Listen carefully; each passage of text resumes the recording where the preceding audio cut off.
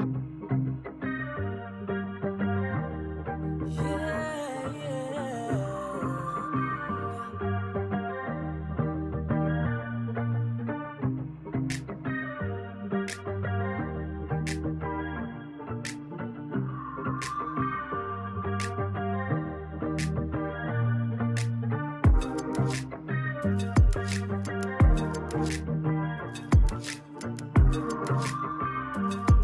yeah.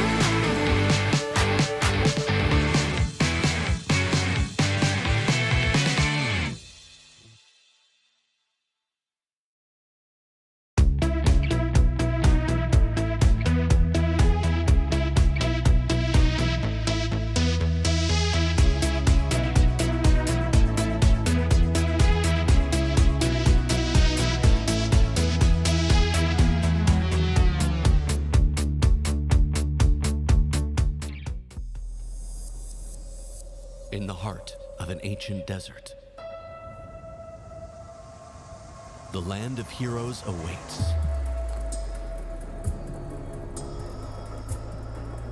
Prepare yourself.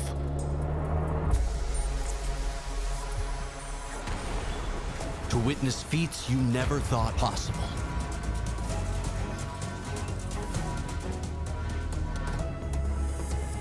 Records will be broken. Legends will be born. And fortunes will be made. The stage is set.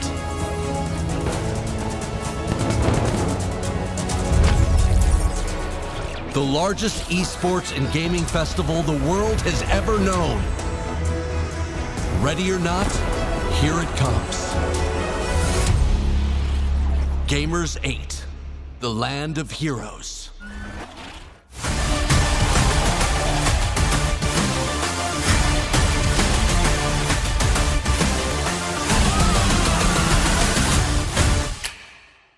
Welcome, everybody, to the DreamHack Open featuring Fortnite. I'm your host, Life with Panda. Joining me today is none other than Mini Miner. My guy, how's it been? It's been good, man. It's been good. It's finally good to run it back. I feel like we haven't actually been on a show together for what feels like many, many, many months. It has been a long time since we've been together, but I'm glad to reunite here for DreamHack Summer. Jönköping, Sweden. Everybody is in the house, ready to go. It is going to be an exciting show for all of you at home. But let's go ahead and break down the format and talk about how the weekend is going to work. Now, this is going to be an interesting weekend, of course. We have seen the same format for both Dallas and San Diego. We're going to see how it plays out here in Sweden. Different players can make a bit of a different weekend. So let's start off with the first two heats, which is what we're going to be watching today. Now, heat number 1 and 2, as I said, will be played today here. We're starting the heat number 1 a little late, but starting very, very shortly, and then heat number 2 will go immediately after. Now, 12 teams will qualify on through both heat 1 and 2. Now, tomorrow will be different. While heat 3 has 12 teams qualifying, heat 4 will actually allow for 14 total teams to qualify, which will make 50 teams going on to the finals on Sunday. Now, Mini Miner, it's not just about making it to the finals. Oh, no. What else is on the line here for these players? I mean, top 10 is getting themselves a ticket to Gamers 8. It's not just all about the money. There is a big prize pool as well for this individual event. It's not just about the qualifiers. It's got multiple different aspects that I'm very excited to see how it plays out. I mean, the Gamers 8 event is going to be absolutely huge. Yeah. $2 million prize pool. It's going to be electric. And for these players today, they really want a ticket there. No, you're absolutely right. Like we said, not very often in any esport do you hear, oh, yep, we have a $250,000 qualifier for a $2 million. For a $2 million. It's incredible. It's just insane. So it's going to be a super exciting weekend. And this is going to be the final weekend for teams to qualify on to Gamers 8. We've seen several teams already qualify through. And so there's a lot of space left on the board with 10 more teams potentially qualifying on through this weekend. Now, the big thing is, and the big names, I should say, are Queasy Venno. Not quite through yet. What are you thinking about this? Are you thinking they're kind of diverting their focus now? They said, you know what? I'm done with builds. Let me focus on zero builds a little bit more. What do you think's going through their head? I mean, I'd be surprised if they were saying, you know what, we're done with builds. I think, they're going to be definitely keeping one eye on builds, of course. Already qualified to the Global Championships later this year. So for that duo, they're going to be a little bit more focused on zero builds for now. Yeah. You mentioned, are they going to be nervous? Is it going to be something that they're going to be, apprehensive about? No, it's Queasy. It's Venno. It's going to be a duo that we are looking forward to seeing all weekend. They're going to be performing, and I'm excited to see what they can do because, of course, we've seen them popping off in builds. They got 6 victory royales in the last FNCS finals. So insane. It's like, how can you do that so consistently? Zero build adds a whole new dynamic, a whole new flavor to the game. So their experience hopefully will play in their favor, and for me, I personally think they're going to pop off. Well, it's interesting that you mentioned that because the one thing that really stands out for Queasy and Venno or from these other DreamHack performances was that they do find a way to make it to the end game. They don't seem to struggle necessarily making it to the end game, but when they don't have a high ground to take, it seems that that's when the pieces seem to fall, not necessarily into place, but out of place. Yeah. So that's what's going to be super important for this team is seeing how they can remain successful, beginning, middle, end of the game. So we're going to have to watch that closely for that team. But there's more teams here that are competing on this weekend, and some, again, that surprisingly still have not qualified. Yeah, I mean, Malibu and Thomas HD, they have qualified. They, of course, won in Dallas. So one of the teams that I wanted to highlight, because these guys are just fraggers. They both know the game very, very well, but particularly in Malibu's case, he has that brain alongside that mechanical ability. When it comes down to builds, he is just piecing people up, left, right, and center. When it comes to zero build, he has that aim as well. And I mean, talking about Thomas HD, we're talking about the best aimer in the world, I think, you know, especially when you have heavy snipers in the game, you have these new MK7 alphas. I mean, for me, Thomas HD probably is the best aimer in the game. And when it comes to zero build, you need it. No, you absolutely do. And so, of course, Thomas HD, Malibuca is kind of a cheat code in zero build, if I'm being honest. So we'll definitely watch, of course, more action from them going on this weekend. Now, here's the deal. I just see Mr. Savage there, by the way. There you go. Because it can't miss him with the hair. No, you can't. I mean, it could be Clicks, to be fair. I don't think Clicks is actually there, and that's how we know. Clicks on screen right now? No, not quite. No, okay. Similar hair. It's close.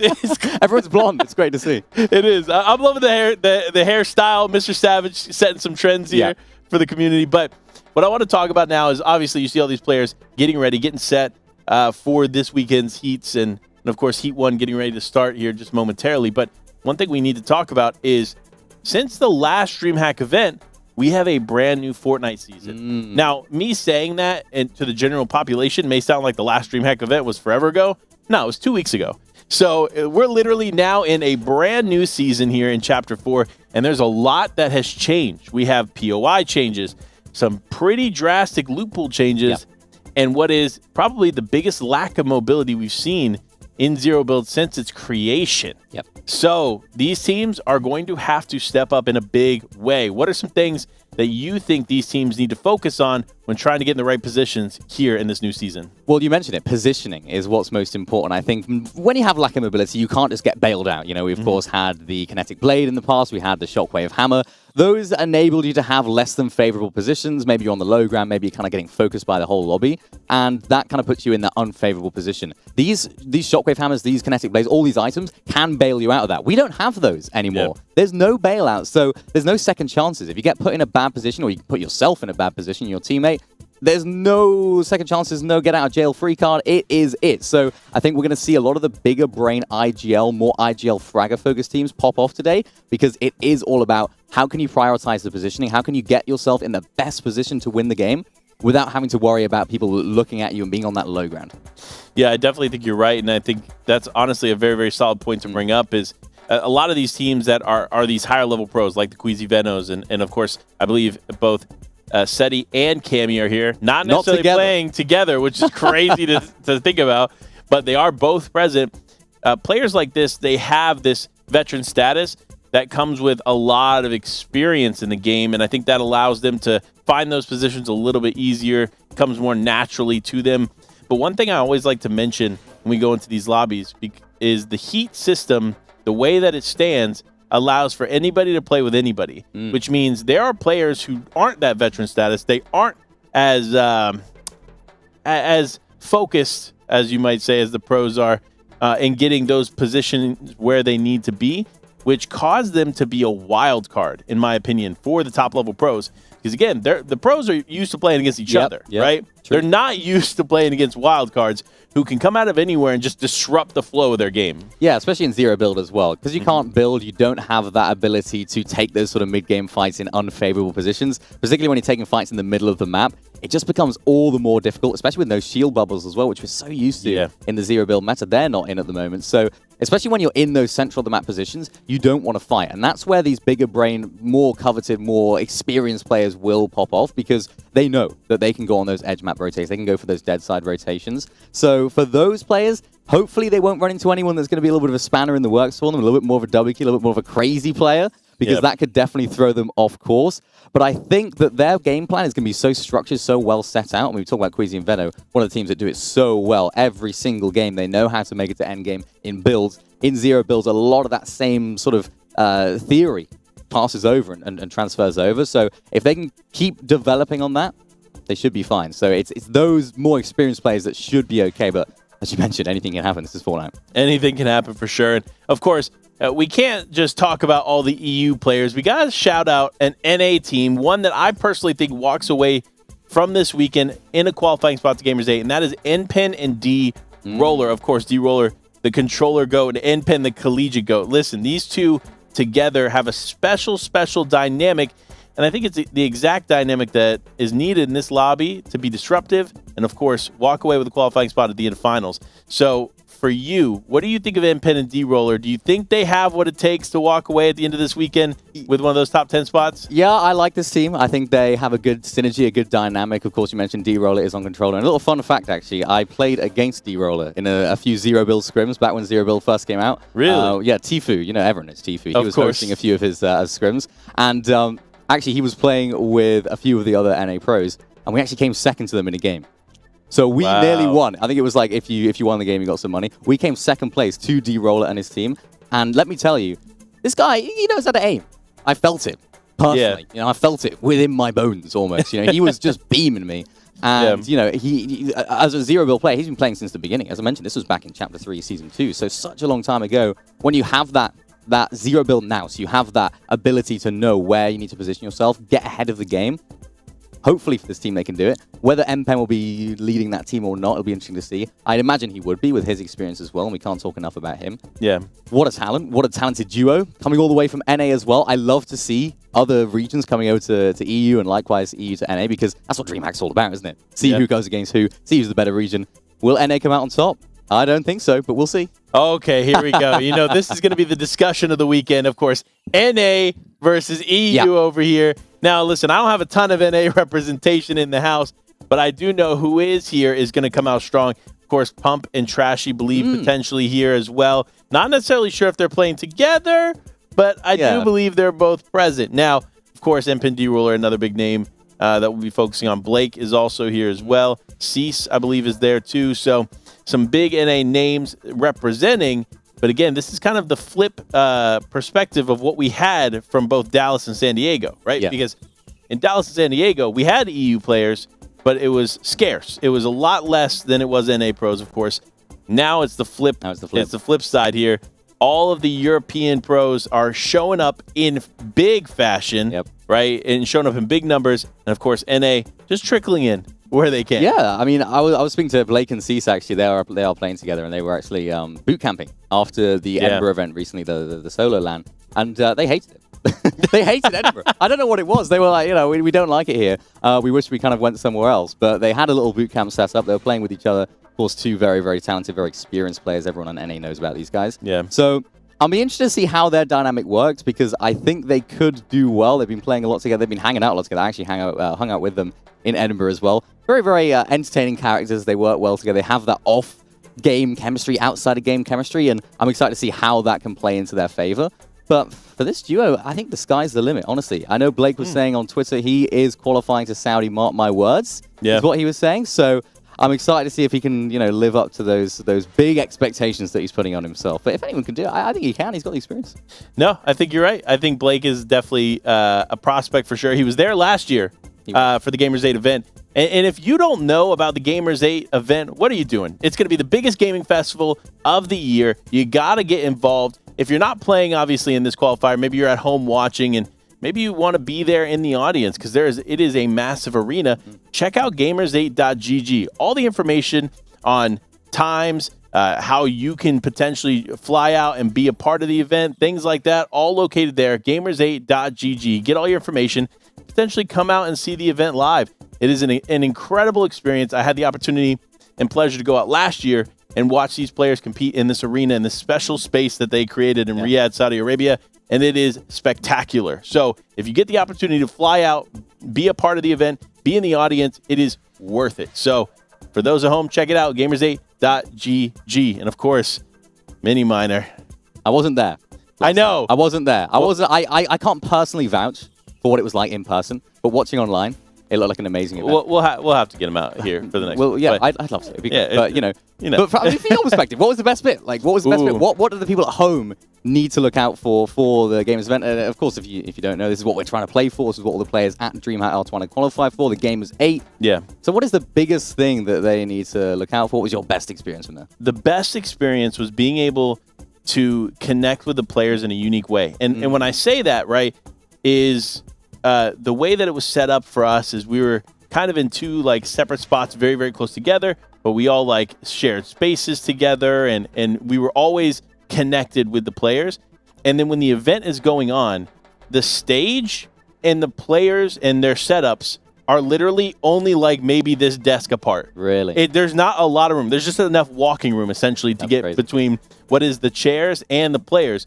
So you truly feel like you are enveloped in what is happening in the competition, which makes it that much more exciting. You see the screaming from the players going back and forth. Queasy. Yeah, Queasy, Yep. slamming on his desk. Yep, And you see these players and just the passion, emotion shown live in person, and nothing beats that. And I'll never forget, I had the pleasure of casting the first half of the finals for the standard BR, and I got to watch the second half in person in the auditorium.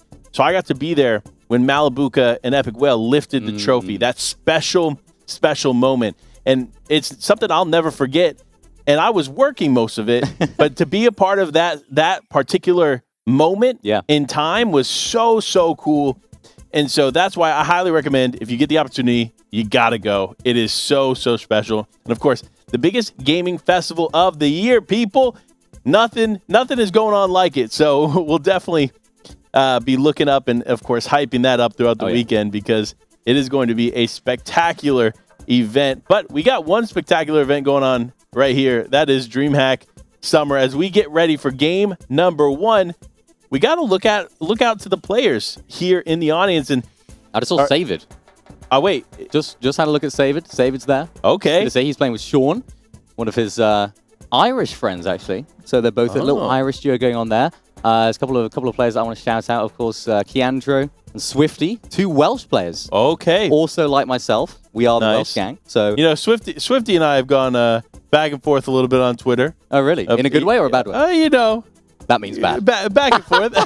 But nevertheless, he's passionate about zero build. He is. Which shows me a lot about an individual. He's passionate about the game. He's passionate about the state of zero build.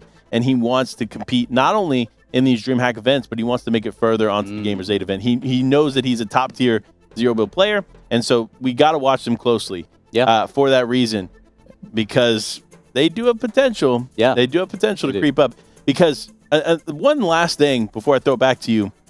Dallas and San Diego showed us that it's not just the top-level pros that you expect to win that walk away the winners. Again, we saw Queasy Venno fall outside of that. We saw Threats and Quanti, who won San Diego, not even qual to the finals in Dallas. So anything can change week to week, month to month, and that's just how these zero build games play out. So it's really about who's on their game this weekend, and it's tough to call as of now, but of course, with heat number 1 almost underway, we'll be able to get our first glimpse at who we think might be able to walk away with that qualifying spot and a lot of money, because there is a lot of money on the line. First place walking away with $45,000. That's just from this event. A lot of players focused on the Gamers 8 qual, top 10 in finals, but this is a huge event that we're going to be looking at this weekend as well. There's a huge prize pool for it. So even for those that are already qualified to Gamers 8, we see some of the players that will be playing today. Why not do it for the money as well? Do it for the event. This is what it's all about. This is exactly what DreamHack's about. And also we have some content creators playing as well. A lot of people that aren't necessarily competitive focused players, but will be focused on zero build competitive as well. So this is really what DreamHack's all about. And we get to see some pictures from the event itself. It looks amazing. I was actually there last November. And just to be there, the vibes, getting to chat to all the players, always a lot of fun. Yeah. And just to, some of the stories that you get to have and some of the people that you get to meet, people that you would never expect to see all in the same room, all having discussions together. I look to my right, there's Venno, cranking 90s doing his thing. Look to my left, got Mr. Savage, just chatting to him. How's it going, mate? How's Norway? All good? Yeah, fine. Look behind me, Wolfies. Oh, how you doing? How you doing, Wolfies? Good to see you, mate. How's things?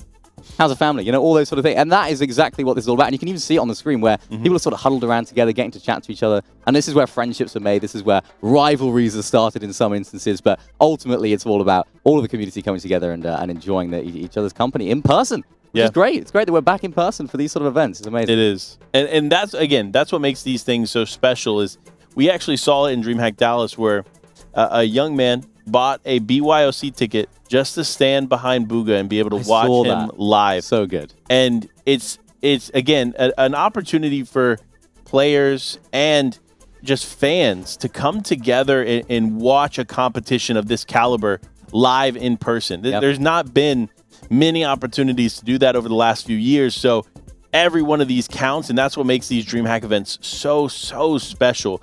So I can only imagine what's going through the head of some of these players, fans, as they get ready for these first few games, because I know they are excited and rearing to go. Something else I love about these events as well, it also brings the parents together. I don't know if you've seen on Twitter recently as well. Mama Benji Fishy goes to all of these. And Mama Rudolph, Mama Rudolph goes to all of them as well. Mama Vico as well, who's there. Mama Crizzy. I mean, they're all Mama something, which is always great to see. But no, they're all going together, and they have almost a sub-community of parents within each other. And, you know, within the wider community of players. That's what I love about it as well. It's also all these sub-communities that are a result of all of the players competing and, you know, going head-to-head and being in this high-pressure, intense moment. It just spawns these amazing long-term friendships. Yeah, we'll give them away. Why not? You can't see it. But you know, that's what it's all about. And it is great to see these sort of form. You get to see a lot of pictures on social media as well. Everyone enjoying themselves, everyone having fun. And I mean, from personal experience, Jönköping, what a great event it was last time. And I'm sure right now it's just the same. And I like to see all the different people playing different games as well. It's quite cool. You get to sort of walk behind people, see how they're doing. You get the warm-up perspective from a lot of these players. Yeah. And I think it's funny. I know someone who's running a camp of sorts, teaching players or new players how to get to that top-tier pro level. And it's incredible to see how many people don't know to have a proper warm-up routine and how to get your mechanics to a certain point. Make sure that you're not jittery when you're playing, and how to correct jitters in the game, and how to position yourself. Like all these things that we know and the pros know very, very well, a lot of people just don't understand it at a base level. Even how to use a drop map, a lot of people don't understand. So it's super cool to see players of all different calibers come here, compete against one another, and learn. Because this is definitely going to be a place for a lot of these players who haven't necessarily gotten their name out there to play against the best, and maybe they do well, and if not, they learn from it. That's what it's all about. You know, you win or you learn, I think is the saying, right? You know, if you're not coming out on top, even if you come second, you didn't win. So why didn't you win? You know what I mean? So it is all about learning from these events, especially for some of the players today. This could be their first LAN environment. This could be their first experience playing with, you know, someone on your shoulder, someone playing next to you, someone that's raging next to you, someone behind you that's being a bit noisy, someone that's moving the desk. All these different factors play and have an impact. They play a part. So, you know, this is a really great experience for some of our players that maybe are less experienced when it comes to these sort of LAN events. Yeah, I mean, you're definitely correct. I think it comes down to how many opportunities people have to practice this. We saw this even in Dallas, and we saw in the Invitational Peterbot. Exceptional player at home. But once he gets in those LAN environments, the nerves seem to get to him. Yeah. But the only way to get away from that and get better is to be in those environments. Yeah. And so that's why you see Peterbot forcing himself to go to these in-person events so he can continue to improve on that. Because it is a skill set just being in person competing in an uncomfortable environment. And realistically, while DreamHack does everything they can to make it comfortable, it's never going to be as comfortable as your bedroom or your home office, wherever you're going to be playing Fortnite from. This is it. Game number 1 of Heat number 1. We are here finally. And we get the first look at which of our players will be putting themselves in the best position to qualify for finals. Right away here is Podesai and Snazy, one of our French duos, all the way on top of Citadel, just trying to get as many tags as possible. Storm Surge shouldn't be too big of an impact, an influence, a factor, Panda, you'd imagine, right?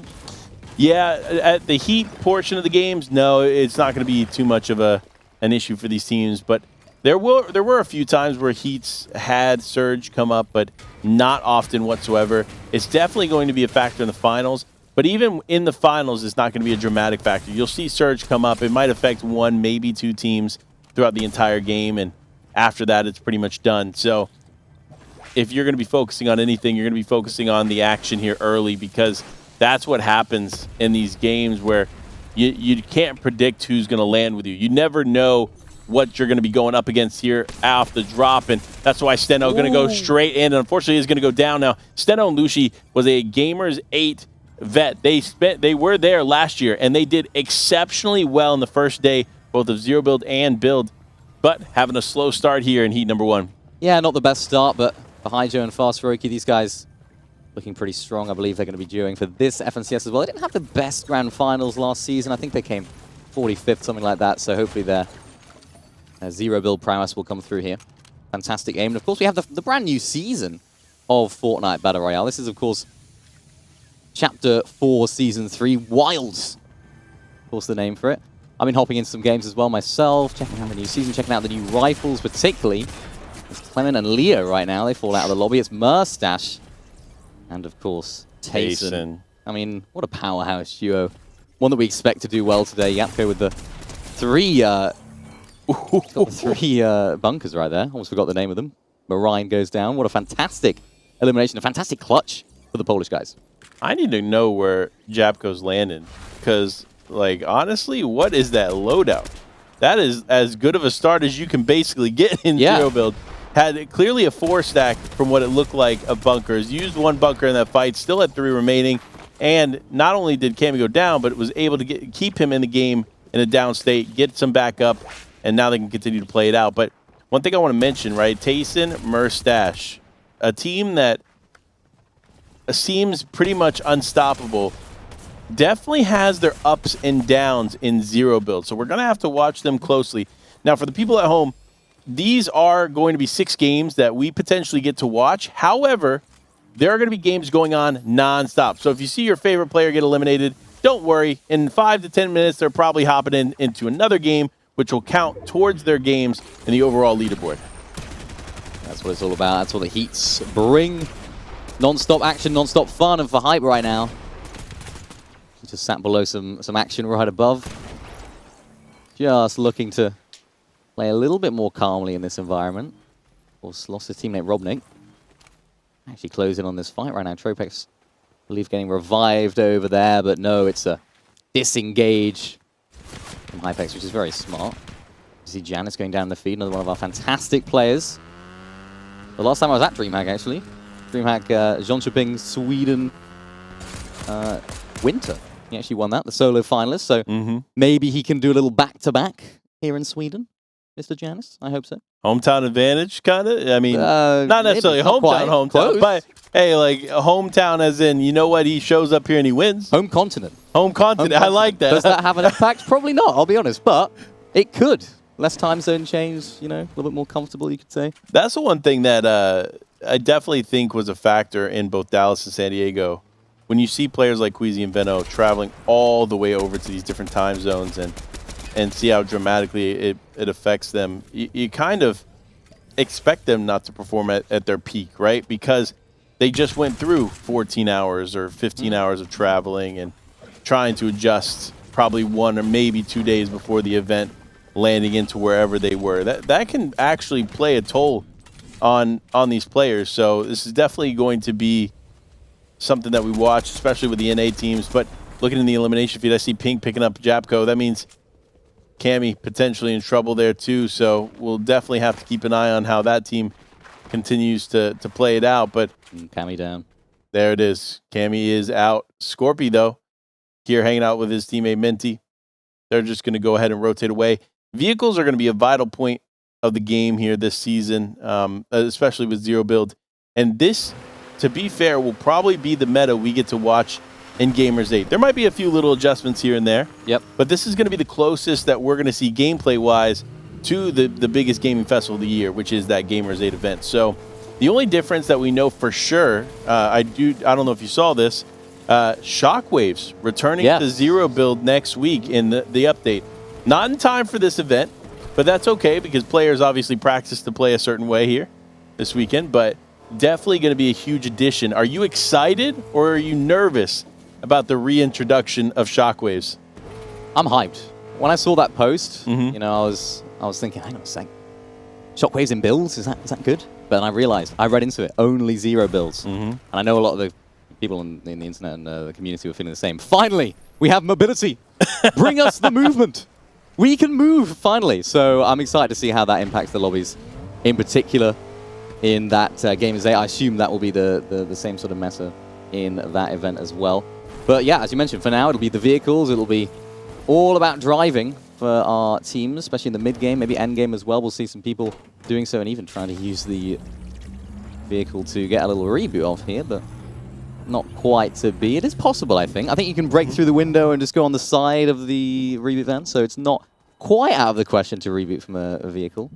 But definitely a strat we could be seeing used today, because of course there's no building. For those of you who have just joined us, if you're wondering why there's no boxes, there's no people tarping their way into zone. There is absolutely no building allowed.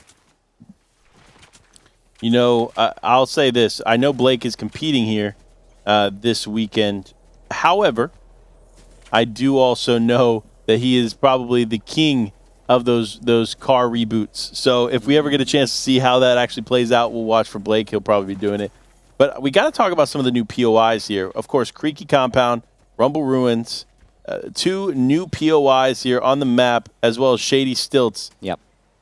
Out of these 3 POIs, like, if you are landing at what used to be here before, which one are you choosing and why? Creaky Compound. That's what I've been landing at the moment. It's quite a nice one. Smack dab in the middle. Smack dab in the middle. Yeah. Shady Stilts is up there as well. I do quite like that. I think for me, it doesn't have an impact today, but the lack of materials at these drop spots in terms of metal, a little bit difficult when it comes to the farming aspect. But for the teams today, I think it's not, personally, I don't think it's necessarily the best drop spot for zero build, because there's a lot of low elevation. There's a lot of, it's almost like a fishbowl. You know, there's lots of hills, there's lots of cliff sides around these POIs. So for teams that do land in there, you kind of have to get in and get out as quickly as possible. It's Vortexia right now, just inside one of last season's areas. It's outside of Steamy Springs, playing with Jerdy right now, another fantastic player in his own right, but Vortexia's left to his lonesome, as Zany will come out on top in that engagement. I think that was just a little bit of a lack of communication. I think Jerdy just hopped in to the domain of his opponents, and unfortunately for Vortexia, he didn't quite latch onto that. Yeah. At a early enough moment. These combat catches are going to prove so important for the players, as well as these cannons. I mean, these cannons are absolutely crazy. I like watching them play because it's just absolute mayhem as Marius controlling that flapjack rifle, taking out Danity right now. Can he make it a 2-piece? Of course he can. Keeping them going throughout the game. That's 6 eliminations for this team. A start for them, but this is where things can get a little bit difficult as those cannons come through. Rascology, Katsu as well, making their way through Creaky Compound, or Compound area. This is on the northern side of the map. This is what we were talking about earlier, making these dead side rotations, making the side that people aren't necessarily going to be rotating through as often. Can't talk about them enough. It's Tayson and Mustache. Look at them. I think they're on the attacking here. And you know what? They have been on a tear here in Slappy Shores. They've been contested every single game we tuned in with them in Dallas, and it seems to be the case here again in DreamHack Summer. Straight from Jönköping. They are doing what they can here to push this team away, and it looks like Tayson is going to have the upper hand. It's just a matter of will Tayson be able to finalize these eliminations for them, and of course, the big shots are what's going to matter here as Lotlix hits a big shotgun shot, but Mustache now here to back up his teammate is going to be able to get the first knock, and the second player is weak, but no, another player from the distance getting the snipe onto Tayson, going to go ahead and get the knock. Now Mustache, though, going to have to do something to keep his teammate in this. He really does. That's not an ideal situation for either of these teams, as now they're both left as solos, but with more eyes on them from a distance. Mustache got the high ground advantage, should be able to close out this elimination pretty easily, and that he does, but will he be able to pick up his teammate Tayson? I don't know. Adapters in the distance, lurking, hunting, scouting. And I think if they find Tayson here, it could be all over. I think it is for Tayson right now, but no, I think they've just looked around, and we get to see the opposite perspective right now. Do they check the container, or does Mustache live to tell the tale? No, he doesn't. That answers that quite quickly. Well, look, 6 eliminations, though, is no easy feat. So still a great game there for Tayson and Mustache, and it's just a matter of will they be able to keep that same energy in their next game. Because, again, these games continue to roll on.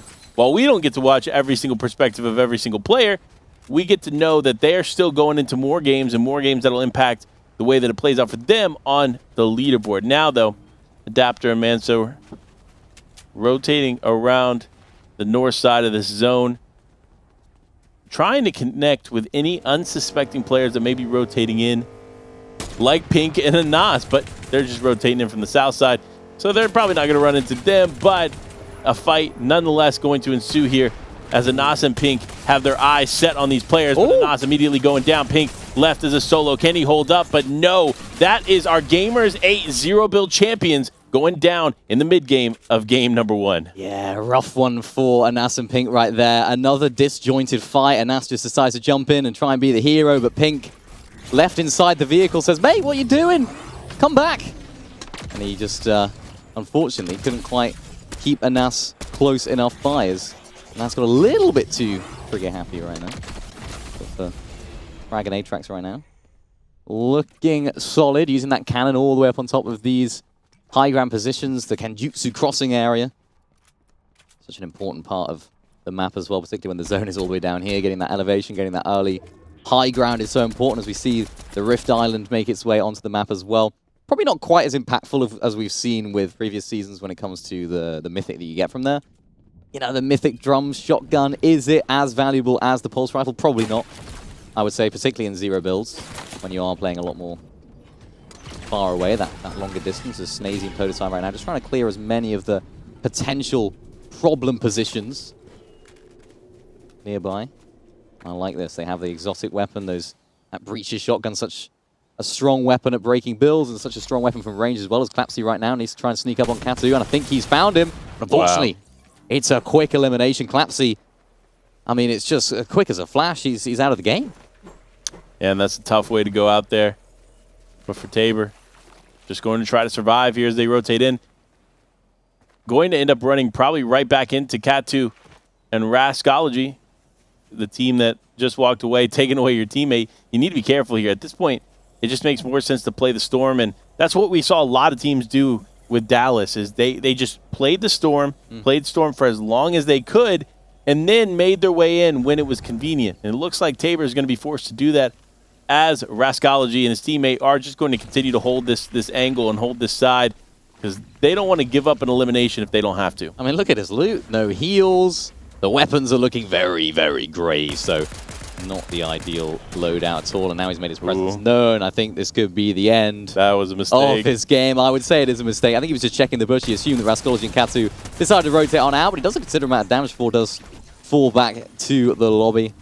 As you mentioned earlier, Panda, they don't have to wait until this game's over. This is a rolling event right now. So these heats, the first 4 or all 4 heats, will just be constant action, constant games. As Snazy and Podosai bringing that action all the way up on top of this Rift Island. And there's this new MK7 being put to use. And I think Podosai might have got the knock there. He did with that cannon. Now it's a 2v1 situation. Do they attack? They do. This could be a difficult fight for them, particularly with people lurking around. I think they've just identified that. You know what? Let's keep this high ground position and let's try and benefit from it. You know, I will say this, and we need to discuss this, of course, together. The new Spawn Island comes with a new checkpoint weapon, right? Yep. We had the pulse rifles, the overclocked pulse rifles last season. Now we have a mythic drum shotgun. Both weapons, in my opinion, super impactful in zero build. If you're a team in this competition, are you going for that every time? I think it depends on the situation. Personally, I don't actually think the drum shotgun is as impactful as the pulse rifle. I agree there. Because it's, you know, it's good, right? It is good. But realistically, are you going to be jumping in people's faces one-on-one in the mid-game? No, not really. Even in the end game, you want to be playing those further distance. You don't want to be trying to jump in people's faces. As we've seen, it just doesn't quite work out as often, especially in duos. So I don't think teams will actually benefit from taking that mythic drum shotgun. And I'll honestly be surprised, unless someone has a really bad shotgun, I'll be surprised if people even take it at all. Because I think they'll be prioritizing the Havoc pump. It just has that better damage output from a longer range, particularly when you do hit your shot. But it could come in clutch. It definitely could. I mean, particularly for teams like Zenki right now, who does have pretty poor shotgun. That's the gray variant of the pump. It's not quite up to scratch. So if he was to pick up the Mythic, yeah, why not? Yeah, why not use it? Paco inside the box right now, using that Maven. And this is where I'd probably take the drum over the Maven. The Maven does have a really strong distance, or range, you could say, but not quite that close range damage output. I like this, though, from Paco. I do, too, and oh my gosh, the Cybertron Blaster. Of course, you love to see Transformers in the game. in the form of Cybertron Blaster, the newest weapon here in this season, and this thing hits. And in zero build, this is probably one of the more impactful changes of the season. Of course, remember, when you have only bunkers to protect yourself as a utility item, and you throw that down, and you have an item that can counteract that almost instantaneously, you know you're going to have to at least let one of your teammates carry it, because that is so valuable. But you also got to be careful, though. There's a little bit of a kickback. If you remember the Flint Knock from seasons past, it has some of that same features, but no, we got to focus on Jenga now, taking some damage from behind. A lot of shield gone, over shield gone, and two teams now crouching forward. Jenga, though, just going to escape with the vehicle. But will they have been quick enough? I still think there's a good chance they realize he's there. This could be the clutch of the century. Solo clutch. 6th zone. This could be a huge clutch. I like the rotation from Hen and Paco there as well, getting onto that less congested side of the zone. The dead side, as a lot of people call it. Jenga right now, his main goal at this point in the game, zero build, is to cause the least trouble as possible, and he has done the complete opposite of that. He's now in the open with soaring sprints. How he's still in the game and still alive, I don't know, because he's on low ground. He's just about made it through, and that is a testament to his map knowledge right there. Now he has first dibs at moving to the next zone. This could be a huge clutch, and it's an elimination out of the air. It's one of his fellow solo players, Meow, going down. Not a happy, I was going to say happy bunny, but not a happy cat after that.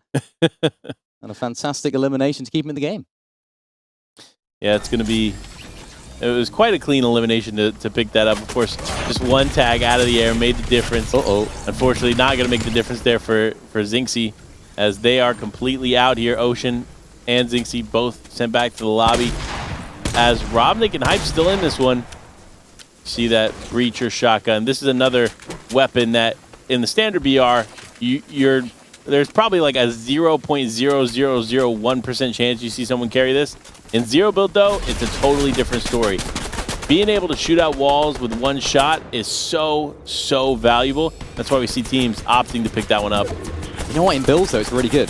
Really? Yeah, 100%. I'd honestly say, you say 0.001, I'd say 99.99999% chance people take it. Really? So good. It's so good. I mean, it breaks builds one shot. Think about it. You shoot a build, break it, replace it, you have the wall. Or do it in a duo. You know, you get your teammate to hold a wall, shoot it, you instantly claim that piece. That is such a powerful weapon. And especially in zero build as well, as you mentioned, it's so good at breaking those bunkers. I'm excited to see if teams can use it in conjunction with the cannon, break a build, shoot the cannon in there. It's just going to be party from then on in. But Mahati right now, they just sat on one of these geysers, hoping to get launched up in the air and hopefully not looked at by too many people, as 19 players remain in this current game, 10 teams alive. As decide to fly their way in, and this is always a little bit risky because you're flying through the center of the map, especially when you're rolling up on a team inside of a bush. You don't want to have that as they creep to the comfort of the house that's next door. Could all boil over if they're not careful. It's starting to right now, as RC's just trying to play as many angles as possible. I like that rotation from them. They still have to be careful though. They do. The drum shotgun pressure is relentless, but if you get the bigger shots off, then it's pretty much an instant win in your favor. You have to remain confident, though.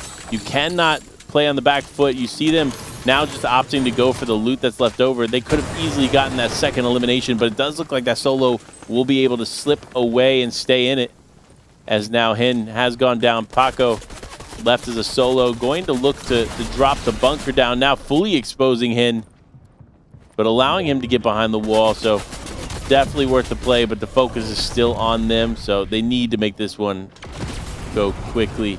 Oh my gosh, there it is. Oh, the Cybertron Blaster. What is going on here? It's like a 0.1 seconds away from that to revive, I think. That was so close to coming through for Paco and Hen, and they're going to have to expend another one of those bunkers, as Snazy now has run out of bunkers, run out of time in the lobby almost, but he manages to get that slurp off just in time. He just wants to stay alive as long as possible, maybe hit a snipe. Just doesn't quite connect. This is a really tough situation, and it's, oh, whoa, it's a huge snipe from Snazy. I was going to say it's our Middle East duo of Adapter and company that are dominating the lobby, but no, Snazy has an answer to that. The answer is clear. Snazy knows how to use the sniper rifle, so you're going to have to be careful with him still in this lobby now, though. Trash still in this lobby as well with Tropex playing the zone. Not a lot of HP left as they've gone through one med miss. Will they have to go through another as the storm continues to pull further and further away? A play needs to be made if they want to stay alive in this one, especially with Adapter and Mansour on the high ground. Wow. And there it is. It's over. What was a pretty solid game just turned into a quick finish there for the Middle East team. So great finish for game number 1. Yeah, really great finish. A little bit shaky moment there. One of them getting sniped. I was like, hang on a sec. Could this all end quite badly? But no, they managed to pick up the revive. I think just getting themselves in that position early on, up on that hill. I think as soon as they saw that zone call, they were like, right, we need to get in the prime position. And they made it count. They did. They made it count. And unfortunately for them, they walk away with the first win of the day. Now, this is just one of many games played throughout all this. And of course, one of 6 that we'll potentially get to watch here through the Heat number 1. But there's still so much yet to be told. And of course, so many opportunities to pick up the pace. And looking at the way that players like Japco and Cammy played, they had a decent start there with their first fight, but then unfortunately fell just shortly after. Same thing applied for Pink and Anas. A lot of these players that we expected a lot more from, not necessarily getting that groove there in game 1. Yeah, maybe a little bit of those land jitters, a little bit of that impulse and nerves, but I'm sure they'll come good in the rest of the games. Of course, this is only game 1 of the first heat, so I'm not going to do the maths, but that's a lot of games still to go. So plenty of time for these teams to pop off. Of course, we saw Mustache and Tayson not quite making it happen. Tayson going down and Sneezy. You should be taking that sniper a bit more often because that seems to be what's working out for Hearty Trash and his teammate Tropex. They managed to do well just to stay alive as long as possible in that game. And this was what I was talking about. Woo! Wow. Big snipe from Snazy, but of course couldn't quite finish up the elimination.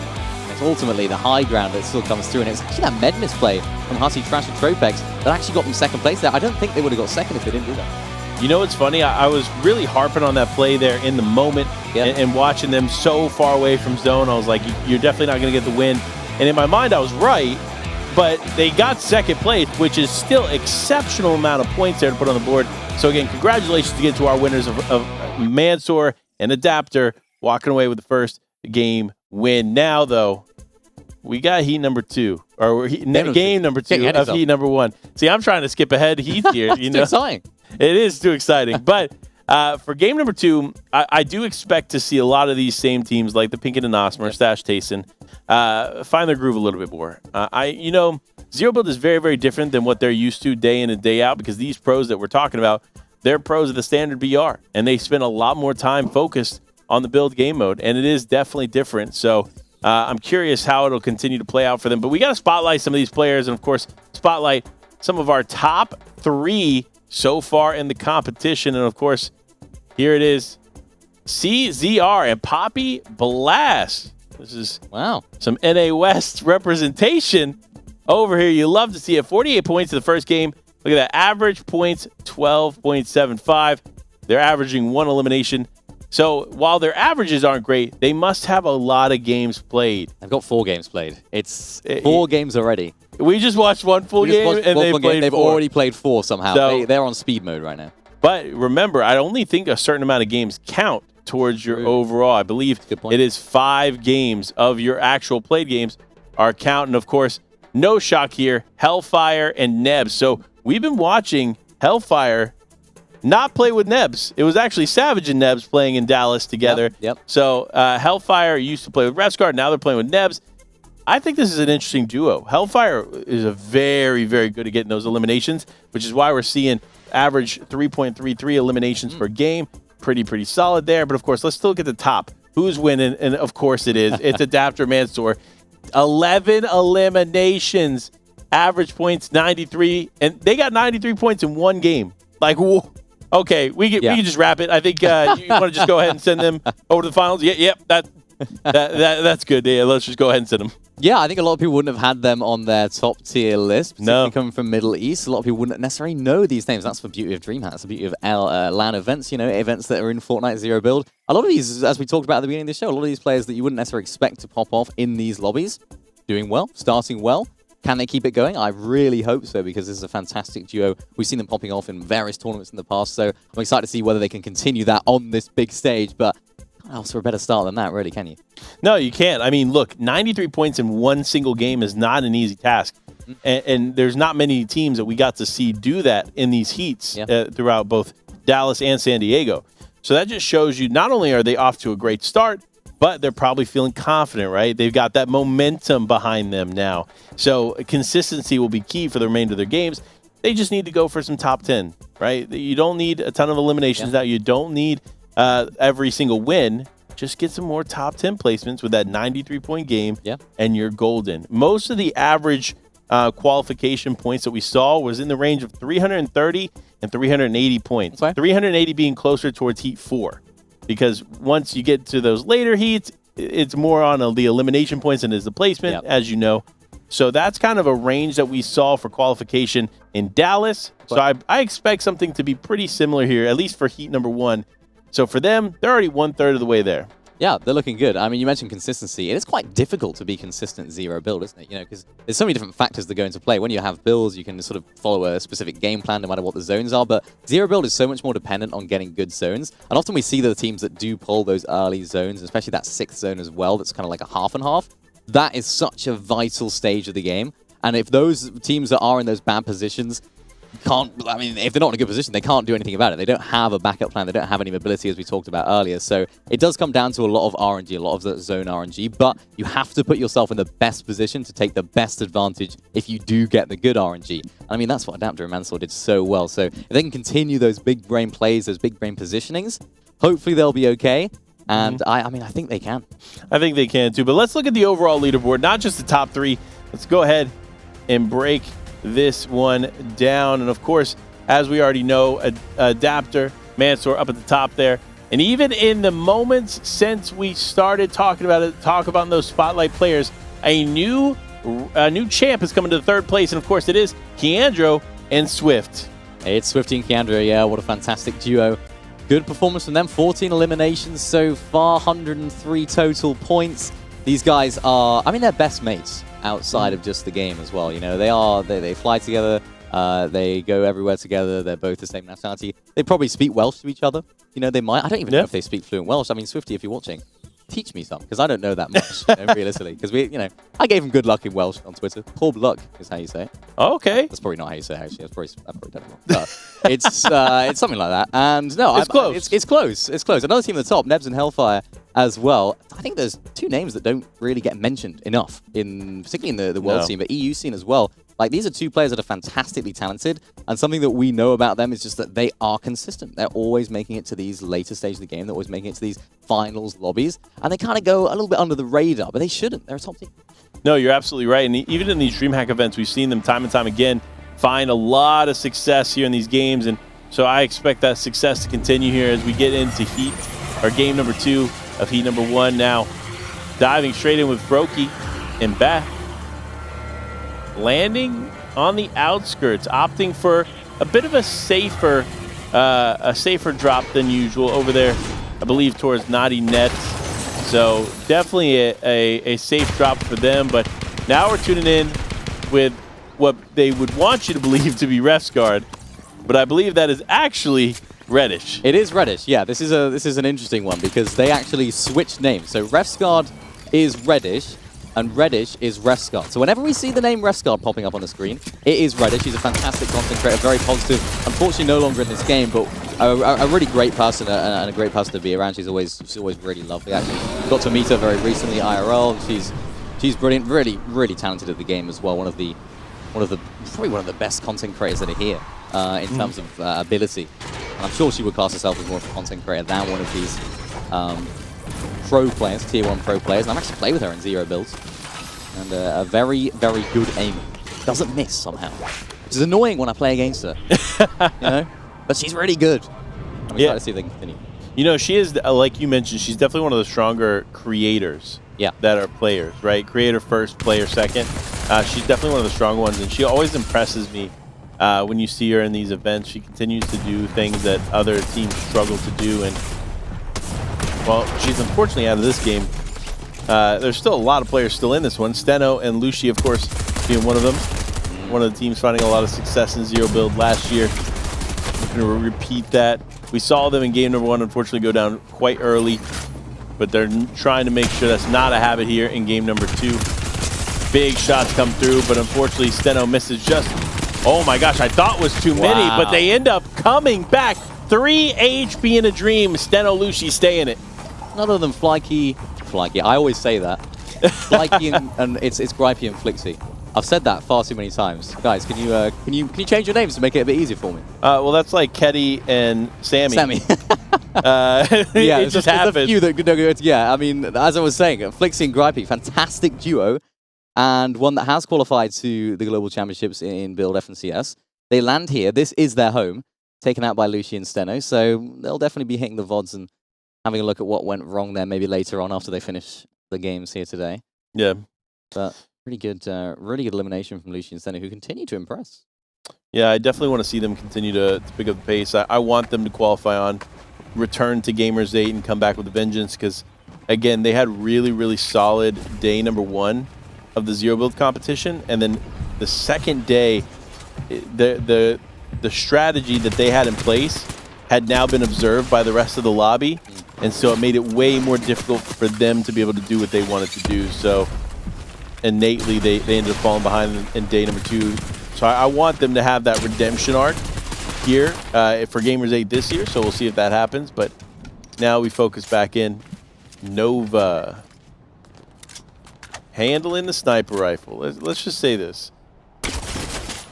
Maybe he's tuned in with a little Thomas HD masterclass, right? Maybe he understands how to use it. Or otherwise he could end up going down and there it is, a big snipe there to get this fight really going. And wait, is that Reason? It's Reason and Janice, 2 of the most talented players on the European region. Janice there just caught out in the open popping those minis, so Nova took full advantage with that snipe. That should have been a headshot in reality. That should have been a headshot from him, but he'll take that body shot as Reason, I think, picks up a body shot snipe there as well. Maybe not quite, as Janice now in the back, and this is a perfect position for Nova, just able to look down on Janice and Reason, especially once they're split here. They could do a multitude of things. They could decide to drop straight on Reason, they could decide to just focus on Janice. Either way, Janice and Reason are split. They're very isolated. So this is exactly what you don't want to do in Zero Build, and Nova and his teammate right here do look to try and isolate Reason, and I don't think it's worked out quite as well as Nova's now trying to pick up the pieces. Janice has to push in on his own, and it was nearly a snipe out of the air that could have saved the day, but it's Janice and Reason that come out on top after a little shaky start to that fight. Yeah, definitely. It's definitely one of those fights where you're like, okay, Nova has the advantage. No, wait, Janice has the advantage. Wait, no, Nova has the advantage again. Yep. Nope, it's Janice and Reason walking away with the elims. Okay, well, that's not what I expected 6 minutes ago. But that's sometimes how those fights go. It's a lot of back and forth, and it's just whoever has that I want to say stamina, because those long fights take a lot out of you, especially game to game when you're having to deal with the pressure of going head-to-head against someone like that, and especially when you're at a disadvantage in the fight, it's tough to come back from. Yeah, it is. A lot of times, especially with maybe the less experienced players, it comes down to patience. I think a lot of teams, a lot of players will just think, just W Kim. Just W Kim. They're noobs. Just W Kim. And then that's when they go down. So it's like, it's kind of like you have to have that patience to make the best play possible. And for Frag right now, he is making that best play, not making his presence known. Atrax's teammate is down. There is, of course, another team that are lurking nearby. This is not a position that they want to find themselves in for too much longer, as that zone does pull in 35 seconds. So for Firelix and Steph right now, it's either get in, take out the final player that's here, or just get out and prioritize position. I mean, like we talked about before, positioning is going to be the most important thing. And so that would be my prioritization. But, you know, everybody's got different focus here in these games. And of course, you know, there's going to be a lot more action in the heats than we see in the finals. So I can't wait to see how these same players who end up qualifying onto the finals compete there, because it will be a very, very different play style. A lot slower, a lot more methodical. You have to be patient. You have to be calculated. No mistakes can be made in the finals. Unfortunately, you're going out. Yeah, I think you make a great point. I mean, from playing in sort of like final lobbies myself and higher tiered Zero Build games, finals lobbies are very peaceful, as you mentioned. It's very, very strategical, very, very slow. But it's like, at any one moment, it can all fall apart. It's a lot more, if you make one mistake, as you rightly mentioned, things can just all go wrong.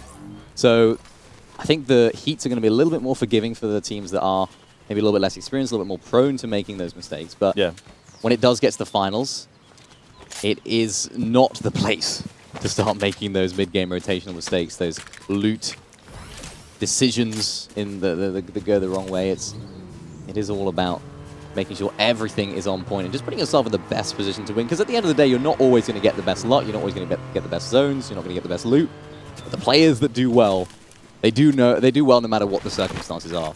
Yeah, I definitely agree with that. And we see the mythic pistol in the inventory right there. And we got to talk about the augments for a moment. The augments this season have a dramatic change to the way the game plays. I think there's been more additions to the augments this season than we've seen throughout the rest of the chapter. And so, in your opinion, what is the best augment going into this competition and why? The best augment in this competition right now. First Assault for me. First Assault, it's not a new one. It's not one that we haven't seen before. But I think, especially when the players are usually carrying an assault rifle and then a shotgun with a mobility and 2 heals, a sort of defense and 2 heals, I think that first shot becomes so vital, particularly when you have 2 players that do have that enabled. It just allows you to initiate the fight so well. So for me, that's one of the ones that I'm looking at. There's plenty of others that are also fantastic in zero build. But for me, when I'm looking through them myself when I'm playing, I'm looking for that first assault because you have to be confident.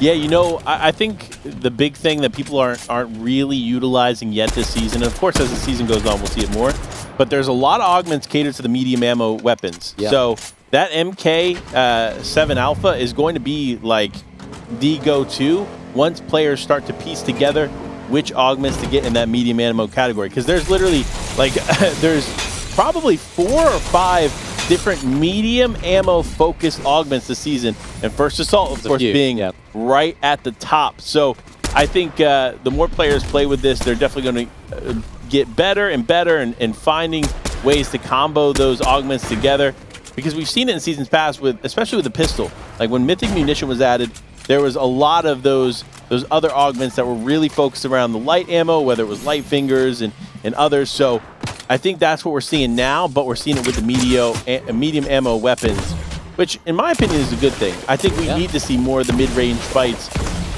be had, not as much the close-up, especially in a meta with a drum shotgun and 2 different types of SMGs. Yeah. I mean, assault rifles this season, I think it's up for debate, honestly, which one is the best. I don't know if you've hopped in yet, Panda, and experienced them yourself. You have the MK7 Alpha, of course, the red-eye assault rifle that's recently been removed. That's a huge change for zero build, because zero build, almost the whole framework of how the game is played is based around the red-eye. And now that's gone, it's kind of like, which one do we now take? Janus now and Reason just attempt to keep up the good momentum. Taking out Shmeki, one of our top-tier players on EU, and for some reason, I don't have any white heals, but an apple a day saves the day, apparently, for Janus for now, and Reason will be able to close out that elimination. Kyrie there going down, and a fantastic job from this duo who can keep applying that pressure on this dead side of zone, and Janus, unfortunately, or Reason I should say, does fall down. So the lack of white heals here could prove difficult for this duo. It looks as though he may have missed that medkit right there, because he did manage to pull one out, but where's the whites coming from, Janus? Where are you going to pick them up? Your time is ticking. His game could be over if he's not careful. Of course, we do have the vehicles in. 10 HP, the clock is ticking. The medkit could be out of play, and it is. He found that a couple of seconds too late, which of course means that he won't be able to pop that, and they're going to have to go for the res to pick up Janus to be able to use that medkit. Revive does come through from Reason, and they're just, look, it's a game of revive tennis. Yeah, one goes down, the other one picks him up. One goes down, the other one picks him up. You know, I think that's what we're going to see a lot of in the heats, especially, is these players, like I mentioned before, playing in the storm, using what they can to survive for as long as they can, and then when they finally see an opening to get into the zone and out of the storm, that's when they finally make their way out, and sometimes they just don't. Yeah. Because realistically, the examples like that, players just don't want to leave the edge, and they'll end up waiting and finding you. And of course, it looks like that was Pablo Wingu and Bevies. I gotta say something about this duo, right? They're always so close to the top, and they always impress me in a lot of ways. Caster Lash, right? Now rebranded over to Caden Lasher. We got to shout out Lash. The man has voted this team to win FNCS every season this year. Yep. Hasn't quite happened yet, but They are definitely a special team for sure. What are your thoughts here on Pablo, Wingu, and Bevies? I love them. I think they're a fantastic team, and I think they're always one of those teams that you should put in your top 5 if their conditions are good. If they're uncontested off spawn, if they have been playing scrims, they've both been grinding. I know sometimes they're not necessarily enjoying those that grind together, but when they are on that grind, when they are playing well together, yeah, they should be one of your top 5 teams, realistically. Winning FNCS, I think, Lashmate, it's a bit far-fetched. But now, no doubt, will this be a team to look out for maybe next year if they stick together. But they have the capability to. I just don't think they have the experience yet. They need to have some consistent maybe top 5, top 3 FNCS performances before they can get that win. But I wouldn't put it past them to just pull something crazy out the back, because this is what this duo are all about. And I'm a big fan of them. I like them, and I got to speak to them as well previous events, and very nice guys, very excitable. Well, I mean, one thing we got to talk about, right? Next year's FNCS being 50v50, you're going to have to get a lot more teammates, man. Yeah, I'll struggle with that. Get ready. No. 49 friends. Woohoo! That's a tough one. Hey, listen, I only have 47, so really? I really don't know how I'm going to be able to make up the few. Yeah, but I have 4. But 47 only. Could you imagine a 50v50 FNCS? I would love to see, like, not necessarily a full FNCS year, of course, but like an all-star event where it's just like, it's like you get 2 big teams, right? Of like, whether it be 50v50 yep. Or some other game, like even if it's like a zero, like or not a zero build, like a late game style competition. 50v50 late game. 50v50 You have a late lot of confidence in the servers. Hey, listen, that's a lot of players. You know, shout out Epic Games. I believe in you. Let's make it happen. 2024, big year. Oh no, here it is. It's Pablo Wingu. We were just talking about him going up against Swifty. We had a lot of kind words about both of these teams, but unfortunately for Pablo Wingu, he's going to be out as Swifty cleans that one up, and again speaks to the caliber of player that they are here in Zero Build as they get just a few more eliminations on the board. Swifty doing a great job right there. Actually going down in the storm. It was Rudolph that took him out. Actually, it wasn't down to the storm, as Jalen and Rudolph, now one of our newer duos to form, do close on in. Trying to absolutely ruin Reason's game while they're at it, as well as Leandro right now just has to try and play hide and seek against Jalen and Rudolph. I like how Jalen's going into the storm right here just to try and pick up some of this loot. Leandro might be able to pick up the revive if they're lucky, but I think they might be in trouble when they do make their way into the zone. We saw Jalen, we saw Rudolph, we saw Reason, we saw a whole party worth of people waiting to welcome them into this difficult era of the zone. But Jalen and Rudolph right now, they're just rotating on in, and Jalen, one of those players that sort of rose to success in the last season, qualifying to his first ever grand finals alongside his teammate Twy. Things didn't quite work out with them afterwards, not quite performing as cashed up as they'd like, so they decided to split. Speaking of Twy, there's Twy's hero right here. Just, if you're watching Twy, maybe it is Twy. I assume not. But if Twy's watching, the hero's on the screen. But going back to Jalen, I mean, I'm excited to see how they can do. Rudolph and Jalen, I know Rudolph's mum will be in attendance, so she will be looking out for a big performance from her son, and a lovely, lovely family as well. Love speaking to them, and always so supportive. So I'm hoping for success for that today. Question for you: what do you think of this new mud mechanic? It's funny, isn't it? It is. It's interesting, right? So for those at home that don't know, now you can slide through the mud, and it actually covers you from thermal shots a little bit more. With a thermal DMR in the game, not that too many people are picking it up right now, it actually kind of protects you, but also there's a new augment while you're riding a Raptor that allows you to actually see thermal vision, and you can kind of get a better peek on players around you. But if you have some mud on you, you're good to go. Yeah, the mud. I mean, I think for me, it's all about mobility. That mud is going to be so crucial. You saw one of our players just using early that mud inside the bush, and unfortunately with Jalen Rudolph, that game is over. It's Leandro and Swifty just dominating. They're going through these fights quite simply right now. They're just gliding through. Testament to their chemistry, knowing where each other are at every given moment. I think they both have the cannon as well, so that could be something to look out for. And look at this. Are they going to use this rock? They are. Look at that lovely rotation. This kinetic ore in the rock form.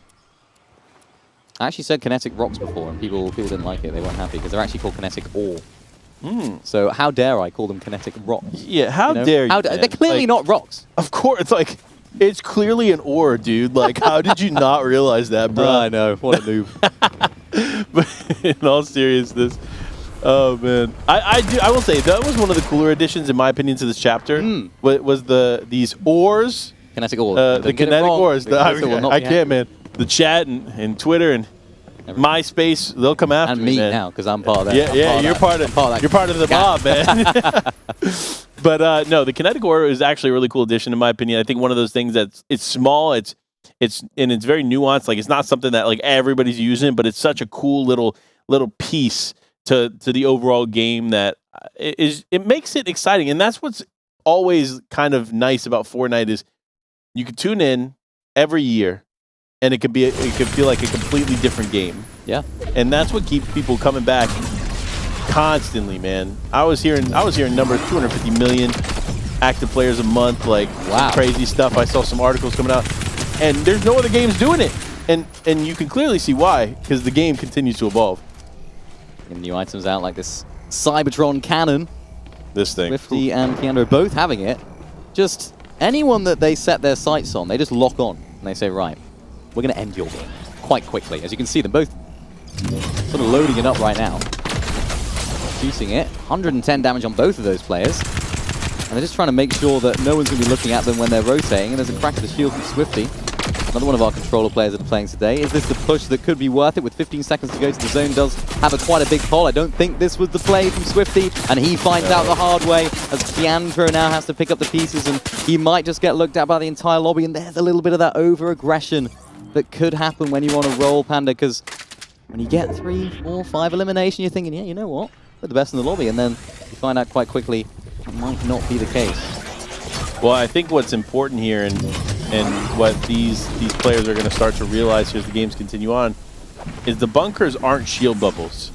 They're not. The shield bubble allows you to make an aggressive play like that. True. Right? You can run forward and like you saw Swifty's teammate do, he chucked the bunker to try and save him, but it's not a bubble, right? You can still destroy the bunker, especially now with the Cybertron blaster in the game. Like, you can actually tear through those things pretty easily.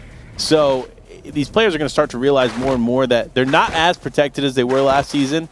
So finding more nuanced ways to move around and keep yourself safe is going to be super, super vital. 15 Keandro, they're still in the game, still alive, still kicking, which is good. I think the trees, all the tree line here saved them, but will they be able to save for much longer as they do have to expend 2 of their bunkers early on here? And there's a huge shot from Keandro who just enables them to divert the attention of the team that's going to try and aggress them. And now they're on the aggressive, but no, it's again, they need to push that, maybe not, but they drop out of the lobby. Migoot right now, unfortunately about to fall down, but no! Claps back on Reason, a huge one pump, and now is able to pick up his teammate.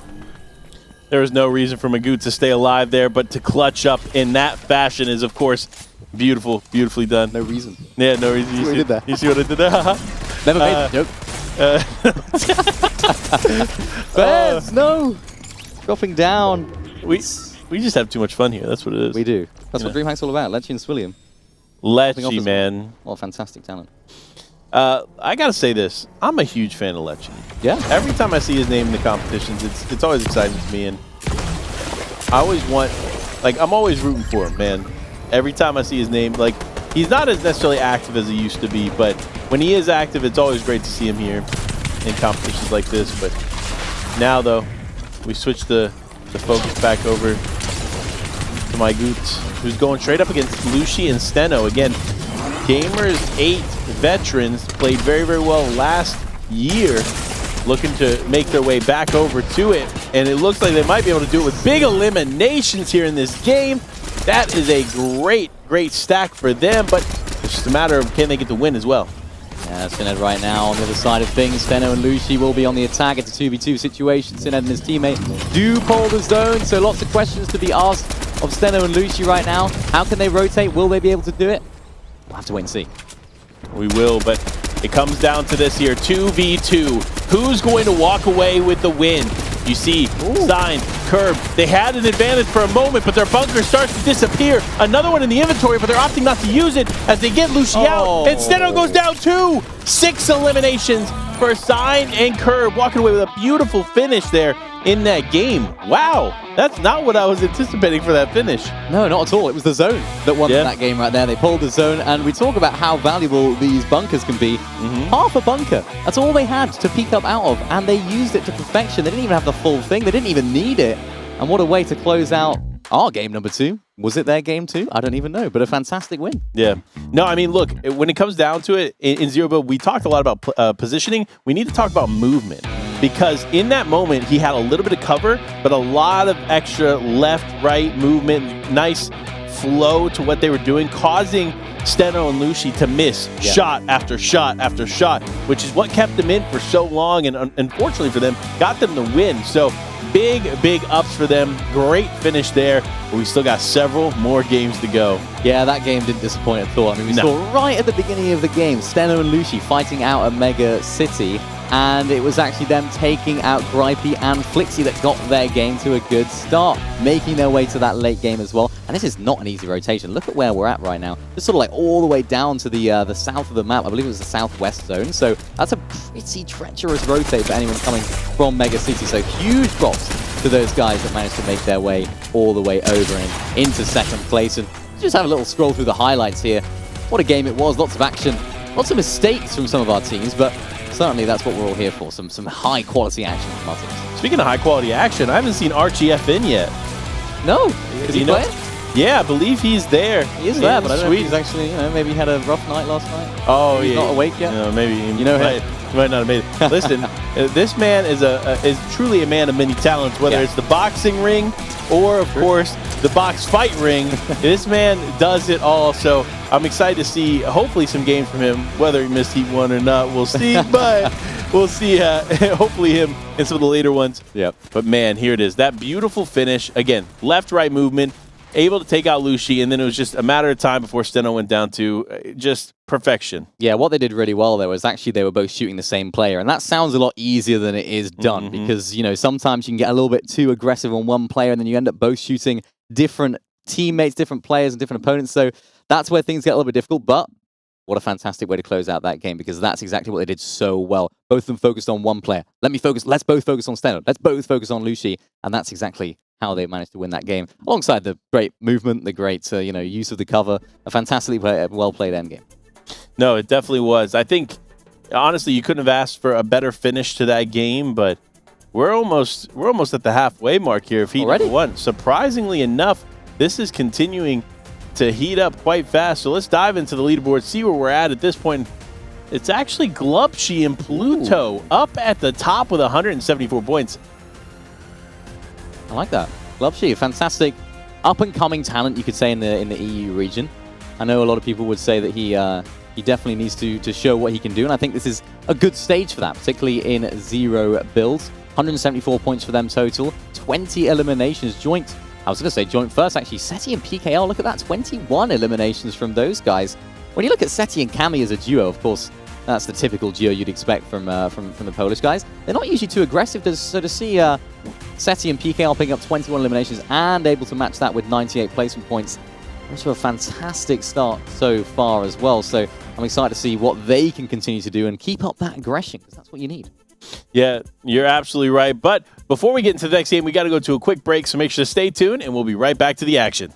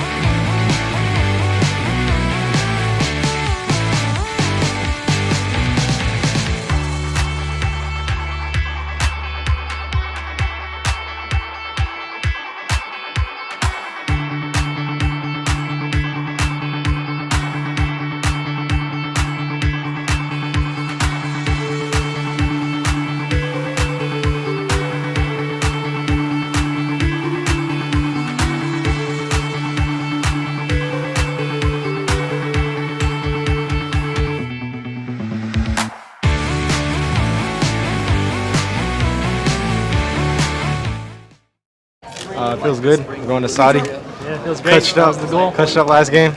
Needed that. Same way as before, play any scrims that we can and just think a lot about how the game's going to play out compared to...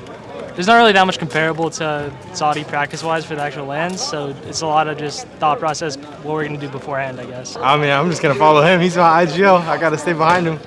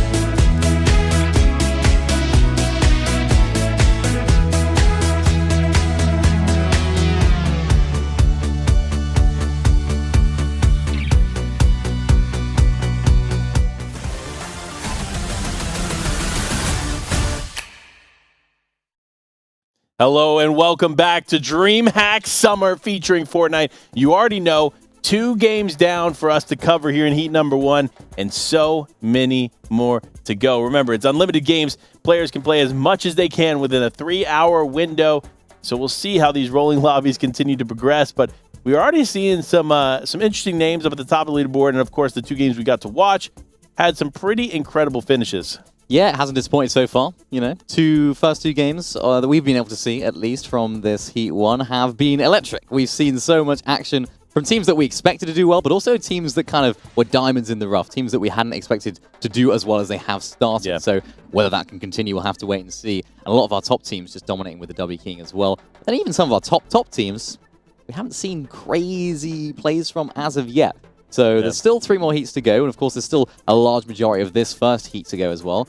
But I've been loving it so far. It's been so much fun.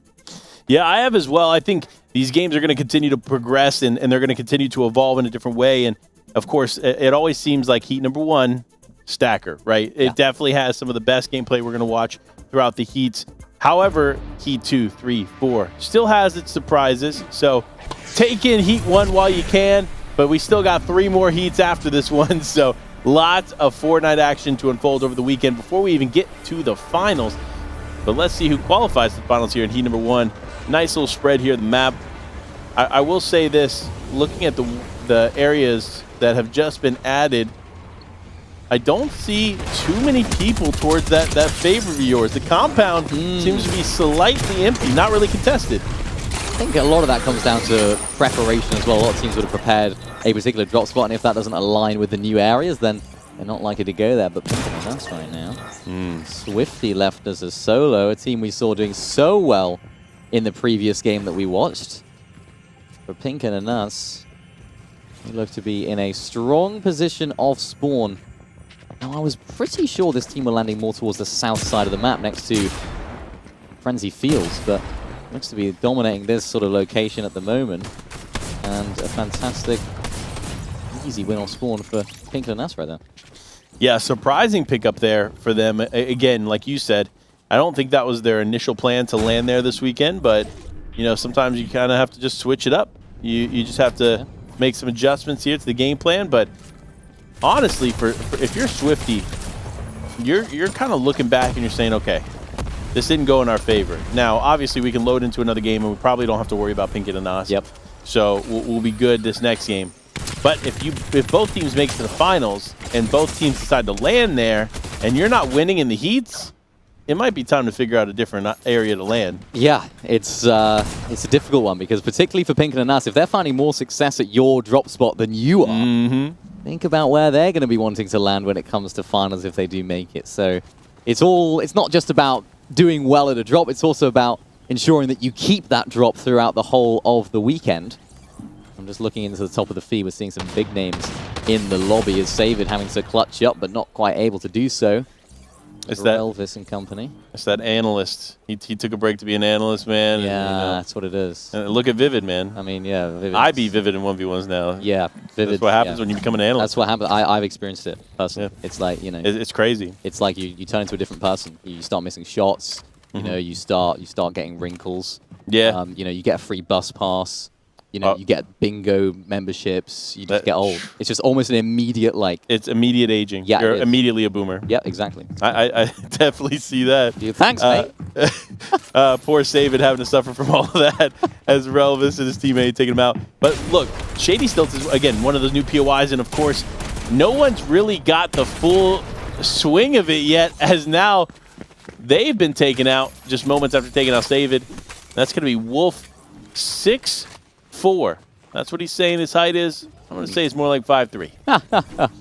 Yeah, 5'11", maybe. We'll give him okay, that. you'll give him that. All is he right. 6.4 feet or is he 6'4" inches? Because 6.4 feet is actually taller than 6'4". Ooh, interesting. 12 inches in a foot, so technically he's a little bit taller. But Pink, unfortunately, no longer in this lobby, as it's Blaster and his teammate Noah right now. You know, that's actually not good news for Swifty. Because remember, these lobbies are continuing to roll, but they roll every 5 to 10 minutes, which means now Swifty could end up going up against Pink and Anas pretty much immediately back to back. So that could be tough for them, but we'll see how it plays out. Remember, Pink and Anas are last year's Gamers 8 Zero Build champions, so obviously there are going to be some favorites going into this season. However, Pink, of course, not having the comp year that he would want and that he'd be proud of, but you know, I saw some strong words come from him on social media not too long ago about his reinvigorated state, how he feels remotivated to go out and perform, and so hoping to see him perform strongly this weekend as he tries to live up to what he puts out there on socials. Yeah, that's what it's all about. But your performance is where your mouth is, you could say. You live up to your own expectations of yourself, but also the expectations of many people around the world. As now we get to watch Reddish again, we should mention. It says Rescar, but it is actually Reddish. Her and Rescar actually switch names, so when you see Reddish, it's Rescar. When you see Reddish, when you see Rescar, it's Reddish. So, playing with Pyrex right now. I like this duo. We talked a lot about Reddish earlier on, one of our content creators, or more content-focused players that also play competitive. And can't speak highly enough of her. Fantastic talent in the Fortnite scene and a lovely person, as well as Hydrop on the screen right now, who likewise is another lovely person. Got to meet him again recently. I think I've spoken to him many times. He's probably bored of me by now. But fantastic talent as well. And him and Mappy doing such a great job last FNCS Major, actually qualifying to Global Championship. So this is a duo that I'm excited about because they bring that chemistry, they bring that previous success, if you like, into this event. And ultimately, that is what Zero Build is all about. If you can vibe well together, if you can grind with your teammate, and it's a good environment, it's not a toxic environment, that is really where it all sets yourself apart from the rest. And I like them using this vehicle here just to rotate through the creaky compound area, but maybe they won't want to switch drivers after what I'm witnessing here from Mappy, who it just seems to be hitting everything. And Archie, we asked for him earlier, Panda. Here he is. Well, let's go. Glad to see him here competing in this one. He has made it out of bed, which is a great sign. Great sign for him. So we'll see if he can handle this. He does have the key card. Not necessarily my favorite play right now because he's not only opened the vault, but he's cornered himself without his teammate, and he's going to have to back this other team off as much as he can. He does get some nice shots there onto one, but now quickly getting into the vault, there's not really much of an escape here. So for him, he just needs to kind of hit what he can and get ready to potentially fight, because all this team has to do is push in and he goes down. Yeah, this is a rough situation for Archie right now. A little bit of a miscommunication potentially. Maybe he just got a little bit too greedy and wanted all of the loot that this vault has to offer. He's got to deal with some grenades right now that are being thrown inside. This is such a valuable item to carry when it comes to fighting people in vaults. Unfortunately for Archie, it looks as though he might have to be on the defensive right now, as it looks as though his teammate does fall down, and he will follow suit as Archie is out of the game. And as you mentioned, Panda, just a little bit difficult for them there, with one of them going into the vault and one of them not. Maybe it was part of their strategy, you know, maybe his teammate could try and fend off the team as they were to push the vault, as they saw Archie was a solo, but didn't quite work out that way. Yeah. I mean, it really comes down to how you prepare for a moment like that, and unfortunately just going into the vault solo, especially with no way out, because typically there are some vaults that we've seen in past seasons where you have the porta potty that'll shoot you out somewhere. Yes. So you can go in as a solo, grab what you can, get out, and then get back with your teammate and hopefully make something happen. And unfortunately, that just wasn't one of those situations. But now we flip over to another fight here. Brutal Bastion, my favorite POI on the map. Your favorite? This chapter, yeah. I love this spot. It's cool. It's nice. It has a vault of its own. You can split this relatively easy with multiple teams. Tons of existing mobility. It's a nice spot to be at, especially when zones start pulling in, because you have those existing pads. Push yourself wherever you want to go. You can walk away with slurp juices. You can walk away with stacked loot. There's just so many pros and not enough cons to me not to land there. You're selling it to me very well, I must say. I'll try my best. I'd say probably my favorite. I'll sell it to you, $12.99 right now. For Brutal Bastion, all that space. I know. Oh, $12.99. I'll snap your hand off of that opportunity in V-Bucks. Amazing. $12.99 V-Bucks. Amazing. What's the Fortnite housing market like? I'm not actually sure. Oh, that's a good question. You know, obviously the real estate over in Mega City, huge. Probably like 25 V-Bucks. 25 V-Bucks for the whole city? For the whole city. Wow. You know, not $12.99 like Brutal Bastion. Okay, yeah, fair enough. Bit of a discount in Brutal. It's a little colder there. A little bit colder. I like the weather's not. Shores, actually. How much is Snappy Shores? Ooh, you know what? That's prime real estate. It is. And that right there, beachfront. Lots of nice houses stacked on top of each other. I'm gonna have to say that's gonna be in the $18 range, aka 18 V-Bucks. 18 V-Bucks. And you might be able to secure yourself a spot there in Slappy Shores. But now, of course, the big snipe. His name is One Shot. He doesn't quite one shot that time. Oh my gosh, but he goes back for it. Wait, no, this isn't allowed. One Shot, chill, man. His name's Panda. You should let him live. Yeah, I like this. Sir Trash Panda. Did I dig at you? Surely not. No. I was going to say, that'd be a bit rude. I think what, listen, trash pandas are typically referred to another animal. So maybe that's what he's referring to. Okay. But I just like to believe that he likes pandas and he just wants to create his own variant of the panda, Oh. So he calls it a negative version of a panda. Yeah. Trash panda. Could be. Unfortunate. Could be. This is really what we were talking about earlier, though. This difference in elevation. We saw Reddish and her teammate up on the edge of this hill. But for One Shot and his teammate, Spillum right now, they can't move. They are pinned down here. They know that there's a team lurking up above. And for swaps right now and later, or taking out later, I should say, and Edison, his teammate, fantastic job getting all of that loot, taking full advantage of those extra bunkers as well. It's pretty good loot from it as well. This is a really solid find from Swaps and Edison.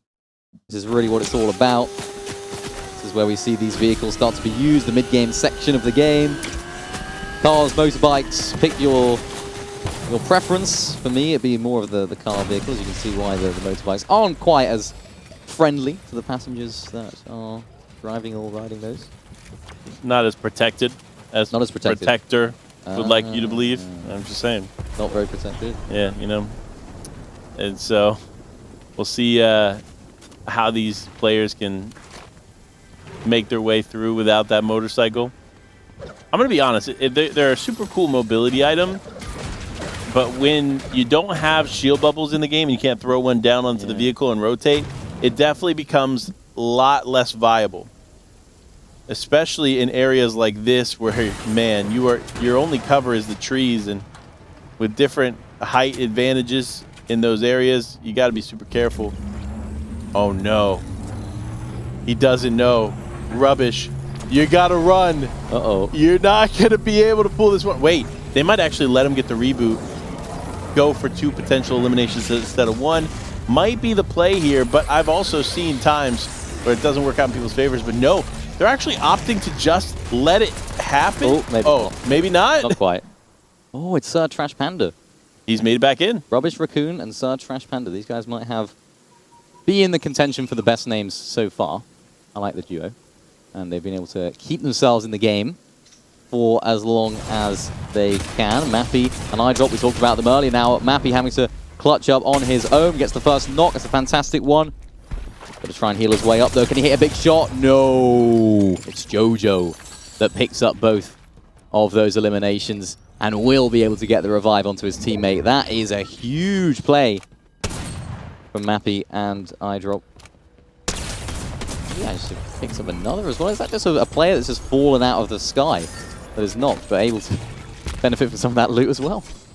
Yeah, I'm not sure, but I mean, good pickup on his part. Like, now he's going to be able to get his fully get his teammate back into this one. We were watching closely, seeing what he could end up doing, but Jojo going to get GW back in. Looking at the elimination feed, it's lighting up, man. The games are still going on. Is that Flois? No, I don't think so. Fleas. Fleas. Fleas? Fleas. Man City 3. Fleas. Man City fan and Flois fan. Okay. Apparently so. With an E as well. Randomly in there. Just throw it in there. Why not? Gotta make yourself different, you know what I mean? Yeah, exactly. You know what would be really different in this scene? If you branded yourself your actual name. I know. Wow. Crazy. What, as in your in-game name matching your game? Yeah, like instead of like Fat Pikachu, maybe go for like a Miro. Ooh, that's revolutionary. That. I know. The big brain plays that come out from the analysts and casters. It's crazy. Yeah. Ooh, there's Reddish getting elimination defeat. Nice. Fantastic. Good to see One Shot having to pick up the pieces. It was actually Reddish that took out his teammate, and this is what we saw earlier, that standoff, low ground versus high ground. And Reddish and company managed to be patient enough to pick up that elimination, so One Shot will have to hit many of those in order to stay alive and kicking in this game. Maybe it's just about placement right now. Maybe it's just about counting your chickens, as they say, and just keeping yourself to yourself, enjoying yourself as a solo for now, and hopefully picking up as many placement points as possible. This is really where it's the most important time in the game, because this is where the placement points start to roll in as well. Staying alive here could prove vital. Here it goes. You say staying alive might be vital, but players taking fights at this point. Definitely a risky shot. Big Cybertron play comes through. Now they're just trying to rotate away. One opting to go up, one staying down. This is, I was about to say, that's the team chemistry you don't want to see. That's a lack of communication in that moment. So both of them kind of split off, then reconnect, slide down the hill, and stay in one direction. When teams or players are newer playing with each other, you typically see these disconnects, right? One goes high, one goes low, right? Then they come back together and they're like, oh, no, we got to go this way, right? Or you see let's shoot this guy, and they both shoot two different players. Like, yep. You have to really build that chemistry, and that's kind of what separates you from the pack, especially in EU. Because in Europe, these players are phenomenal. They are tough to go up against. You're finding these very, very minute differences in what is a Veno and what is a like a Pilkey 69. Like I don't know.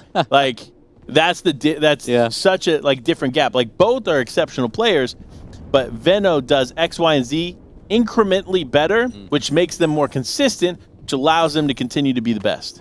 Yeah, every single thing that can be mastered, a lot of these players will try their best to get to almost perfection in every aspect. So that's really what it's all about, getting the core base of the game mastered, and then working on small things like team chemistry and fighting the same player when it comes to zero builds, absolutely vital. And it's that preparation, as you mentioned, that the teams will put. Because a lot of teams, I think, will have that dedicated IGL, which is fine. I feel like for a lot of teams, that will work in more cases than often, or than not, I should say. Yep. So, in a lot of cases, that will work for teams that aren't as sort of used to playing with each other. But the teams that really do well, the teams that separate themselves from the middle of the pack, they're the ones that can both take on that role. They both know what each other are doing. They're on the same wavelength. They don't need to just follow one person religiously.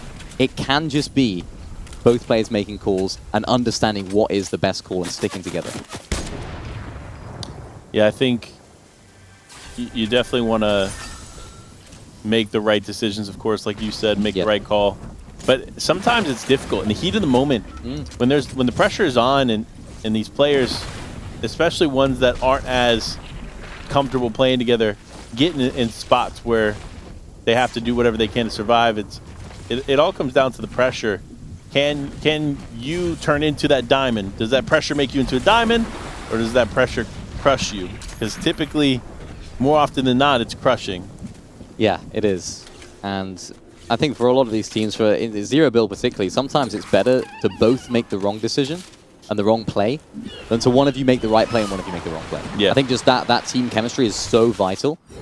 So if you're both on the same wavelength, you're both doing the same thing, then more often than not, you'll find success for Herman right now. Trying to glide into the center of these two teams. On the edge of the zone in the grand scheme of things, but being looked at by almost every single player right now. Do they have the bunkers to defend? I don't think they do, as Herman goes down now. Dropnik has to try and pick up where his teammate couldn't quite succeed. I think this is going to be the end for that duo as Dropnik drops back into the storm. Edison using that mythic pistol to his advantage and just hitting almost every single shot, but with that draws some attention from another team across the way. Edison and the Swaps, they just have to, I think now, just chill, relax, take advantage of this position, but they're not able to chill with so much pressure being applied to them, and this is where things all fall apart, Panda. If you make yourself too aware, too noticed by the rest of the lobby, too much of a target, everyone's going to be looking at you as well, and look at this for a top team. Savage and Vidil. No surprise, of course, to see them in this one and finding success. This is a team that, in my opinion, has a really good chance of walking away victors of FNCS in Major 3. I'm just saying it now. Yeah. Their chemistry is unique, and of course, obviously seeing them get to play together last season, find a lot of success together, I'm hoping, my hope is that they are the FNCS champions of Major 3. especially considering, you know, Venno Queasy hopefully are focusing more on zero build. They want to be back-to-back champions, maybe be the FNCS champion into the Gamers 8 champion, you know what I mean? But we'll see. We'll see what happens. Yeah, just win it all. Why not? Yeah, maybe just win global after that, right? Win global. You're just winning a life at that point. Winning absolutely everything. Yeah. Savage and Vidil just able to... Oh, I don't think Savage realized that there was a knockback feature on this item. He now does know that. Yeah, this is a duo that came together. A lot of people had really high expectations of them. Maybe didn't quite perform as expected, just missing out on Global Championships last FNCS, but Zero Build's a completely different cookie, if you like, to try and crumble. Snar right now does take out Reddish, so Reddish's teammate is now left as a solo. Unfortunately for Snar right now, they are back to the lobby. Reddish's teammate Pyrex does make his way in just about. Mr. Savage tries to go with his vehicle, gets sniped in the process, and they're trying to make this rotation into the zone, but he's forgotten his mate.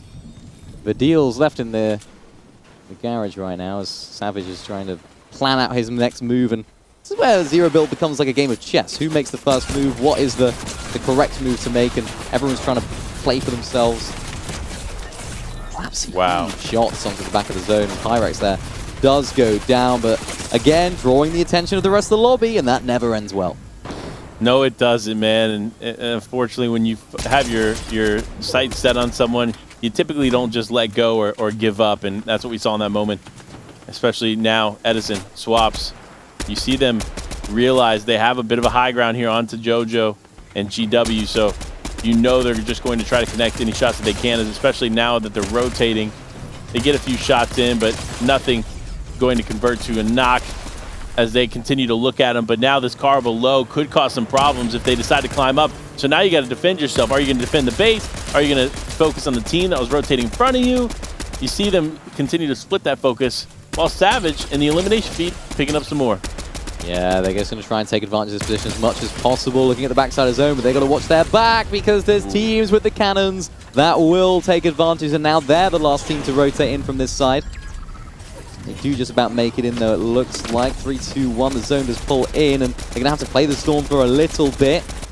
They're trying to make advantage, or take advantage of this little hill right now, but unfortunately won't work out. Swaps has to try and pick up his teammate, you have to think, or just try and close out as many of these placements as possible. Unfortunately, third is likely to be all they'll get. And it's Savage and Vidil in a face-off. It's a 2v2. Okay, look, I'm going to call it now. Savage, Vidil.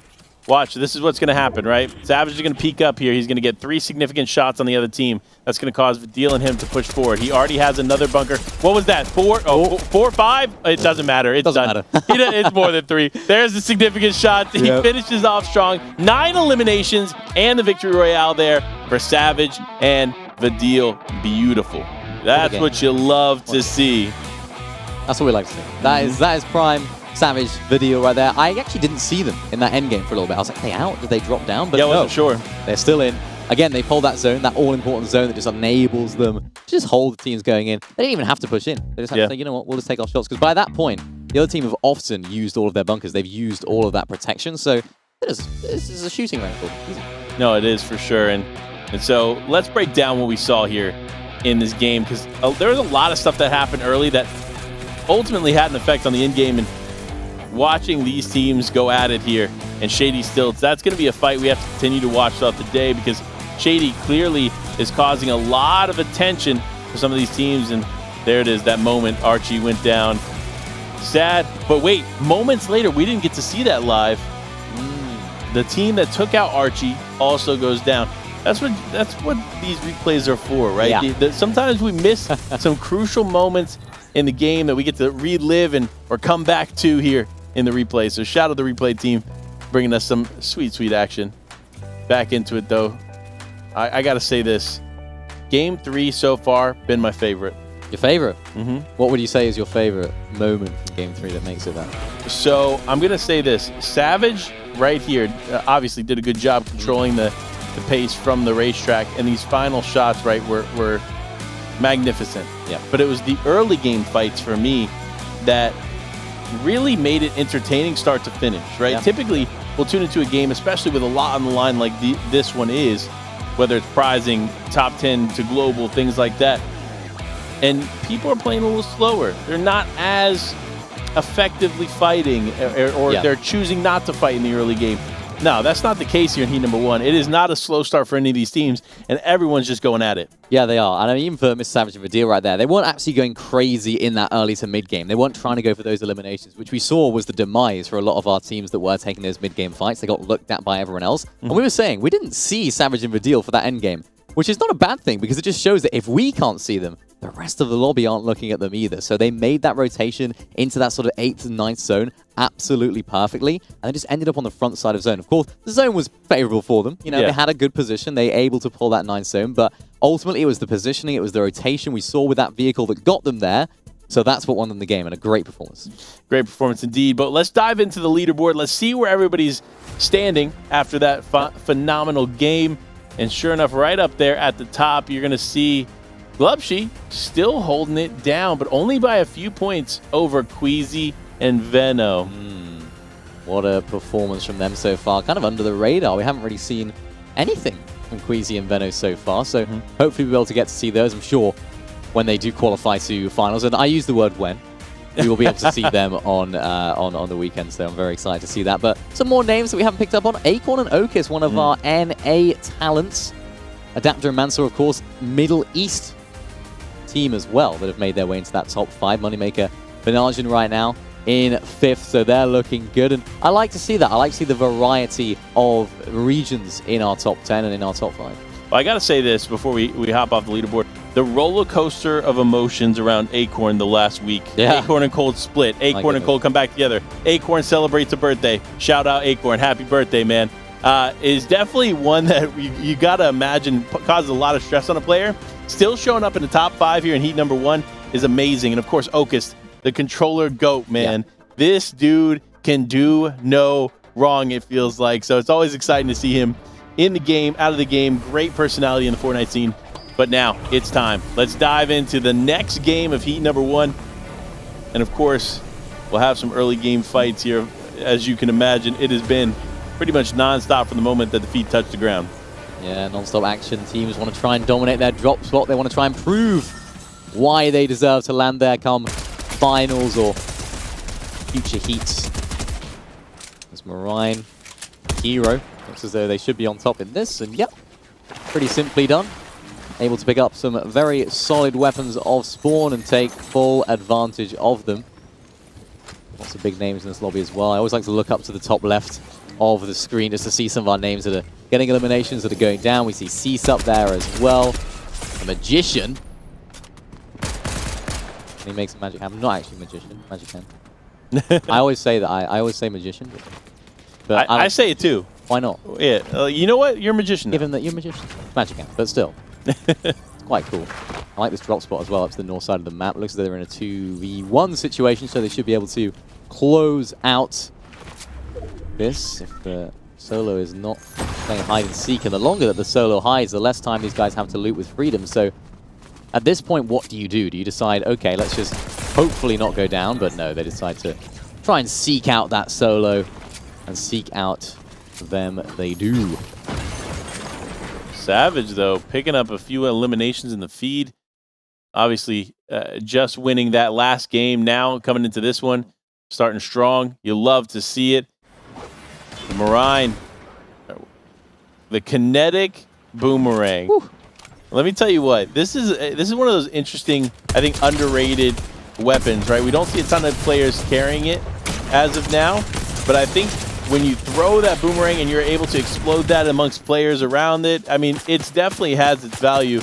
So we definitely will probably see more people using it. I can't say definitively that we will, but it is one of those like new weapons that it's cool to play around with, but at high level competitive play, not so much. It's cool on the first day. It's one of those, it's like, you get to play around with it, see what it's like. Oh yeah, boomerang in the game, and then it comes down to it. It's like, hang on a sec, I'm not gonna, what do I even drop to carry this weapon? So for me, I think it's really good off spawn. Maybe not in 0 builds, because people of course have that overshield, but just being able to get that lock-on damage, 60 damage it does off spawn, can prove vital, can prove the turning point in a fight.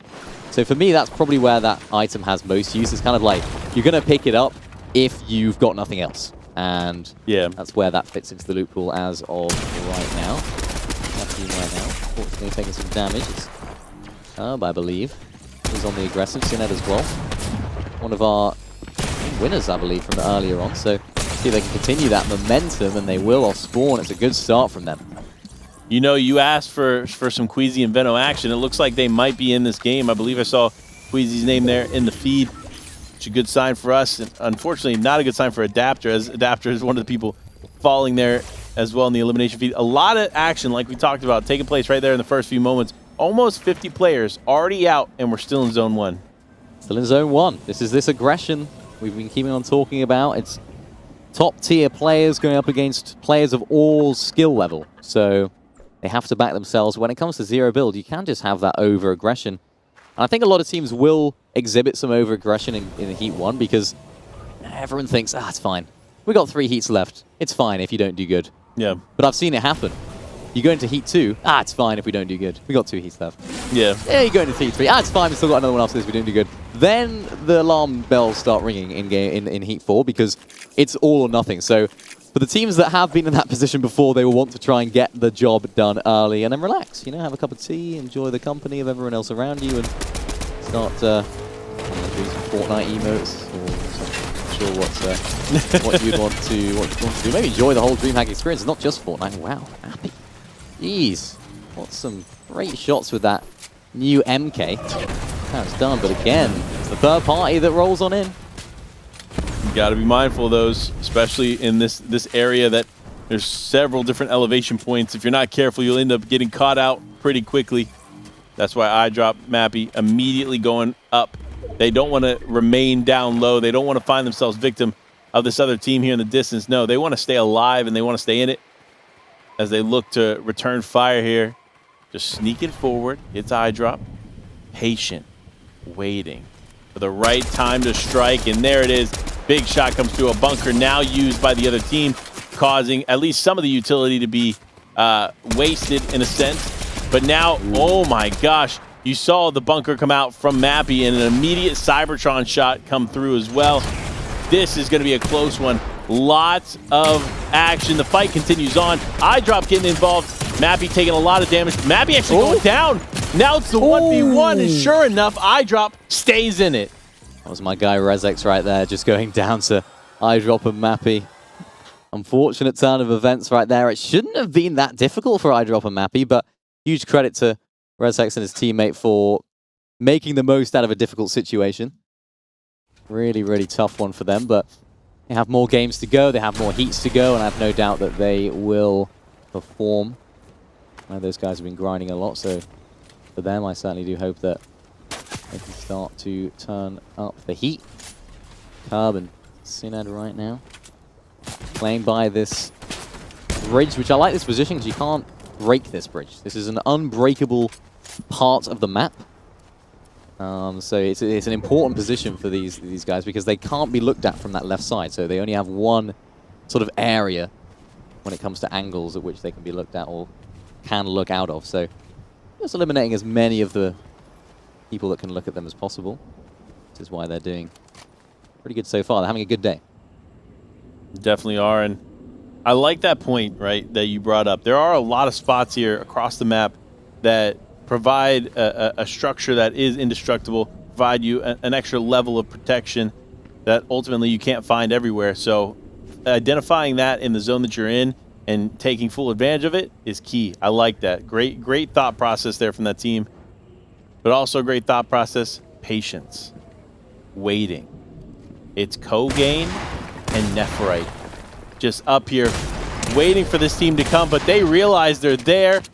Sure enough, the Breacher shotgun is out. We talked about the impact of that shotgun earlier and just how valuable it truly is. But now, with the mythic pancake rifle in hand, could they return fire? This is a big weapon. Oh, no. This reminds me a lot of the drum gun of seasons past. Yeah. And seeing it coming, there it is. Wow. The shots are massive, and if you use it effectively, that's how those fights are going to end. And I'm telling you, this thing is being slept on right now, especially in zero build. Look how quickly Kogain was able to eliminate those two players. It literally just ripped through their overshield, their shield, and their health. I'm not gonna lie, he dropped his shotgun to pick up that mythic right there. I was like, I'm not sure that's the play. You know, you want a shotgun in these close-range engagements, but just proved why I'm the one watching and not the one playing. Because he manages to clutch up right there. And that's what it's all about.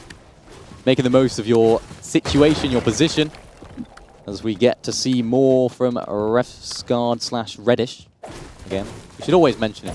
Because Of course. a lot of people, they wouldn't know. Refsguard is Reddish. Reddish is Refsguard. If you just keep reminding yourself that, just say it over and over in your head right now. Refsguard is Reddish. Reddish is Refsguard. It's quite a tongue twister, but you'll get there.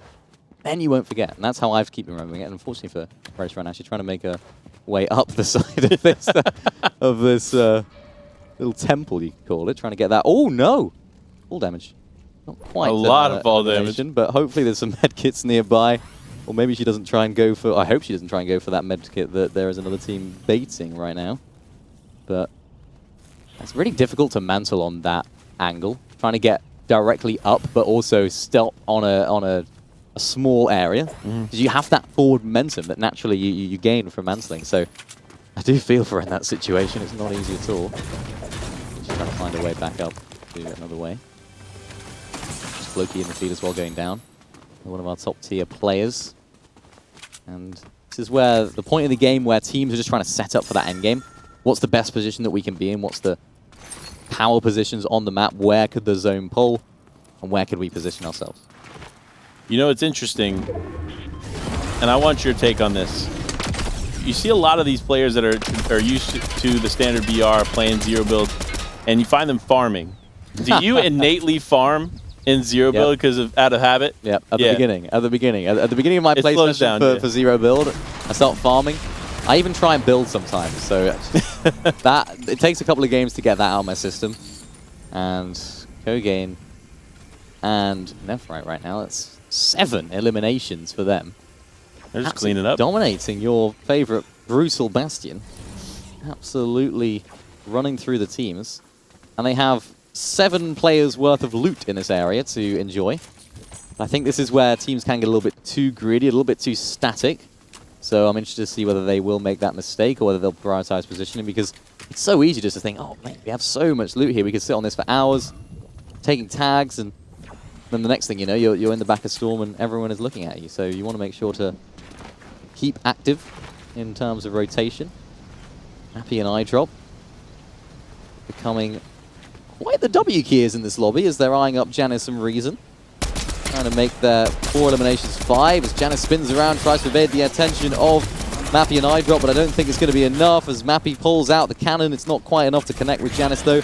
Reason quite far off in the distance, so this has to be a quick elimination from Mappy, and I think he gets Janice down to 1 HP. I don't think that was quite enough as Janice lives to tell the tale, but I'm not sure for how much longer. Reason doing his best from afar to try and divert the attention and trying to throw some bunkers down as protection, but you're only getting half a bunker in the water. Actually, Reason doing a really good job. We get to see what it's like from Janice's POV. I know for a fact I would not want to be in this position as Mappy is able to connect with some shots. I think he does knock down Janice. He does, and now they've taken a 2v2 to a 1v2. And this is going to be huge because you see the way they're taking this fight. Reason still has the advantage. He's up on height. He can just easily look down and cause some forward pressure for this other team. And he actually opts to get a little bit closer, get a little bit more involved. No longer having a significant height advantage. But Reason now doing what he can. Big shot through Mappy. Oh my goodness. Well, wait. The other team got eye drop, he got Mappy, and that fight just ended rapidly. That threw me off for a second, but the fight continues on. Because this other team now getting involved, it's Ocean and his teammate, 2v1, for Reason knows how to fight, man. So anything goes here in the next few moments. Wow, that is unbelievable. And for eye drop and Mappy, things were looking so peachy for them, and then it just turned into rotten tomatoes quite quickly, unfortunately. But for Reason, he is able to continue in this game despite the lack of his teammate, and this is one of those situations where when does he go and get the reboot card? Quite quickly, you'd have to imagine, just to make sure that there's no one else looking around. They are outside of the zone, so you should have first dibs at that reboot. Shmeki and Kyrie, they're actually using this rift, so these are one of those new little vaults. They don't contain too much loot, these smaller ones, but one side opens up the vault and one side sends you flying up in the air. And it's random, I believe.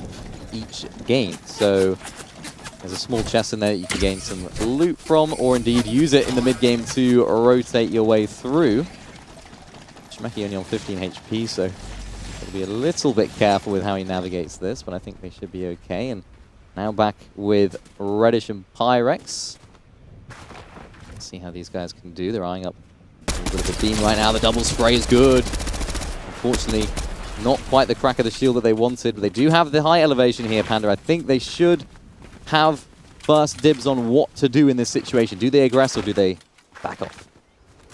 Good question. I look, they have the advantage in the fight for a moment, but they couldn't cover significant ground to keep the fight going. So by now, overshield's back up. The damage that they were able to knock off probably back on the person. So while it's great in theory surge tags, which when surge tags aren't really needed in these games, it was definitely not a fight that they can convert on, which is why you don't see them really push in there, which smart play on their part, shows that they understand and can easily identify when to and when not to take a fight.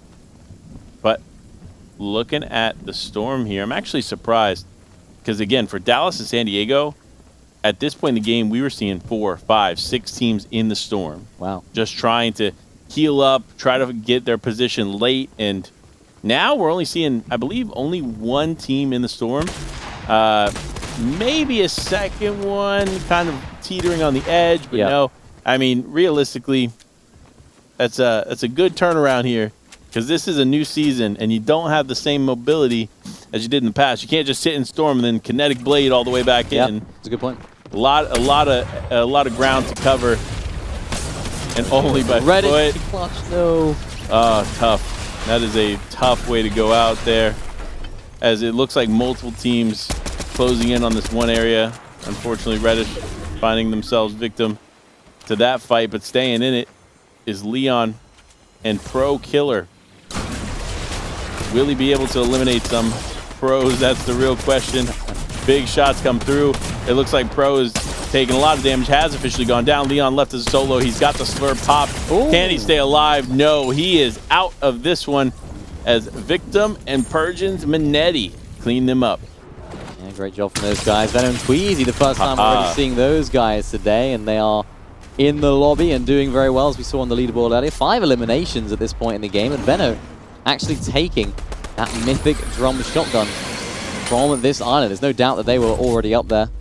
I know Queasy is a very big fan of just trying to W key this island no matter what. Passing that knowledge on to Venno as well. And if there's anyone that I don't want to be fighting when it comes up to this island, it's these guys. I don't want to fight them because they bounce off each other so well, and what Queasy does so well is he just sort of fights with Venno very well. We know Venno is such a fantastic solo fragger, such a great brain as well. You know, you don't even need to tell him what to do, and he already is halfway through doing it. Yeah. But Queasy does a great job at not going down in those situations, not going down in those fights, and working and bouncing off Venno. And they just transfer that so well into zero build. That's why we're seeing Queasy picking up eliminations as well, because they're both fighting the same person. Able to pick up so many eliminations, just causing havoc on the rest of the lobby right now with that cannon and the sniper. We talk about Thomas HD with the snipes. Let's put Venno in the conversation. If he can hit one here, I want to see it. You love to see the pickaxe come out. Got to showcase that they are the FNCS champs. And honestly, a historic run. If you missed it, go check it out. Go check the VOD for the last FNCS for Europe. They won by over 200 points. Like, what? Yeah. Insane. I mean, I think the main difference for them is in builds, they were able to have a meticulously planned game. The game plan was there, and they just executed it. Yeah. Every single game, 6 out of the 12 games were victory royales, of course, coached by BloodX as well, who's just really helped them elevate their game to a whole new level. That's very difficult to transfer into zero build, so I'd be very, very surprised if they pick up another 6 victory royales or, you know, half the victory royales in finals, but never put it past them. Tapsy and Tabor Trolls right now look to be just enjoying this hut. I think it was one of the Raptors that were trying to attack them, so it's another whole new dynamic to the game. We have new Raptors that roam the island, and in particular these newer areas, so You can see the Raptor right there on the top of the building, and now it's all boiling over here. Queasy and Veno are involved in some action. Veno's able to take some shots, and Queasy's able to take the high ground so effectively well. That's their 8th elimination of the day. It's Nephrite and his teammate. Good pickup here for them. It's the momentum that they need. You see 8 eliminations on the board, and they're not slowing down. Queasy already has his eyes set on another team, immediately moving in to actually play well. Is that Fruzy as well? Ooh, this is tough. Again, that breacher shotgun, man, it's just something else. Hearing the shots, I can only imagine how you feel on the other end. You're like, oh, I threw a bunker down, I'm fine. And you just hear, gadoosh, gadoosh. Like this thing just destroying walls left and right. It's definitely a special weapon here, especially in the hands of a Queasy who knows how to use it. It is quite magical, because you throw down one of the bunkers, and then almost immediately it's not there anymore because of people like Queasy and other players who are going to be going for that shotgun, but nearly has a little bit of a nightmare situation. Luckily, that little cave ravine area wasn't too deep. He manages to stay alive right now. Brazil and Mr. Savage on that north side of the zone, a little bit less active in this game as well, like we saw in the previous. Those mid-game eliminations aren't going too crazy, I don't think.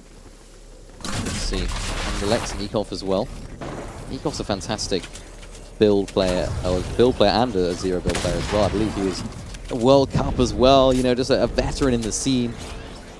So, one of those players that definitely knows how to play zero build as well, and Lex knows how to hit the snipes. Huge snipe from this team, and they're just hoping that this next zone pulls in their favor. If they can pull this 8th zone up on this high elevation, things are going to be looking very good for this team.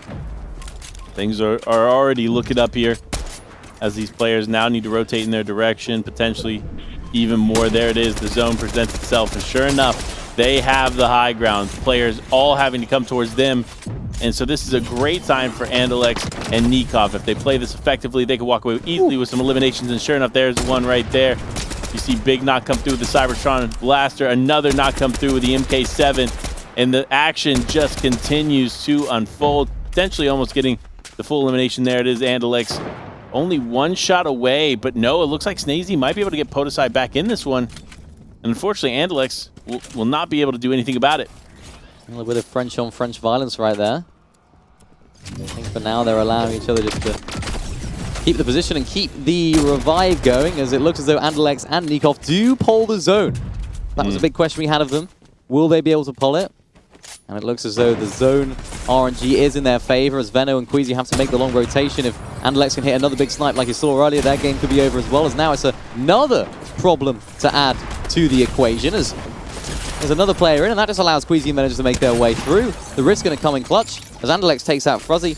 Nikov also involved too, so there's still 8 teams left, 13 players at the moment. Now Andalex and his teammate have to rotate on in, and Queasy and Veno can just glide up in the air and enjoy the sights from above, because this is where they don't have to expend any of their materials, they don't have to expend any of their, I say materials, but of course those bunkers, pretty much the only materials that you can use right now.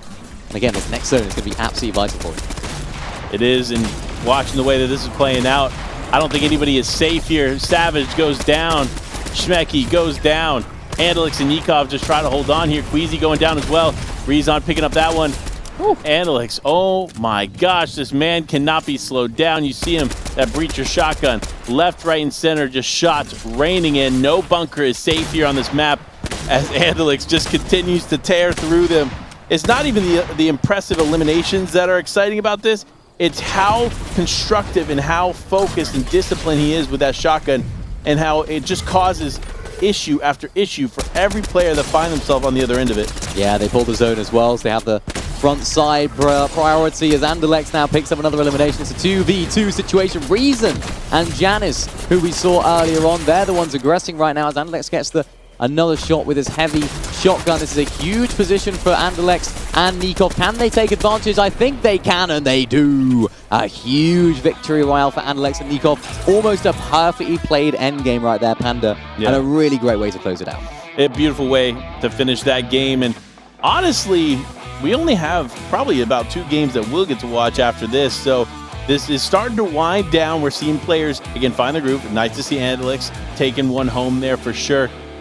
But I'm curious, do you think they can hold it down? Do you think Andalix can continue to find this same success? Or do you think there are going to be problems as we continue on? Because this is only heat number 1. Yeah. I hope so. I certainly hope so. I mean, their zone pulls were very favorable for them right there. But we said it time and time again, positioning is so vital. They put themselves in the position so that if the zone was to pull to them, they could close out the game. And I really like the way that they went about all of their fights in that end game. They didn't overexpose themselves. They used angles very well, and they just understood where the rest of the lobby were. But what about iDrop and Mappy? Just absolutely W King all the way through that mid game, and it was actually the reason Clutch that actually took them out. Managed to get Janice and Reason a second place. So remember that all the way back at the beginning of the game. Wow. Janice and Reason were left down as a solo. Things were looking very bad, and this was the moment right here where Reason was actually able to take out Mappy in the third fight and takes out iDrop. That's what got them second. It's these little clutches, these little moments at any stage of the game that make a big difference. Yeah, and it's always exciting to watch these back and realize the implications of moments that we got to see unfold and how it changed the trajectory of the end game. And that was one perfect example of it, is of course Rezon staying alive, doing what he could there. You see obviously Andalix and Nikov staying in this one, and just the terror that they rained down on this lobby.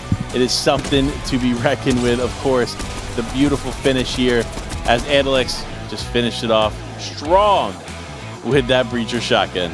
I thought Reason and Janice might have had a say right there, but I think they ran back into Storm a little bit prematurely. I'm not sure whether they had the heals. Maybe, of course, one of them went down that did have the heals, so they couldn't end up using it. So really great plays, though, from Andalix and Nikov, and a fantastic way to close out our Game 4.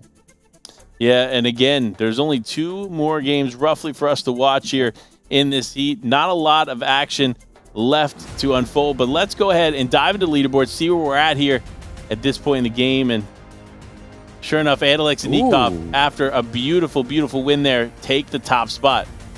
Yeah, really great stuff from those guys. 34 eliminations so far today as well. Of course, topping the leaderboard when it comes to total points as well as placement, and leading by quite a considerable margin.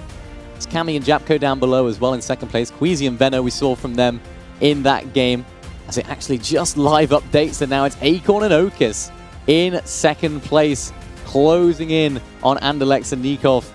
Malibuku and Thomas up there as well, so lots of teams looking very, very strong to qualify to finals in Heat 1, which is always good. You want to try and get your homework done early, get it done, get into Heat. Get into Heat 4, get into finals. So I was going to say Heat 4. That's not right. You don't want to be in Heat 4. No, definitely not. But hey, listen, before we can get to the rest of the action for today, we're going to go to a quick break, so make sure to stay tuned, and we'll be right back.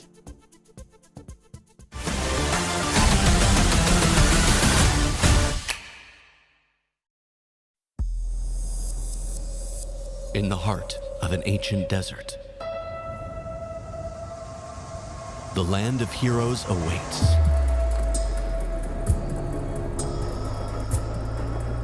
Prepare yourself.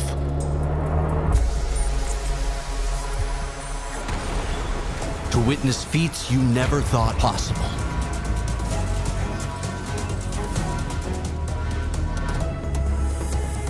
Records will be broken. Legends will be born. And fortunes will be made. The stage is set.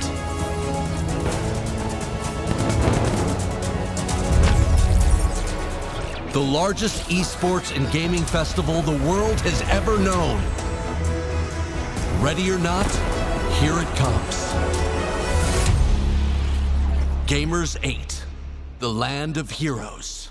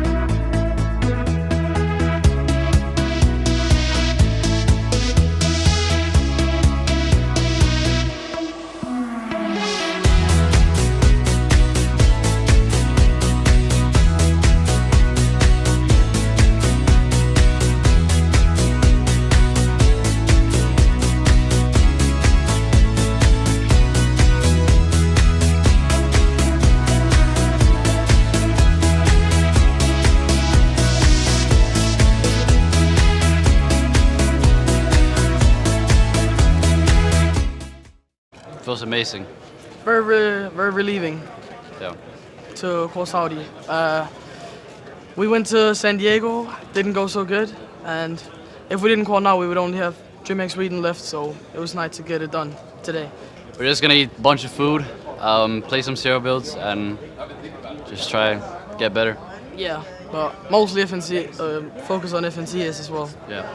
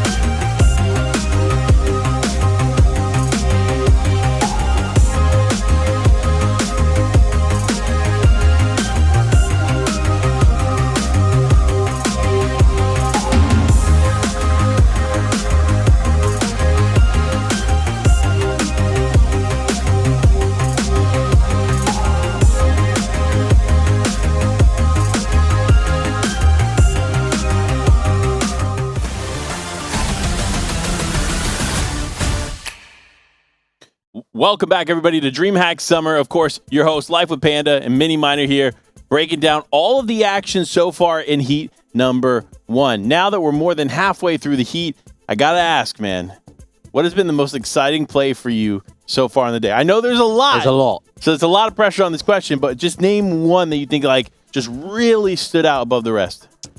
For me, it's got to be that reason clutch. Ooh, in the last game. Okay. Because that's what got them to the position to get second place in that last game. There's been plenty of snipes. There's been plenty of individual little moments. But in terms of an impact across an entire game, I don't think we've seen one singular moment, especially off spawn, that has had that big of a knock-on effect on the rest of the game. So for me, that's my biggest moment for the whole day so far. I mean, we're still in Heat 1 with 3 more to go. This is fantastic stuff. So, and we're starting to see how that can develop. And we're starting to see that team to see how they can keep going as well.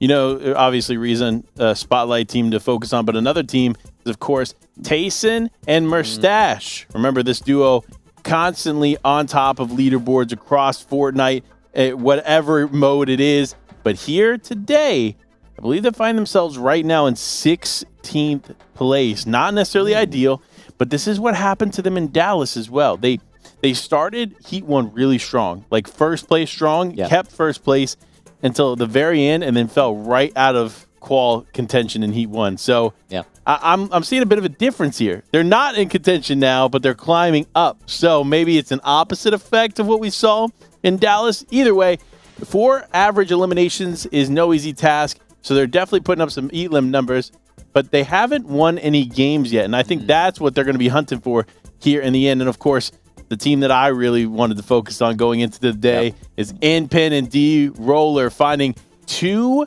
wins so far. Massive, right? Now, they do have 308 points out of 8 games, which means they need to find some more games that can swap out and get those like higher end point games to make them count. Do you think they can do that here in the final moments? Because they potentially get 1, maybe 2 games in, depending on how it plays out for them. I hope so. I certainly hope so. I think this is a fantastic duo. I think it will do them wonders to qualify through Heat 1, just to be able to take that the rest of the day, the rest of tomorrow, just to try and get acclimatized, you could say, to the current situation. Of course, coming from the US, it's not going to be too easy, both in the sleep schedule and on every other type of schedule. So, you know, just when they're eating, everything like that. So just to be able to have that time to practice and all those important things that they need to focus on, they will have the time to do so. So I certainly hope so, as we hop into our game number 5, likely the penultimate game that we get to see today. I'm looking forward to seeing which of our teams can sort of bounce up the leaderboard. Teams that we haven't seen doing quite as well have just a huge pop-off game and boost their way up, because that's what this format's all about. You can do it. It is possible. And I want to see it happen. I want to see it happen too. I think a lot of players have what it takes to make creative and exciting comebacks here in the second half. So it's just a matter of who decides to take it. You see threats in the elimination feed. I believe that's 3 eliminations already, and the game just started. So Threats is on a tear. We'll have to tune in with him at some point, figure out what's going on with him. But of course, Dexy here pushing this fight. Great push from them. You see big shots coming through. And this is where the drum shotgun is so valuable. Even in the gray rarity there in that moment, the pressure is tough to counteract. Once you start getting tagged up even a few times by that thing, you feel like there's nothing you can do, and it's like almost causes players to just give up. Yeah, it does. And for the player that they're attacking, it almost makes their pump shot absolutely vital. If they don't hit that pump shot, they don't have anything to follow up with, and that drum shotgun is just going to win in every situation when it comes to up-close combat. I'm actually surprised at how many of our players are actually opting to take that. I didn't think it was something that we would see too much of, so this is really what this new season is all about. Lots of surprises, lots of new things, new metas to learn. And we see Refsguard taking a bit of a battle against Raw right now, and Raw does lose a lot of HP, but Refsguard does go down, whereas Andy has to try and clutch up. I think he can do this, though. Z-Andy, can it be done? I believe he can, and there it is! It's the 1v2 from Z-Andy himself, and he keeps himself and Refsguard alive. That was close, man. Ooh. That was a little too close for comfort, to be honest. But he made it happen, so you can never doubt, really, in those moments. Now, though, Bagra, Fruzzy, getting some big shots onto Glory now, just forcing the fight. Now counteracting, big plays come through. It is somebody else, and that's Ladder FN going up against Fruzzy, going to end up knocking him and forcing the fight. But wow, what a shot from his teammate. Huge turnaround there for Fruzzy. And of course, later FN completely out of this one. His teammate, though, still in it somewhere. We get to see the little POV right now. It's Glory FN up above. Bagheera right now can hit a big shot, which he can. He's able to be the hero, the savior of the day for this team. Fruzzy will be thanking him, I'm sure. If not, he should be, because that was a fantastic little clutch over here in Slappy Shores. So keep an eye out for that duo to see how they develop throughout the game, as Kawa and SS Double right now inside of this house. Ark and Zara looking to close on in from different angles. So for this team inside of the house, if they run out thinking they're safe, Ark is just going to be there to pounce. Patience. That's what's going to be important here for these teams, and who's more patient, who doesn't take, or who takes less risks here in this moment. It's going to be the deciding factor for this fight, because again, while Ark and Zara have the advantage right now, they have this team trapped in the house, they realistically can lose that if they become too aggressive. And here it is, Zara going to go in, forcing a fight here onto this one player. Does end up cleaning them up, and sure enough, Zara and Ark walk away, winning that one. But it could have been closer if they hadn't been so patient. But I mean, look, that's how these early games are going right now here in Heat 1. Is I feel like these fights are, they're definitely calculated, but they're aggressive nonetheless. There's so many people just taking risks, not unnecessary risks, but just taking risks that make a lot of sense and fortunately are working out in their favor. Ooh. Savage closing in right here, pushing as a solo, but when your name's Mr. Savage, you can do whatever you like and it comes off. The deal taking out funds right now as well, so they're able to benefit from both those eliminations. Great job from this team outside of their natural habitat of knotty nets. Great job from this team as Scorp right now. Does appear to have lost his teammate in Minty. So this is where he either decides, do I hit a snipe, do I try and expose myself, or do I just try and rotate on out? I think he's going to be forced to rotate on out here because Mr. Savage and Vidil are aware of the fact that he is a solo. And from what we've seen from them all day today, I don't think Vidil and Savage will push in here. They are playing a little bit more passive, a little bit more carefully in those mid-game and early games, so maybe they will, especially with the elevation distance. Maybe they'll just rotate on out, not spend too long here. Scorp will be quite happy to see them go as well. Maybe just pick up the reboot, but it's in such an awkward position, that reboot card. If he's not careful with the timing here, this could be the end of their game. Observing, waiting, hoping that Mr. Savage and Vidil will rotate on out. You know why Scorpsies is being so patient there? Why would that be? He's probably making an SVG pizza. Shout out somebody's gun wherever you're at. Oh yeah. Hope you're doing well, buddy. But no, he's probably, to be honest, he's just trying to figure out what he's going to do left as a solo. Sitting on that hill, it's a tough spot to find yourself. And sure enough, don't worry. If you can't find yourself, Vidil will. He will. Now he has more time to consider the toppings. He can consider the type of crust that he would like, you know, in the lobby next game. Some pizza will be enjoying as we pull it back, Mr. Savage. Vidil. I mean, that was a good play from them. I think they almost baited running away and then came back and thought, yeah, we'll clean up that elimination. That's not bad at all. We'll enjoy that. As we see the zone, quite a central zone. Should be quite nice for some of our players. There's a player all the way up on top there in the blue arrow. All the way in Storm. I wonder if that is Janice and or Reason if he's nearby. I don't see, so maybe it's a solo right now. You know they're all in that area. Not many people on that west side of the zone, so whoever that is should have quite an easy way in. And these heats are usually a little bit more aggressive. We see a lot more fighting. We see a lot more action. A little llama as well. Oh, 2! Oh my goodness me. What are the odds of this? 3! What? What? And nobody's got them. They've been activated, but I think there's too much action nearby for people to actually enjoy the loot the llama has. Wow. I mean, I'm going to prioritize the llama, man. You're going to see me running around the... It's like, don't mind me, man. Hey, we'll fight in a second. Just let me get 3 llamas real quick. I mean, realistically, though, in zero build, there's a lot less value in the llamas because you're only really getting the ammo and the chug cannon. But that chug cannon is pretty valuable. It's pretty valuable.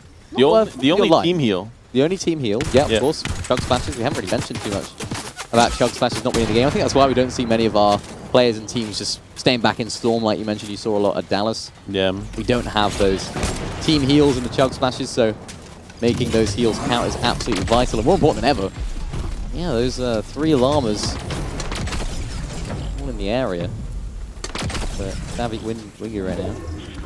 And is able to try and apply some pressure with these cannons. And of course, they do recharge, so every single use that you get has a 30-second recharge. So you might as well use them at this stage of the game because it just... You'll get it back. You'll have another go with it later on, but you don't want to be using them too aggressively in the end game. You want to make sure that you're using them at the right time. And this, of course, when those llamas don't get activated, you do get some rifts. So whether they'll use these or not is another question. I think Zone 3 is pretty safe to use a rift. Yeah. But for them, they're so focused on getting these eliminations, or at least taking out one player along the way. That's why you see them continue to spend time in the Storm, despite not having any kind of heals to get themselves back in the fold. So it doesn't matter. It works out in their favor anyway, as they pick up 2 quick eliminations here. Wait. It was on. I believe it was only one, as another team was able to pick up the other elimination. That's going to be a bit of a loss for them, as they were really set on picking up both. But no matter, they'll still be able to rotate in with the rift, find themselves a nice spot near this bridge or up on this hill, and ultimately stay alive in this game, because that's really what it comes down to.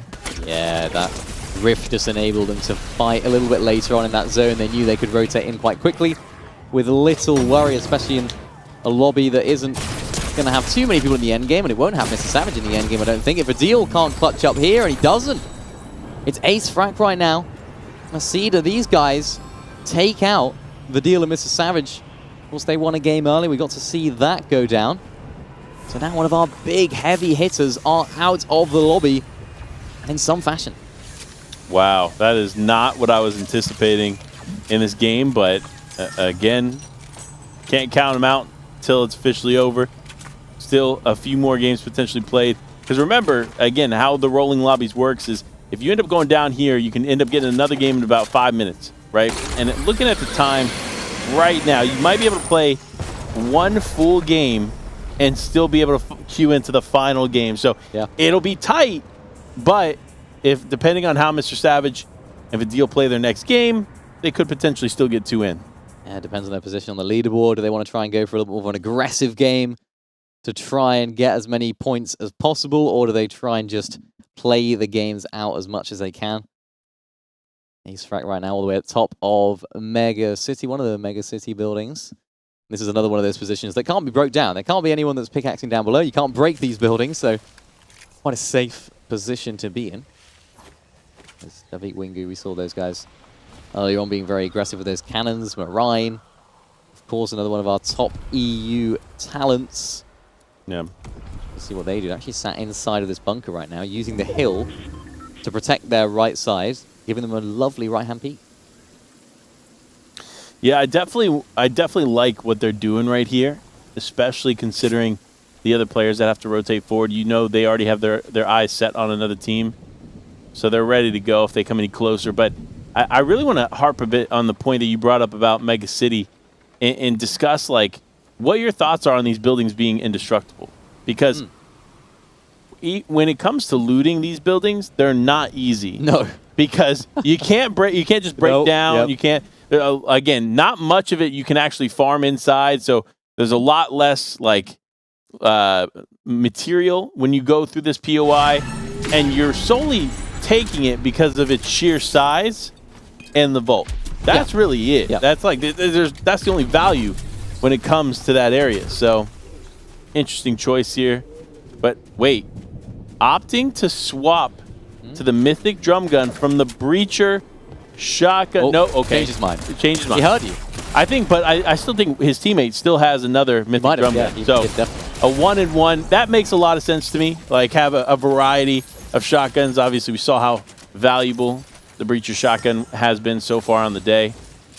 But we haven't got to see too much of the drum shotgun action, especially in the in-game, so curious how it's going to play out. But nevertheless, Novix Lysix here with what appears to be almost an all-legendary loadout. And every legendary item you could think of was just kind of chilling there on the ground. If bunkers were legendary, they would have been a fully legendary loadout. But bunkers, I mean, might as well be a legendary item at this point because that's just how valuable they are in zero build. Bring back the Porter Fortress. Oh my! Remember that imagine. That's one thing that I like what they did with the bunkers is they feel a little bit more balanced. Yeah. But with the Breacher shotgun, I feel like the Porta Fortresses could actually make a comeback and be viable and also be countered again with the Breacher shotgun. Yeah.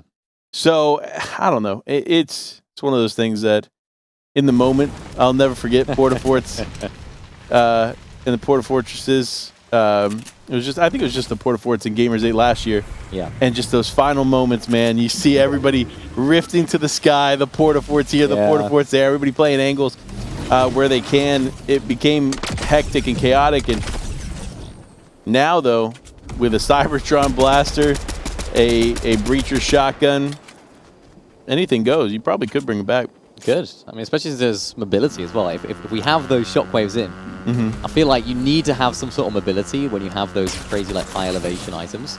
Because you need to have some sort of counter. So if someone's just sat in a Porta Fortress all game and you can't get up there, it's going to pretty much dominate, right? But we have some shockwaves, we have some kinetic blades or something of the sort, and you got to watch out for teams that are going to be jumping into your box. We saw that, I think, last time at Gamers 8.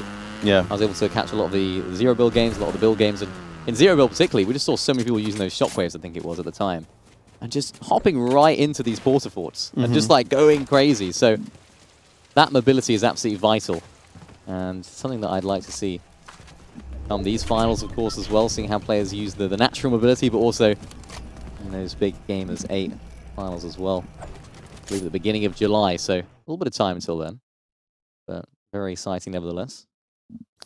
Yeah, the shockwaves are going to bring a unique perspective or a unique meta to the game here next week, and I'm curious because that's going to be the meta going into what is Gamers 8 here in the beginning of July. So we'll continue to monitor that, of course, as the weeks progress on, and we'll see how these players adapt and we'll prepare for that big event. But regardless, I think for players like Spy here, interesting, deciding to travel all the way to Jönköping, playing with Meow. Definitely has potential to qualify on here in this weekend. Unfortunately, this game, though, just not really going in their favor as they're just trying to survive there as a solo. Staying in it, probably the name of the game for them. But honestly, with the amount of time left, it might just make more sense. Push, go down, take another game. This might have been forced to them. I mean, they can't really do anything about that, unfortunately for Spy. Yep. Gets snuck in the back. Hakkinen, I think he's right now able to sneak up on the Spy. Yeah, as you mentioned, Middle East player. Going all the way to Jönköping to compete today. And tomorrow, and hopefully for them on Sunday. Yeah.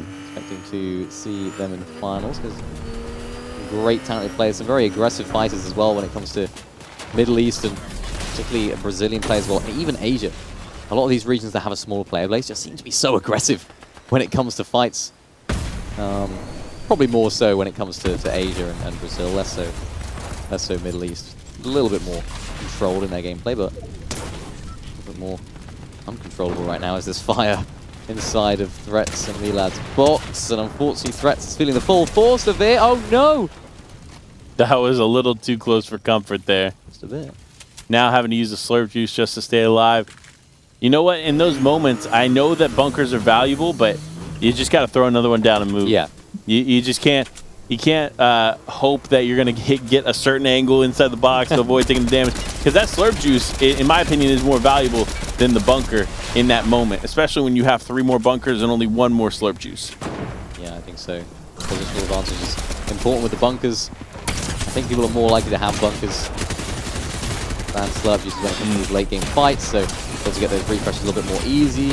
But Cedar right now. Unfortunately, dropping all the way down. No white heal to get themselves back up. No ability to get up either. And they fall down.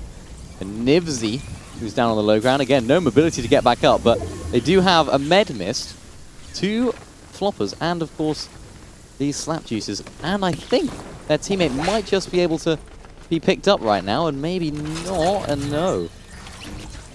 Can't actually get up this quite large rock, so having quite a few difficult situations on his plate right now. This is where zero build becomes a little bit more difficult. There it is. There's the step. He's found it. Able to find some great loot as well and just get into this dead side of zone. This is such a prime position when it comes to the actual side of zone you want to be on, but low down, lack of elevation might prove problematic later on. Got enough to play this one out pretty effectively. You see him going back, getting the ammo that he needed. He was running a little low on some things. He was able to get the slurp juice, which is massive. And then, of course, there were bunkers down low. So a lot of the vital resources to play out an endgame was just found there, more or less gifted to him in that moment. So now if he can continue to survive and play this one out and get it to the final moments, might be able to make something of it, even as a solo. Yeah, a lot of viewers right now to beat Wingu and teammate Evilov. That's how I'm going to attempt to pronounce it. I'm probably wrong. So I'm just calling him Evil. Evil. I think it might be Evil, you know? Evil VF. Evil, what's happening to them right now? Unfortunately, the whole lobby. Listen, man, if you were an angel, you might not have been taken out like that. That's what I'm saying. It's the name. It's unfortunate. It's because you're evil, man. They were focusing on you. That's fair enough. Change the name, you might have better success. Who knows? Who knows? Who knows? I don't. Me either. And Milad looking to try and make their way into zone right now, and it's RezHex and his teammate Icy right now, all the way up on top. Excited about this duo as well, actually. I know RezHex very well. I play with him in a lot of tournaments myself, and he was actually telling me that these guys have been practicing 6 hours a day. Wow. For the past month. They're very, very, very confident in their qualification and very, very confident in their positioning right now because they are looking very, very good. If they can both stay alive, they can both avoid getting headshot sniped or looked at from another team that could prove vital for them. As Zara there going down to Kiro, so Ark has to pick up the pieces and maybe pick up his teammate in the process. 6 teams left, 11 players to go, and this is a prime position for RezHex and Icy right now. Huge positioning, and they do pull the zone, so wow, absolutely vital stuff. They still have 3 Slurp Juices, Panda, and the bunker as well. And RezHex actually using that Breacher shotgun to try and make as much space as possible down below. She's pinging some shots on Milad. And cover for now is broken, but their pressure remains unchanged as threats now have to try and solve the problem of Milad going down. They didn't actually pull the zone there. I thought they did, but they had to make a little bit of a rotation, so not quite ideal from their POV, as now it's RezHex versus Threats. Can he take him out? He can. Takes out Milad. Threats is the last person alive, and Icy has to try and clutch up. RezHex is there, but doesn't need to be used as Icy now managed to clutch his way back up. This is a 5 elimination game for them so far. Novix, as a solo, still alive and kicking, doing well. 3 teams left, 1v2v2. Ooh, can he hold on? Ooh. Finds himself running straight to a duo. Will he be able to take them both out? He does! Oh my What a cleanup! The little 1v2 of the ages. Novik staying in it. Now, though, the focus, he needs to be careful. These are, oh my gosh, I didn't even think about it. The wasp. The wasp swarms. We haven't seen them used much. There it is. Unfortunately, we still won't get to see it used too much as RezHex, your boy, my boy, ends up cleaning it up. I see him on socials. Yeah. Good dude. Very good. Not overly negative, doing a lot of the positive things. That's what we'd love to see here. And so congratulations on the win. Big win for you. Yeah, great job. You love to see that. I mean, their positioning throughout that endgame was really solid. We saw them going for that Rift Island to try and actually get that mythic drum shotgun. Ended up dropping it out. Of course, we saw RezHex using that Breacher shotgun right there, doing a great job as well of just breaking as much of that cover that other teams could use as possible, and absolutely perfectly played. There's not too much else we can say. It's just that is how it's done. Claim high ground, try and clear a path to the rotation, and do it well. I couldn't agree more, but honestly, again, these early fights have been either telling us a story to come into the in-game or have no relevant impact.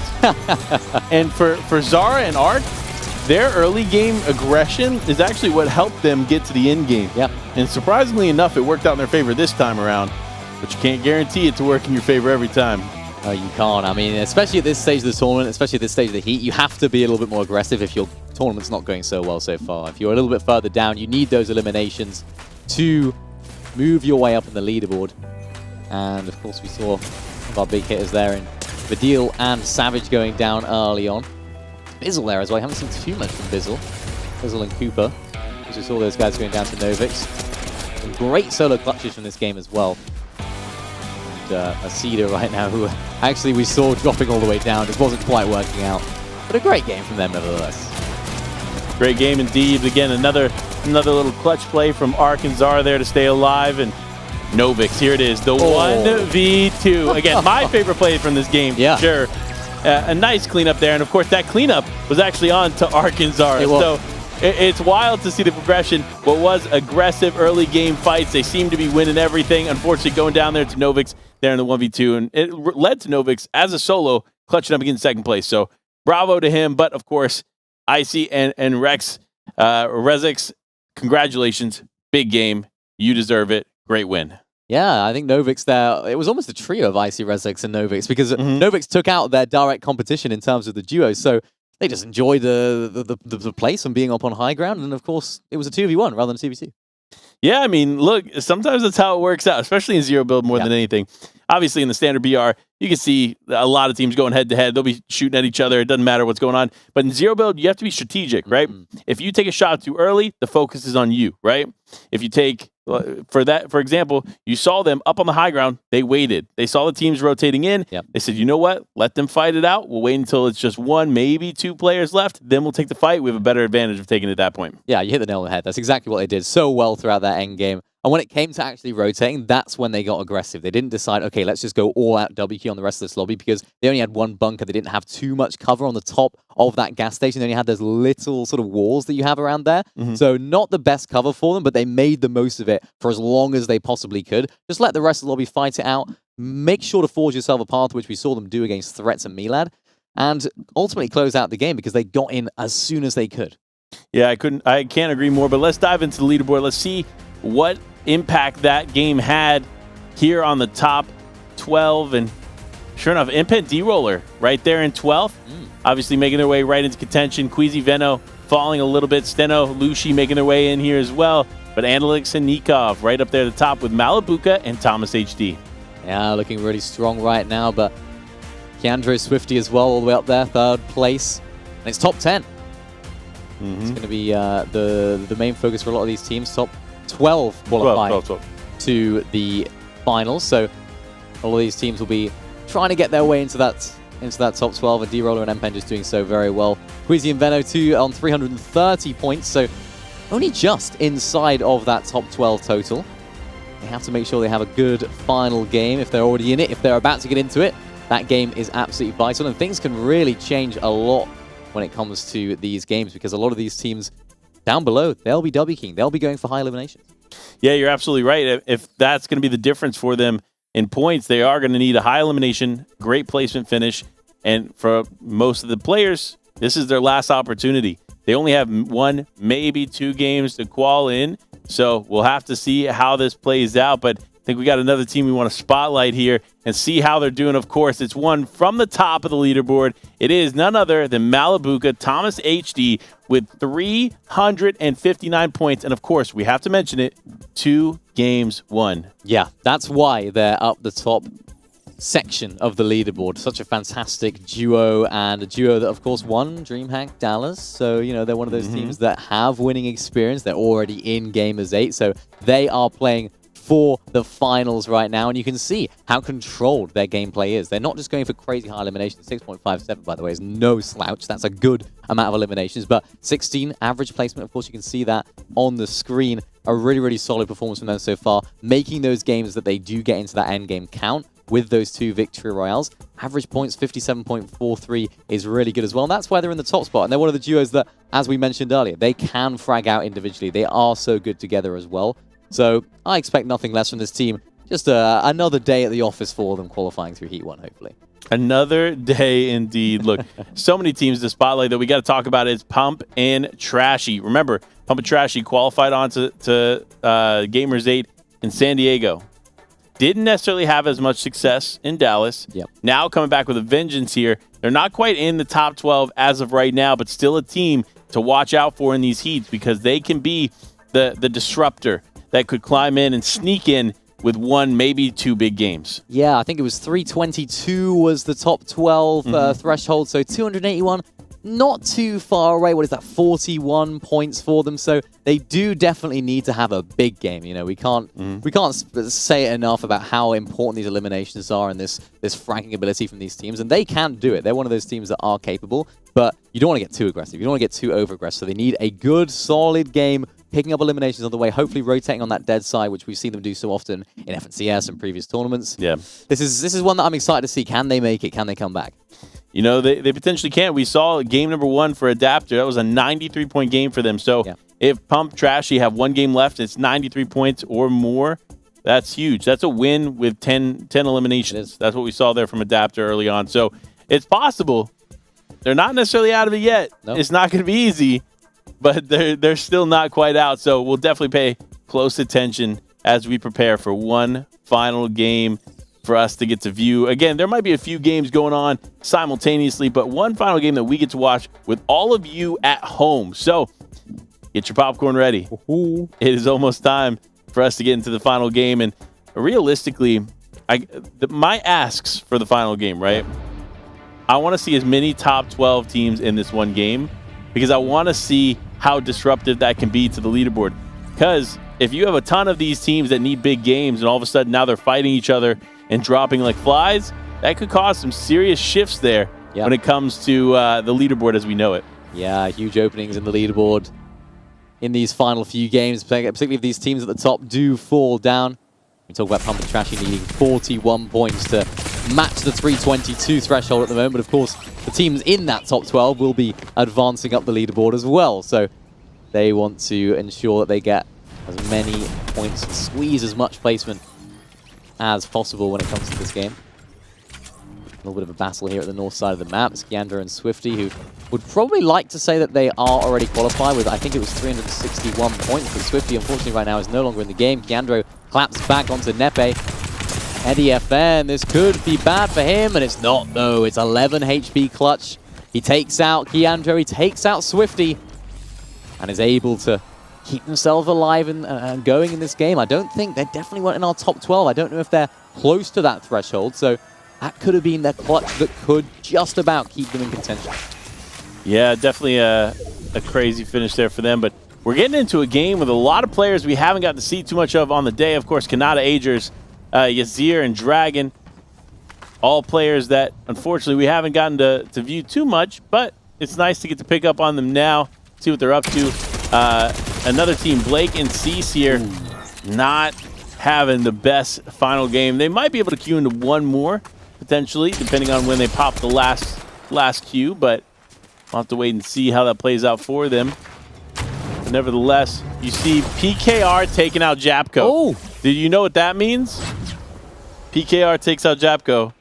It's the, Seti versus Cammy. Cammy, yep. Polish on Polish activity right there. It could potentially be a fight to watch. And as I say that, Seti actually picks up Cammy. Ooh. So, you know, the Invitational champions going head-to-head. It looks like Seti's going to clean this one up. But now, though, the focus is on Jalen and Rudolph. With Rudolph's mom supporting in the crowd, you know he's got that buff. Yeah. That family support buff. So they can't lose this fight. But it all depends on how Jalen plays this. You see, they've got the health advantage. It's just a matter of how aggressive they can get here in this fight. Big shot comes through.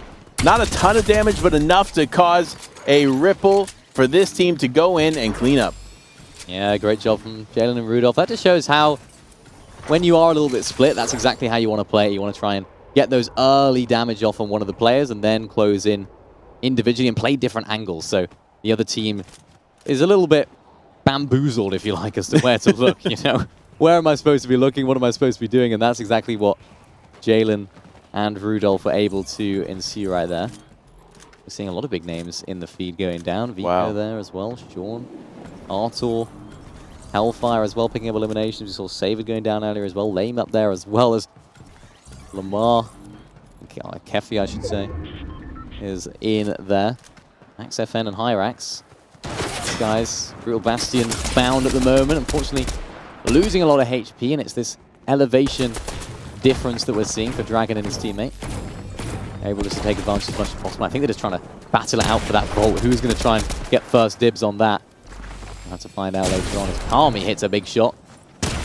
Vaniac, his teammate, a little bit further ahead, so they have to try and get back together as soon as possible, as they've now picked up 4 eliminations in this game. PKR and Seti still alive as Vaniac falls down. It's Seti with that cannon, actually nearly taking out himself, I think, there, but it was actually just a little bit of a revived situation for both teams. Stalemate for now. I'm sure it'll all go crazy in just a few moments. Yeah, especially now that Seti has a bit of an advantage here. He was able to pick up PKR into the game quicker. So if they can be quick and be disruptive, just taking shots left and right, applying pressure where they can potentially win this fight. But Kami is using every utility item in the inventory. He said, you know what? You might have an advantage here, but I'm going to use everything that I got to make sure you don't have anything if you do win. Yeah, he's making the most of it right now, and unfortunately for Kami, there's no way out of that deep, dark hole. And unfortunately, he is gone out of the game. It's Seti and PKR continue their run. That's 4 eliminations for them. We know this is a team that are in the top areas of the leaderboard. We've seen them up top almost all day. So they'll be looking to try and get this qualification out of the way early. Ensuring that they don't get third party right now, which is an ever problem, an ever worry for these teams. Protector and his teammate just taking some shots, making their presence known, but I don't think it's going to be enough to scare off the likes of Seti and PKR as flat back with some of those cannons. Great job from this team trying to apply that high ground, using these bunkers in conjunction with one another. This is a really nice strategy. Able to try and claim as much high ground as possible. PKR hitting so many shots and cracking the shield. Little trade right there. Seti turns up, shows what he's made of, hits the shots. Protector's left all alone. Yeah, and it looks like Seti's on one right now, to be honest. He's just continually fighting, which is not a typical Seti that we're used to. Seti, especially playing with Cammy, is typically very reserved, playing for the end game, playing smart.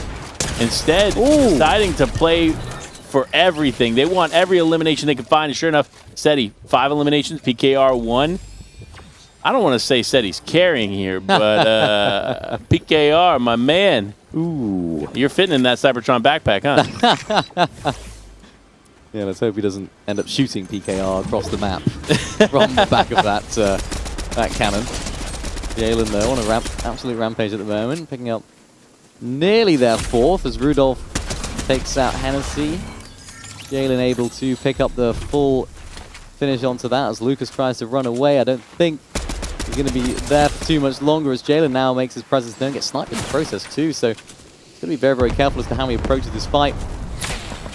But from what we've seen from Jalen and Rudolph all day, they won't let this one slide. They won't let Lucas swim away. He does appear to be staying dry for now on the land, but I don't think Jalen's going to allow it to happen. It's a big 90 shot. There's the next one, and it's enough. But is it enough to keep him alive in this game? 7 HP just about running into the zone, but if anyone spots him, his game could be over. Yeah, it was definitely risky with the amount of health that he had left, and now he just needs to try to heal up, but that's still not enough time here too. There it is. The banana comes through. The apples come through. This will put him just above so he can run his way in, take the med kit, and still survive despite the storm ticking away. One action to another. ERS takes out Nebs.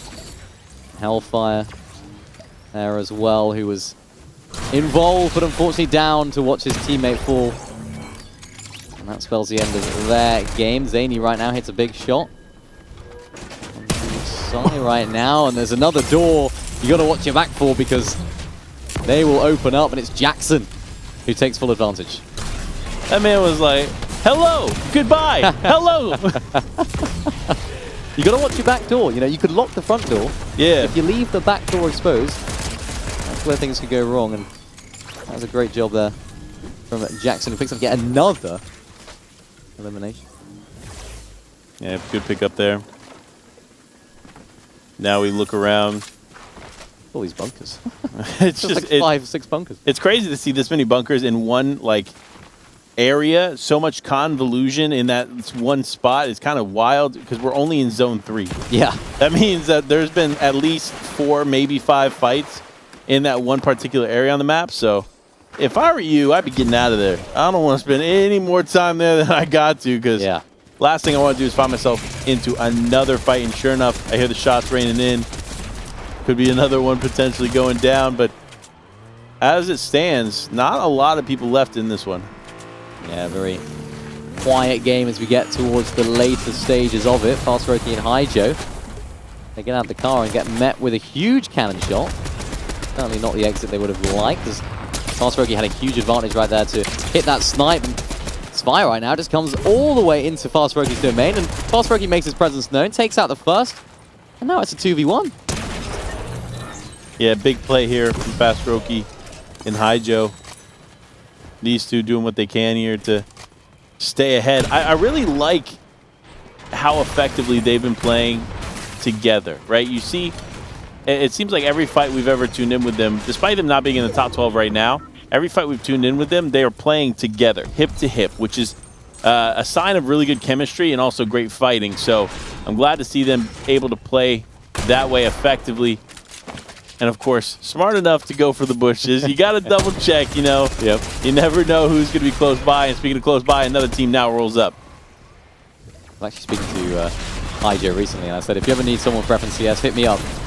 And I think his reaction of not hitting me up told me all I needed to know. But for Frey and Cheating right now, they're involved in the fight. And unfortunately for them, get met by the barnstorming run of Farsroki and Haijo. They have another. They're just rolling up. Jackson says hello and says goodbye immediately, as that's now their 9th elimination of the game. We're still 20 players alive, 18 others. These guys are on an absolute tear. Every single team right now is a duo that is alive in the game. So Farsroki and Haijo, if they keep up this level of form and this ability just to storm through almost anyone that comes in their path, these guys could be on for a very, very good game. And hopefully for them, a qualification into finals. It seems to be a typical trend here for us in these DreamHack events is the final game of each heat seems to be the most active. And so we're in zone 3, and we only have 20 players remaining. That is significant. Yeah. Just to give you some context here, in the first 3 games of the day, we were averaging right around the 52-player mark at this point. 40 to 52. And so now seeing only 20 players remain, that just shows you how aggressive these players are playing. And for Relvis, that is not how you wanted to play it, man. Hitting the mushroom, going up in the air. Now his teammate just trying to play a bit of a range game. Can he exchange evenly or potentially have a significant advantage? He is a solo, so he needs to be careful.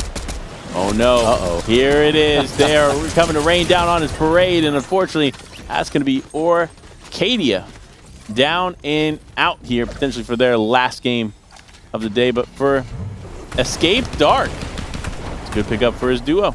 Yeah, Giras right there. Couldn't quite find anything right now. And Daylight and Gloomy appear to be rolling on through right here as well. That's their 2nd elimination confirmed. And Rudolph, I think, was the snipe from Jalen and the beam from Rudolph that was actually able to pick up Gloomy. And now things are looking pretty gloomy for this duo, as Daylight has to try and find some by driving away. Yeah, at this point, Ooh, I like that a lot. We got to talk about that for a moment, finding new ways to use these new weapons, not just for damage, but for other things too. But unfortunately here for Daylight, it's just gonna be nighttime. It is nighttime indeed. I like that play. Actually, it's funny because I knew that you could do that with the cannon, that you can like shoot yourself backwards. I tried to do it, shot myself. Immediately. Lost 110 damage and things didn't go too well. But for Farsroki and Haijo, we were talking so highly about them earlier. 9 eliminations, almost down the drain if they're not high enough on the leaderboard. And it's S-Dark and Jintle right now who are on top. That was not what I was anticipating us tuning into. No. Seeing them go down like that was definitely unexpected, especially with the run they had early on. But that's kind of how it goes here in these final games. When everybody's super aggressive, you're going to run into teams who end up getting a better advantage because the skill the skill gap between the players that are in this lobby right now is very, very small. Yeah. So it's just a matter of who has the better advantage in the moment to walk away with the win in that fight. And so, unfortunately for them, they're going to see themselves back to the lobby. But Kanata and Agers in this game, I'm liking that. I like to see it. You see Sven up there in the corner. Great to see him.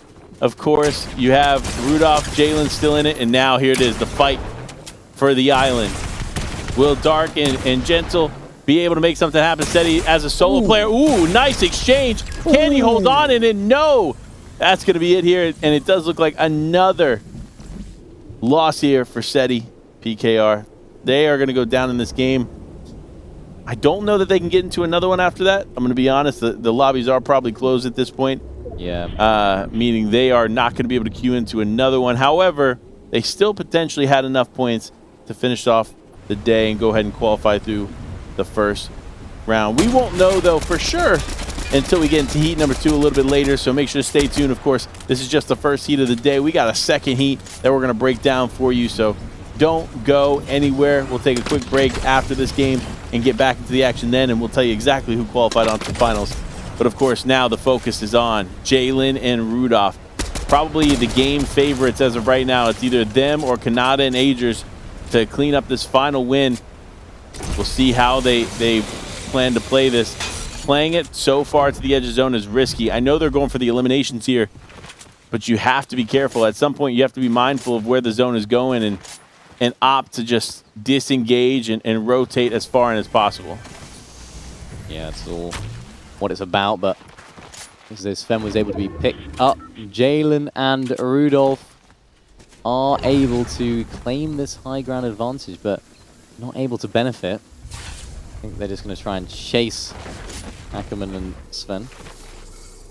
Looks as though they're just able to rotate in using this new mud, and Jalen lines up the snipe. If he misses that, that's not going to be good looks because they're of course going to look back, but he doesn't miss, of course. It's Jalen we're talking about, and Sven is left on a trickle of HP, but it's not enough. Yeah, it's a tough way to go down there for Sven. You know he doesn't want to be caught out and sniped like that, but his teammate going to have to opt to leave him. He's not going to be able to get him back into this one, so left as a solo. He'll have to fend on. It's Ackerman. Just going to go ahead and continue to rotate forward. You see the teams over there still on the island. Could potentially cause a problem for them as they rotate forward, but it looks like potentially some other teams on the other side. Of course, Kanata and Agers, as we mentioned before, a top contender to do something in this game, as they are one of the stronger duos still left in this, but you never know. The way they're playing this makes me think they're just on the cusp of that top 12, needing only a decent placement because they only have 2 eliminations at this stage, sitting inside a bush. 5 teams left, of course, 4 others. They really are not making any sounds, any movements. Ackerman right now are only solo left in the lobby. I'm gonna blend in right now with these these bushes that are all the way around the map and all the way around this new area. More plants than bushes. It's about avoiding the attention of Rudolph and Jalen for now, but I'm sure they'll be trying to hunt out some more eliminations later on. I like this with the mud, using the sliding feature. Actually increases your sliding speed, so you can rotate through the map a little bit quicker, and to get it off, just hop in the water, and that's exactly what Jalen does right now, just to remove that mud. To be honest, I'd be keeping it. I'd be making sure to try and keep as much of it as possible. Yeah. Makes those mid-game rotations a little bit quicker. But of course, you can gain it back again in so many different areas. And, ooh, I like this. Jalen with the dead side rotation. I feel like doesn't get enough credit for his eye-gelling ability. Making his way to grand finals last season. No easy feat. And huge credit to his teammate back then, Twy, of course, doing such a great job at fragging, but ultimately you need that brain, and Jalen was providing it that season, and he's doing it again here today. I like the way that Gentle and Estar right now, they're just claiming this edge map high ground position. Ackerman seems to be their only target at the moment, their only potential trouble in this position. Jalen lining up another snipe, sitting inside of these bushes. Can he make it 2 on that duo? And he can! Oh my goodness. Oh man. Jalen, you are insane. And he's proving why. I mean, remember, when we talked about it before, we said there's two teams that are kind of primed to do something big and finish this game strong. And of course, Jalen, Rudolph are one of those teams, and they just continue to find success here. Big pickup there onto Ackerman.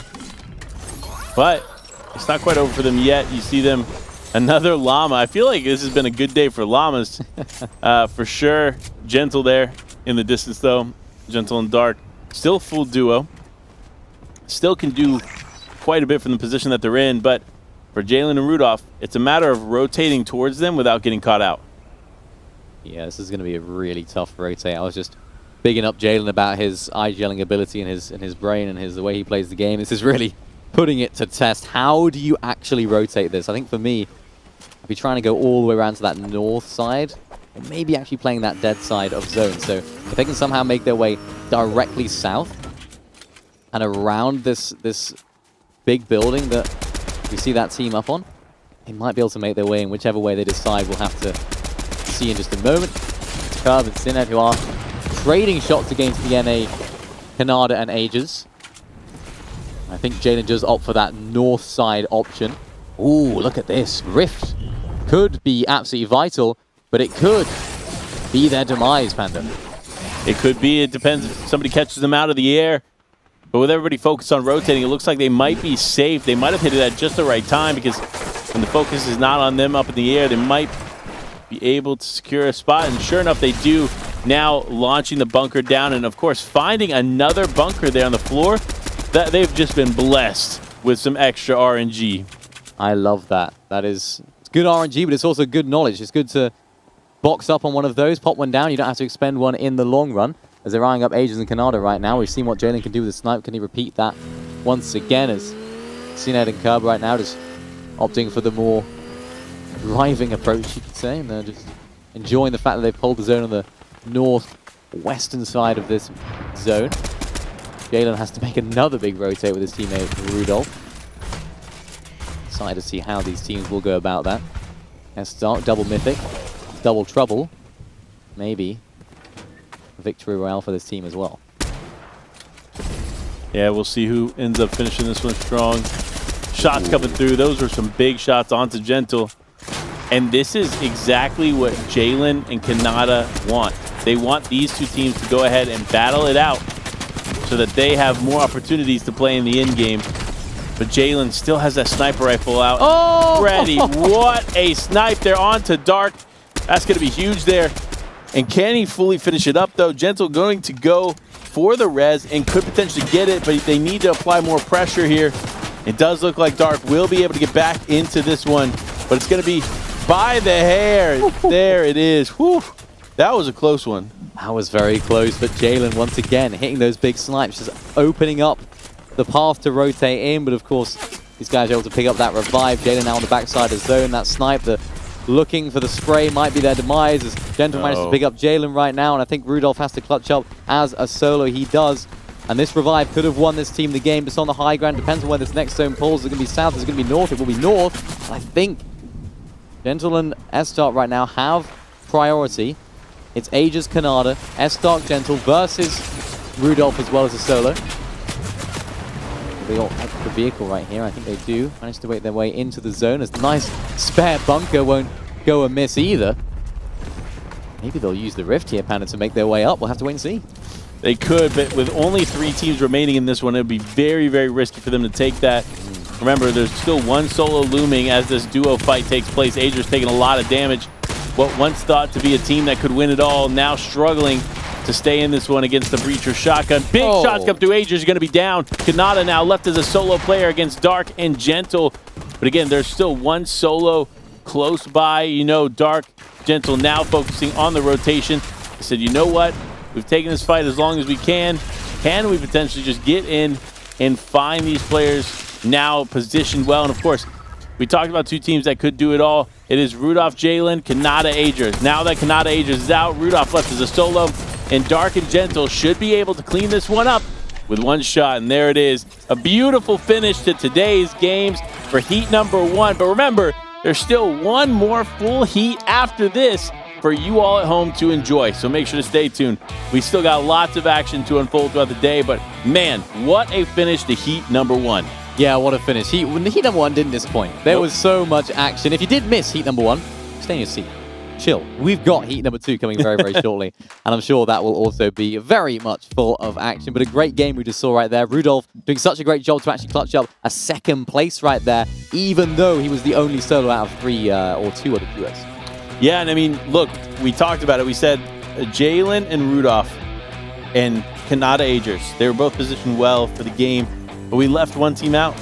Actually, it was more me, and I'm sorry for leaving them out. Gentlemen, you guys did it. What a phenomenal finish there to the game, and it was honestly well-deserved. They played that to perfection. Despite Jalen and Rudolph having a lot of success here in these portions of the game, it all came down to the final moments where everything kind of turns around, and sure enough, Gentle had the high ground, played it to perfection, positioned themselves accordingly each time, and avoided fights. Yeah. That was the big thing, because we saw there in the final moments, it was Kanata Agers then ended up going up against another team. And then, of course, Gentle had the high ground, waited, was able to cut out Agers. Just beautiful finish. Yeah, really beautiful stuff. And that's ultimately what it's all about. It's like making sure that you know when to take the fights, what is the most optimal time. Of course, this clutch right here, again, it's these solo clutches that then go on to, oh, you didn't have to put that in. Sven going down to 4 damage. Dear me. Dear me. Well, we'll try and ignore that. Sorry, Sven. We put it in. We have to put it in. You know, it's just a quick one, right? We just breezed by it real quick. Nobody noticed. Yeah, I mean... what happened? Yeah, what was that? I didn't see that, but I did see, of course, Gentle and Dark finish it off strong. Beautiful finish.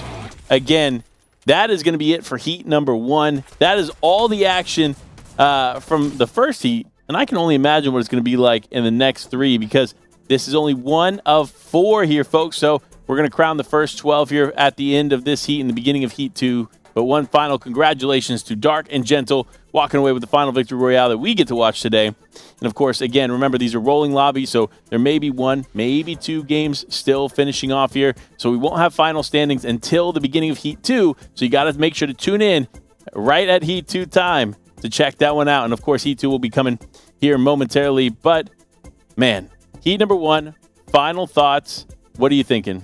I loved it. I thought we saw a lot of our big teams doing very well. Some of our teams that we didn't expect to do so well had their moments. And I think that's what, hopefully, they'll be able to build on that confidence. We saw some of our teams were a little bit lower down. One that I can remember, of course, Rezex and his teammate doing so well. Not quite in that top 12, I wouldn't imagine right now, but that confidence is just going to do them absolute wonders. So for those sort of teams, keep those grinds going, keep those games going, make sure to keep the confidence high. And for the teams that have already qualified, which we'll find out later on that top 12, they are chilling. So it's all about what you can do between now and finals on Sunday to make the most of that time. You're absolutely right. But let's dive into the leaderboard as it stands. Again, remember, this is not a finalized leaderboard, but this is the leaderboard as of right now.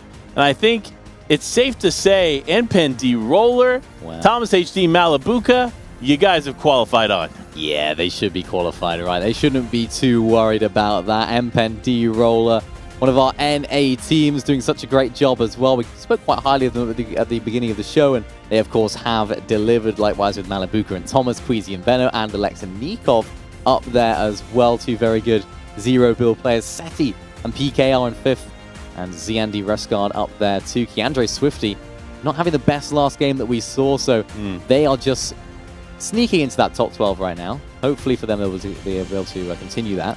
Tuna and Dandy are there as well. So this is where we get to the sort of danger zone of whether they might drop out when it comes to the final standings. Acorn, Okis, Kanata Ages, Adapter and Mansa, and Steno and Lushi making up our top 12 as of right now. Good top 12. It is. It is very good top 12 as of now. But remember, we won't have a finalized top 12 until the beginning of Heat number 2. So as we get ready for this break, make sure to stay tuned. Go grab some popcorn, food, water, get ready, because Heat number 2 is right around the corner. So, as we get into this break, we'll see you soon.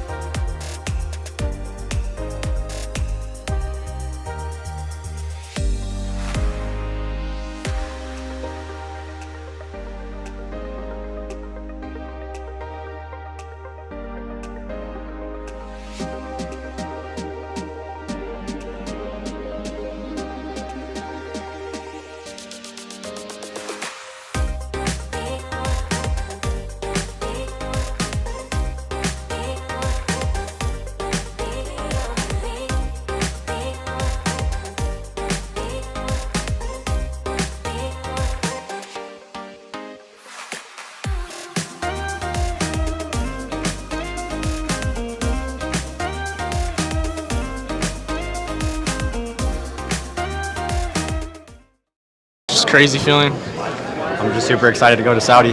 It's going to be great. Just play scrims, practice our strats, and just grind a lot. Yeah, what he said, just scrimming, grinding, VOD reviewing, all that.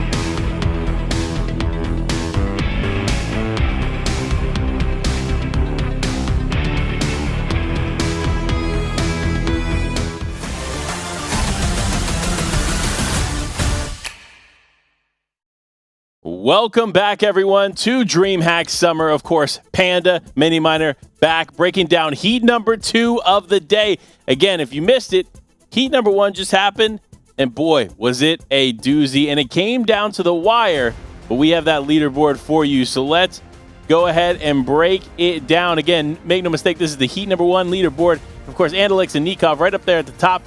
410 points. Malibuka, Thomas HD with 395. And of course, D-Roller and N-Pen finishing in third with 381. But we got to talk about 12th place because Glubshy and Pluto, in the final moments of their final game, were able to slip in and overtake who, Mini Miner? Aegis and Kanada. So close. Not quite making it into that top 12 by only 11 points, 12 points just around that. So it just shows those small, minute improvements to your game that you need to make will be so important. But looking down the rest of the leaderboard, of course, Queasy, Venom making themselves into the finals after heat number 1. Seti PKR as well. We see Gabix and Acer inside of that top 7. Zandy, Rescard, Cami and Japko, Keandro, Swifty, Tuna and Dandy, and of course Glubshy and Pluto making up our top 12. And absolutely stacked top 12 there.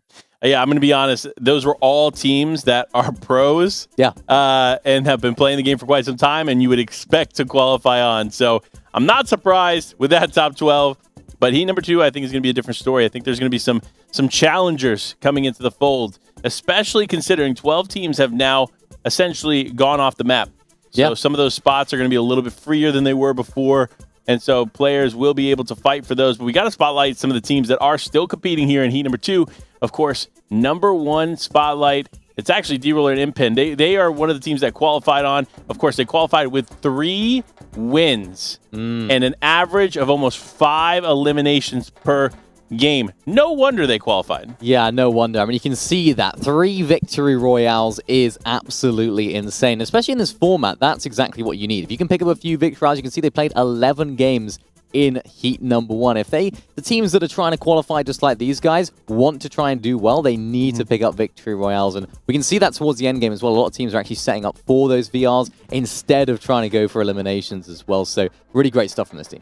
Yeah, I couldn't agree more. And of course, we got to dive into our second place team as well, and that is none other than Malibuka Thomas HD, the DreamHack Dallas winners here, qualifying on in the first round. So 2 games won, but 6.5 average elimination. Are you kidding me? Thomas, chill with the sniper, man.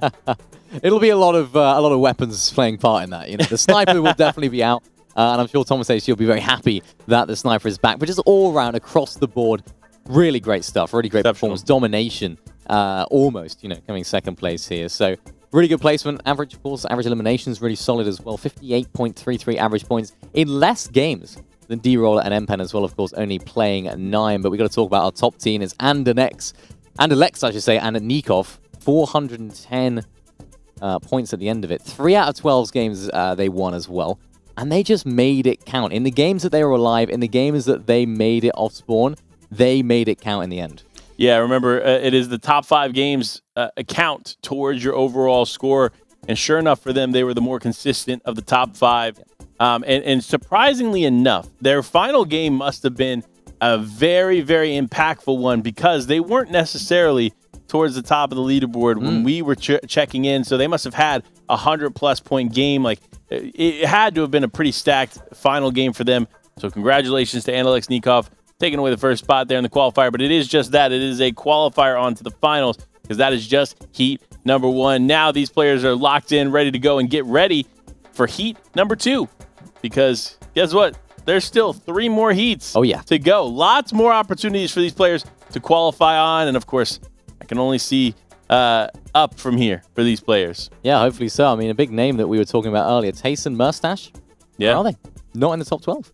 Yeah, you know what? Again, this is what happened last time. Yeah. It's happened to Dallas. They are an exceptional team. They had a lot of pressure on their shoulders to perform, and they performed towards the top of Heat 1, and then it was the final 2 games where they got completely knocked out of the top 12. Yeah. So it really just comes down to how consistent you are on the day, but with the amount of players that are here warming up, getting ready, I'm excited. Remember, there's about another 200 players here competing, getting ready, 200-plus players. So lots of players, lots of opportunities for qualifying teams to go on, and especially now that you have 12 of the heavy hitters from the entire event already qualified on, you got less to worry about. Less to worry about, but of course, that does mean that drop spots will switch up as well, but we expect some of our teams to be switching up drop spots, you know, looking on the map, thinking, okay, this duo's already qualified through, maybe another team that's going my spot is already qualified. Why don't we swap to that as well? But I like to see these POVs just to see what the vibe's like, you know, because we're not there, but it'd be cool if we were, but now we get to see it, you know, almost as if we were. We're basically there. I mean, we're just right there with you guys. Again, we made a bet for Dallas. We said first person to find us $1 million. All right, sounds good. But now it is time here. Let's go ahead and get into it. Another absent team from the top 12. I didn't even think about this. Yeah. Janice and Reason. We watched a lot of them in Heat number 1 and a lot of phenomenal plays, but unfortunately find themselves absent in Heat 1, but that's not going to be the story in Heat 2. No, no, no. Ooh. They're coming back for redemption. Yeah, they're back with a vengeance, and hopefully for them it will spell the beginning of a very, very strong Heat for Janice and Reason. We saw a lot of clutch moments in that sort of early to mid game. We didn't necessarily see too many crazy moments in their end game. So for now, though, Breakwater Bay seems to be their drop spot. Snazy also at the similar sort of area, the Citadel. And it's SS doubles right there. Who does go down? It's Snazy and Podesai who are able to pick those guys up. A fantastic way to do it. These guys absolutely dominate the Citadel. We've seen these guys landing in this vicinity for so long, and hopefully for them they will be finding even more success as Severinson right there able to pick up a nice elimination. That's their second of the game, so really great job from them. Osberg, his teammate, looking pretty strong too. Dementos, Jenga. All names we haven't really seen too much of today, but again, as we saw in Heat 1, anything can happen, and any one of these teams could pop off. Yeah, absolutely right. And it looks like C's picking up 2. It's going to be the West duo of Poppy Blast and CZ are going to go down to the hands of Cease. Most likely in Brutal Bastion, which isn't too far from this fight that we're getting to watch now, as Balha and Oscus are going head-to-head here with this team. And, of course, it's Magican, your boy, Magician, just holding it down from high ground. No real exchanges taking place. It seems to be a patient game, but oh no, Balha losing the advantage there as lots of shots rain through. It probably was the Cybertron blaster causing a little bit of excess pressure Going to force them off here as the game continues on, though. His teammate now potentially getting involved, but grenades still flying left and right. If you're not careful, one of those could just hit you in the dome. Yeah, they got to be careful. This is a very, very difficult place to fight. Lots of different elevations. Of course, that massive hill towards the south where teams can sort of rotate on in. It looks as though there is 3 teams in this small area alone. So all these guys have to try and battle it out. No one wants to make the first move. Barlow right now and his duo seem to be doing a very good job at that as of right now. And it's Milad and Threats who have rolled on in. So it's a 2v2v1 situation right now, I believe. This is a really great job from this team. I thought they were going to third party this, but no. They're thinking about it. You can almost tell in their gameplay, they're thinking, should we go in for that? Should we not? I'm not too sure. And I think they decide to just get away and ensure that they're still alive going into this endgame. You know, look, it's the right play with the information that they had. With the information that we had, however, it would have been a fight that they could have actually taken and won because of the significant damage there onto Threats. But again, it's a risk that sometimes you're just not willing to take. But oh my gosh, snipers are back, folks. And don't forget it. Tropics isn't going to let you forget it with that beautiful headshot onto Dementos. Now, will he be able to finish it up, though? You see Jenga in the distance waiting for him to come close to his teammate. Potentially try to catch him off guard. You see locked in on his teammate's head. But Tropics knows this. He knows there's a good chance he's over there in the bush. The bush is broken. But wait. He doesn't hit him. So does he still... Oh, now they're checking. They're checking every bush. Yeah. Checking every fold. Will they find him? Sure enough, they do. Jenga is unfortunately going to be out of this one. But honestly, that's the way you want it to go. If you lose your teammate early in the game, number one, it's kind of like, all right, let me just dip out. Yeah. Like, it's not worth me playing out anyway. We have unlimited games. We'll just queue for the next one and keep it going. That's what it's all about. And us and Pink, Marius and Tino. Let's see if these guys can battle it out right here as we hop on over towards Shattered Slabs. It's Cooper and Bizzle who do fall. It looks as though they might have been on top of it for a few moments in that fight, but of course, it's iDrop and Mappy, who we saw doing very well in heat number 1, but not quite having the performance that they would have liked. Not even inside of that top 12. 39th they came in heat number 1. And so not necessarily the best performance, and then they'll be looking for a little bit of redemption as well. You know, it's very, very difficult to accomplish what these top teams do, and it takes a lot of consistency and a lot of eliminations. I think that's the one thing that's underrated. We talk about different styles of tournaments, and we talk about how important placement is a lot of times, but you can't just win every game in this format. You have to win with eliminations. You need to be getting the elims too, and I think even if you win 5 games, you could still potentially not make it through. That's how seriously tight this race is. So despite a lot of teams that we thought did exceptionally well, it all comes down to how they balance both placement and eliminations in the final moments to really take one of those top 12 spots in the leaderboard. Yeah, Mappy right there taking out Osberg. Now they're having to close on in. Severinson not quite able to clutch up and become the hero in that battle. And Nas and Pink, they're still hovering around this whole area. Tijano right now, look as though he's fallen down. Does Tijano, and now it's Marius trying to clutch up as a solo, but unfortunately, of course, that only goes one way, and I think it was able to be Pink right there, who did 4, but I think there was another team that was involved. I think there's another player that's making his presence known. For Nas right now, is he just deciding to rift on out of here? What's the play? What's the decision here? Of course, we know how good Nas can be in zero builds, even in creative maps. Oh, Mr. Beast Millionaire, as he is now known, won $1 million from the Mr. Beast Cup. I was going to say recent Mr. Beast Cup, not quite that recent, I don't think. Quite a while ago. I think it was back at the end of last year, so he would have enjoyed his 2023 being an official millionaire from one tournament. Basically made a lot of people's earnings in one entire cup. Yep. Which is great to see, and he deserves it a lot. He does. To Anas, and his dad is lovely as well. And Abu Anas. Abu, the legend. I know he'll be cheering on for his son, and they're both absolutely lovely. Spoke to them at the Invitational, spoke to DreamHacks in the past, and just a fantastic partnership they have. They have a very good relationship. His dad is so outgoing. You know, he's always one of the first people to sort of go up to you and be like, "Hey, how's it going? Good to see you." And Anas is very much quite the opposite, you could say, quite reserved. Yeah. In his personality. Yeah, even his lack of excitement around the Mr. Beast win was, of course, he's like, cool, a mill, right? Back to gaming. Back to the game, please. It's definitely funny for sure, but I gotta say this: Anas is one of those underrated players. He continually wins majors. Like I would consider the Mr. Beast event. It's not like obviously a structured major event. It's still a major prize pool. Then he also won Gamers 8 last year with Pink for 0 build. And then I know he's done very, very well in FNCS several times. He's done obviously exceptionally well in third-party events. So he's a top-tier name for sure, and I don't think he gets the credit that he deserves a lot of times. So shout out to Nas, man, for just being a GOAT. Same thing with Pink. Pink is, well, like we talked about before, he mentioned on socials that he has kind of lost his focus a little bit. Now that he's gained it back, I believe that's a team that can easily qualify back on to Gamers 8 today or this weekend, and then hopefully showcase some serious top 5 potential once Gamers 8 event actually takes place.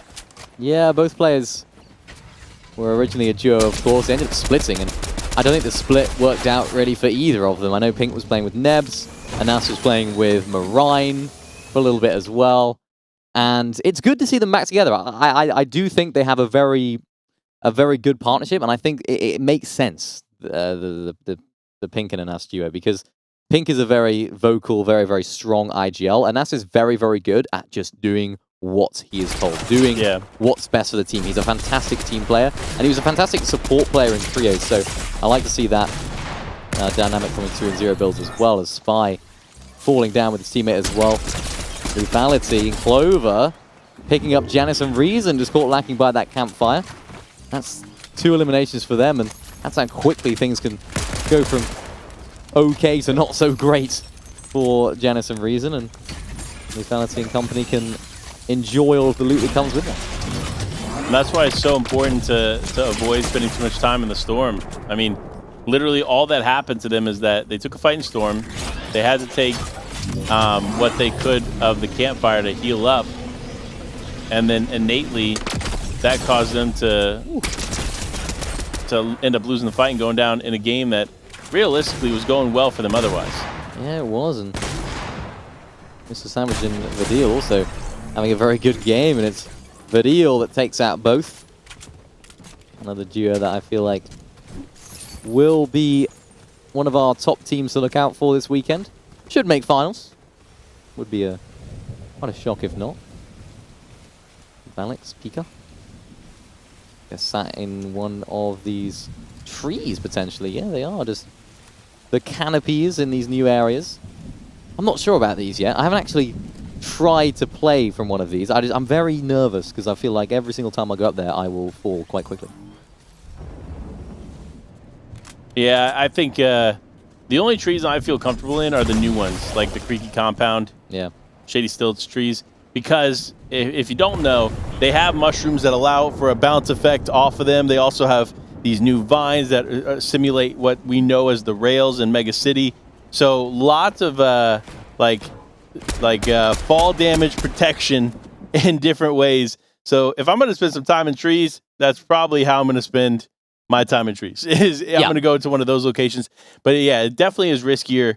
But what I will say, and unfortunately we're not going to get to see it here because it's no longer in the game, but what we saw in Dallas was a lot of players using ODM gear and web slingers and bouncing off trees just to stay alive in the final moment. Because the movement is pretty slick, right? You're bouncing, literally it just looks like you're going back and forth off the tree.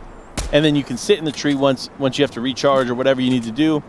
And that's how a lot of teams were finding success. So while we don't necessarily get to see that same effect now, I can still see trees being partially effective for protecting some of these players in this game. But Mappy, eye drop for redemption.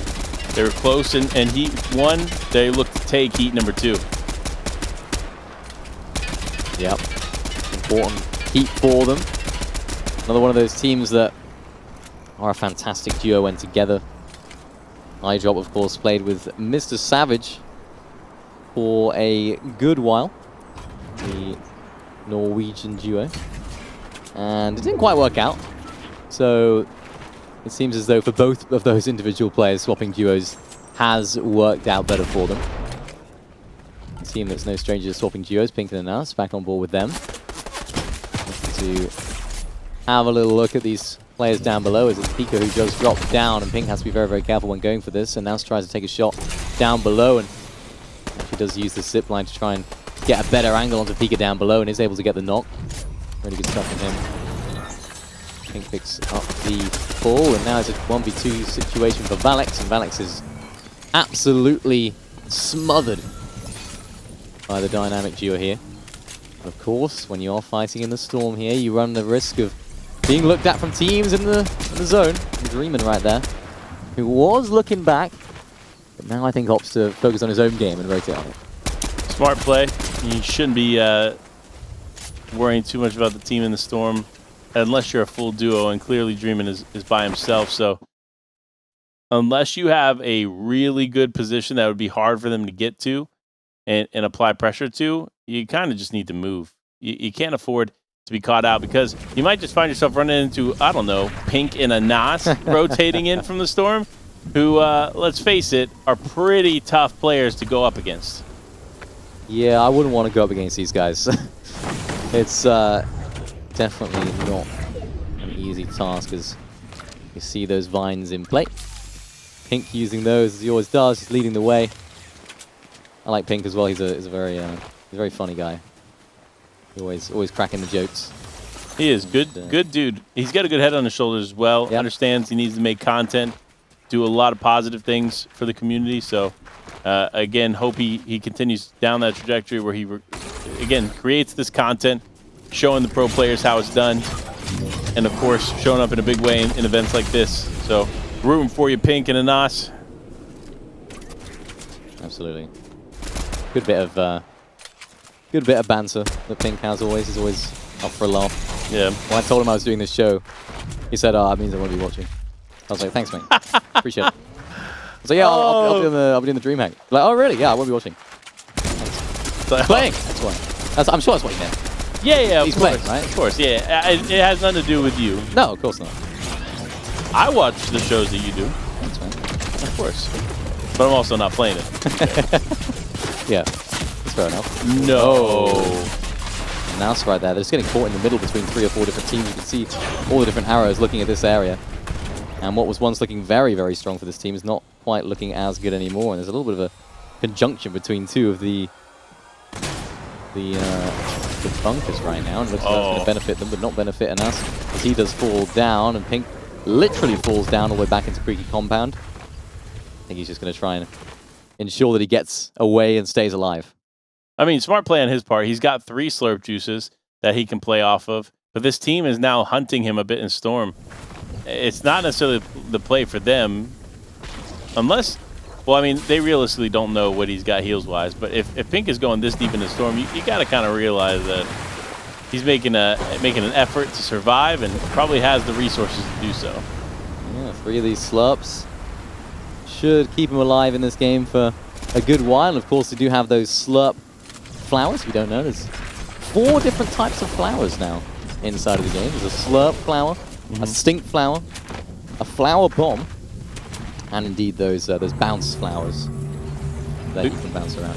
The cool thing about them too is you can like launch them as well. So you can't just, or it's not just like breaking them in front of you. Yeah. You can actually like hit them towards other people and cause them to cause effects on other people. There's a lot of like creative ways to use those plants. So can't wait to see some clips made in those areas. We'll have to obviously watch the Shady Stilts, Creaky Compound areas, because that's where they're primarily located. But look at this.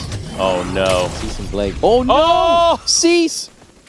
You meant to shoot it at the opponents, not yourself, as he's found out very much the hard way. I think he heard you during heat number 1, and he was like... He did. Well, he knocked someone there. Wait. Did he actually shoot himself with it? I'm not too sure, but either way, they managed to pick up a knock onto one of the players inside this area, and I like the positioning here. I'm sure Cease will have a lot to do with this. On this dead side of the 6th zone, as the storm is pulling in. They're going to have so much real estate to work with, but they have to ensure that they have enough heals, enough whites to stay alive for the whole 40 seconds until that zone does play. And actually, it's going to be a little bit less than that as they do manage to find themselves in. But this is really, really good stuff from Cease. And Cease, another one of those players that I've talked to a lot in person as well. A very, very excitable character and someone that actually makes some really good YouTube content too. Cease's Thesis. And knows the game very well and helps us out by telling us how to play as well. And for those that are at home wanting to learn how to IGL and learn how to position yourself, then I'd recommend. Yeah. Him and I actually went back and forth on names for his really? series. Yeah. So you're taking credit for his... No. I didn't come up... To be fair, I didn't come up with Cease's Thesis. Okay. I had some other ones. Okay. But we went back and forth, and finally when he settled on that, he showed me like the early renders of what Cease's Thesis looks like. It's cool to see the evolution of content amongst the pros, and I recommend it to everyone. If you are a pro player or you're a player that's just passionate about the game, make content. Short form, long form, it doesn't matter. Like, genuinely, content is so valuable to the masses, and it's valuable to you too. Once your content starts to really pick up, you can do big things with it, and of course build a brand, grow. And I think that's what a lot of these players, while they have big brands, they don't know how to capitalize on the content side of things. And Cease is doing a very good job of that. But now we switch focus over to Zany, who just kind of chilling. Hoping for the best. Oh, now able to connect with some shots, but he can't connect with the shotgun shot where it matters most. This is 2 in a row. Zany goes back to the lobby, and maybe after this needs to go to an aim train. He needs some milk. Oh my gosh.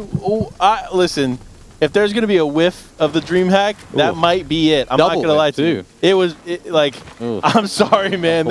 Got to call you out. We're calling out his due because that was tough. That was tough. Tough to watch. But, you know, listen, don't worry. There's only Heat 2. Got plenty more opportunities. Unlike Vortex, who's been sniped.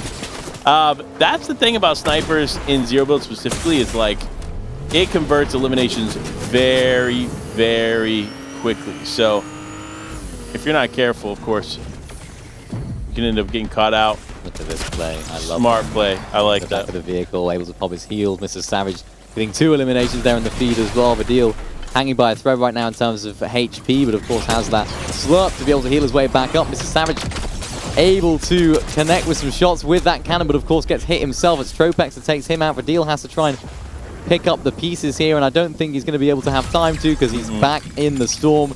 Either way there, it wasn't going to end well. Yeah, they were kind of stuck in a position where realistically they didn't have many options. They didn't have heals to continue to take the storm. They didn't have protection to push their way in. Like, there's just kind of wraps at that point. But knock on to Pink exchanges for a knock on to Vortexia.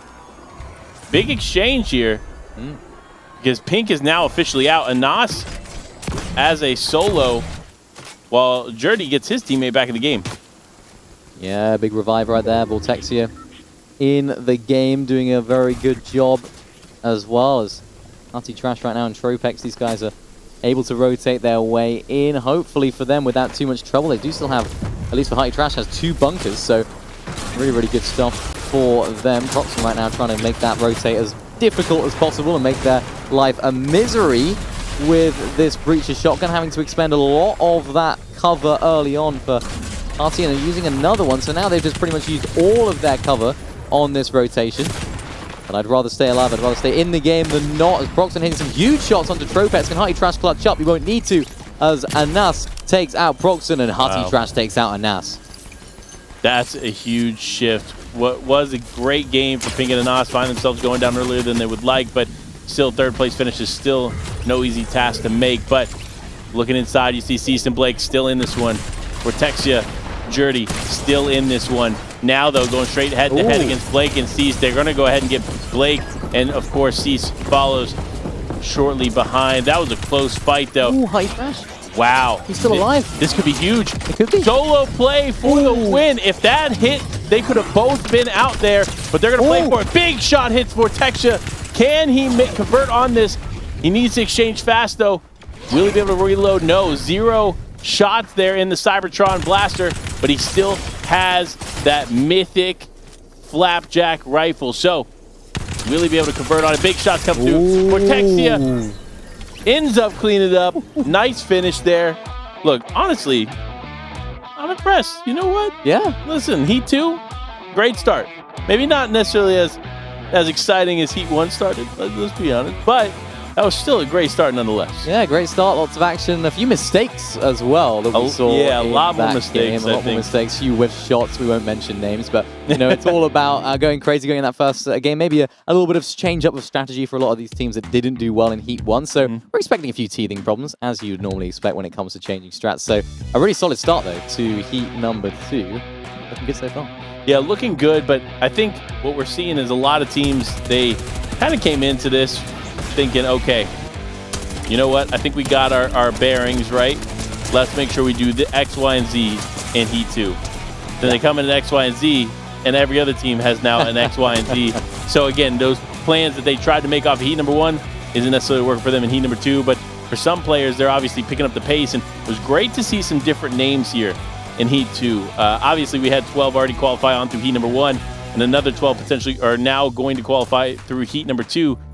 But because of the games and the way that they're structured, we only get to see so many teams, and now we got to see a lot of new names playing in this one, and it was great to see Cease and Blake too. Yeah. While we had them in a few games in Heat number 1, it was great to see them in the end game there in Heat 2. Yeah, they deserve it. I think they played that end game very well. Of course, not quite closing out with a victory royale, but looking at their zones, they had some really, really difficult rotations. Yeah. Talked about that dead side position on that 6th zone. Unfortunately for them, the zone didn't then pull that way the next time. They pulled all the way back the other way. So in essence, they put themselves in the worst set position by being in the earlier best position. And yeah, we saw what happened with Zane. Yeah, absolutely. But man, this was a tough fight too. Watching Pink go down there, seeing Jerdy lose Vortexia for a moment, like watching these exchanges there, which led to a Nos going down 2 and Vortexia getting back into it. Ended up cleaning up Blake and Cease here, which was close. I wasn't sure how that fight was going to go, but it came down to the final moments, and then, of course, you already know, the finish to win it. And what was a pretty risky exchange between Vortexia and Pink ended up leading to their win. Yeah, it was. It was a difficult one for them, but of course that ended up with the revive that came through for this team, and of course they came out with the victory royale. And of course, Honey Trash coming up with the 2nd place right there. Did not expect him to still be alive in that endgame. Actually, when I saw that Blake and Cease were battling against Vortex and Company, they were fine. I thought, yeah, this is the final 2v2. But no, Honey Trash sneaking in there as well, making his presence, you know, as quiet as possible. Yeah. And what a great job from him, managed to clutch up a 2nd after just about clutching up against a Nas earlier on in that endgame. So lots of solo clutches. That's what Zero Build's all about. It is, and it really does come down to who's able to clutch up in those final moments and which solos are able to survive as long as they can. Because again, it's not very often that you see a solo winning a game. True. And that's just the name of Zero Build. Unfortunately, Zero Build is very, very tough to play without your duo. And even if you find yourself in the end game, like Hottie Trash did, you end up going down to the duo because they just have the numbers advantage. Yeah. There's no way to really build your way out of it, so to speak, True. like you are used to in the standard BR. So, great game 1. But let's look for less mistakes here in game number 2. I don't know what it was, but I feel like we watched flawless games in Heat 1, right? A lot of perfection in those end games. And then this time around, there's a lot of like these odds and end mistakes that ultimately led to a lot of these teams dropping earlier than they would want. Yeah, I think it often comes down to patience for the teams, of course, making rash decisions in the moment. Because, of course, if you didn't have a good Heat 1, it becomes very difficult to then stay focused, stay locked in, especially on the same day. Tiredness comes into play as well. You know, these guys have played 10, 11, 12 games already. And now playing again today. And if they don't qualify through today, they'll have to do it again tomorrow. And then if they don't do it in Heat 3, it'll be again the next Heat as well. So it's so much, not even physically, but mentally as well, just keeping your head on, you know, and doing good mentally and doing good physically is most important. Well, yeah, absolutely. Taking care of your health is going to be important, but we got to spotlight one team that is healthy starting off today's games. And of course, in Heat number 2 is going to be Taste Number Stash with a win in their first game. Look at the eliminations. Yes, you see it correctly. 12 elims for a win to start Heat number 2 for Tayson and Mustache. Well, we asked at the beginning of Heat 2, where are they? You know, what happened in Heat 1? What's going on? And I think they've answered. They probably didn't hear us. They probably didn't answer our question. But they, you know, indirectly, they managed to answer it and done a great job with it too. Answered in a big way. And That's what you love to see here at the DreamHack Summer event. Look, honestly, it's a beautiful time right now for game number 2 to start. Great so time. let's get almost into it as we get the game ready to go, get the battle bus loaded up, and it's time. We're not going to make you wait any longer. Malad and Threats, let's start with you. Yeah, that Threats looking okay for now. Got tagged up out the air a little bit, but Gudenbury able to pick up nice elimination. There's 2-3 total for the duo. Kenjutsu crossing seems to be a little bit crazy right now. It's JFC who can't quite clutch up in that situation, but absolute madness down there at Kenjutsu crossing with another team lurking nearby. Yeah, great start here for these teams. Looking around, though, a lot of contested POIs. Kenjutsu obviously being one of them. And, of course, looks like not a lot of action over there at Naughty Nets. This happened for DreamHack Dallas as well. Seems like Naughty Nets is really hit or miss. Sometimes it's loaded with people. Other times, there's not a soul. I like it. I do I'm a too. fan. I think it's good. I think it's quite sad to see no one's going there because I think it's a good drop. I think that just comes down to the fact that there's different heats. Yeah. And of course, some players have gone through, some of the players that will be landing in certain areas have already gone through, some haven't. And you're playing in a completely different lobby for the most part in every single game that you play. So things will look different on the drop map. It's a very difficult place to land, as is this very north side of the map. Anywhere in the snow is always going to be tough, as Katu and Rascology, this guy's able to pick up their first of the game and dominate this area. I did see Mustache in the feed as well, so they are in the game. They being Tayson, of course, as well as Mustache, the dynamic duo. FNCS Chapter 4 Major 1 champions are qualifiers into the Global Championships of the traditional build mode, so they are one team to look out for in particular today. We highlighted them earlier, still yet to qualify, and there are Tayson and Mustache at Brutal Bastion, which is unlike what we're used to seeing from them. We've seen them at Slappy Shores, so a switch of a strategy maybe, Panda. You know, if game 1 for them was any indication of what the switch up has done, I'm all for it. Start landing Brutal Bastion more. Take it, man. Yeah. Because you guys, if you find more success here, go for it. It just makes sense. So I'm curious how this fight's going to go, though. Xweez, Marco, going to take the fight. Trashy and Pump also in this one, which is nice to see. Mythic Pistol already out. It's 2v1. You just kind of need to push it, cause the fight to ensue, and there it is from Trashy and Pump. 3 eliminations already on the board. We're only, what, maybe 2 minutes into the game, maybe 3 minutes into the game, and they're starting off strong. Very strong indeed. Xweez now going down. Xweez no stranger to Tayson and Mustache, and for Marco right now, they're able to clutch up with an elimination. Not quite got the HP for it, though. 2 is the number, and unfortunately, back to the lobby is the same. Yeah, you know, I was curious as to what the play was there. I know he was trying to use the bunker to block, but to then run back, you kind of like just jumped into that elimination there. But nevertheless, Timo, Zoit, they're going to go back to the lobby too at the hands of Frexy. Good start for them, though. 2 eliminations on the board. They got a Chug Cannon. They're looking healthy. Yeah, looking healthy inside of this Frenzy Fields area. Of course, we know that both Cami and Seti qualified through heat number 1, so that's 2 of our heavy hitters that do land at Frenzy out of the running, for at least for now, until we come to finals on Sunday. Of course. Frexy Slopes looking good. I like their rotation out of this area, making sure to get as higher ground as possible. That's the most important thing. See some of the wildlife in play as well. We haven't really seen too much wildlife. I almost expected to see a little bit more boar riding, a bit of wolf riding, maybe some dinosaur action as well, but not quite the case. I did want to see more of the Raptors used, and the reason I say that is now with the augment integration for the Raptor and being able to have like that thermal vision, I think it would be helpful in certain circumstances in the game. But you know, it's a new addition to the game. It's definitely a pretty difficult mechanic to master. So with this being a new event within the first week and a half of the new season, you can't fully expect teams to adapt that quickly. Yeah, true. Maybe some people just don't like dinosaurs. That's okay. Some people don't believe in dinosaurs. But they're very much true in Fortnite.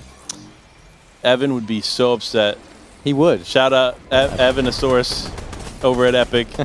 Dev making this game possible. He'd be very upset with you if you don't believe in dinosaur stuff. I'm saying some people don't. You know. I'm not saying you, but I'm just saying in general. The people that don't believe in dinosaurs. Evan's going to add more dinosaurs to the game. He will.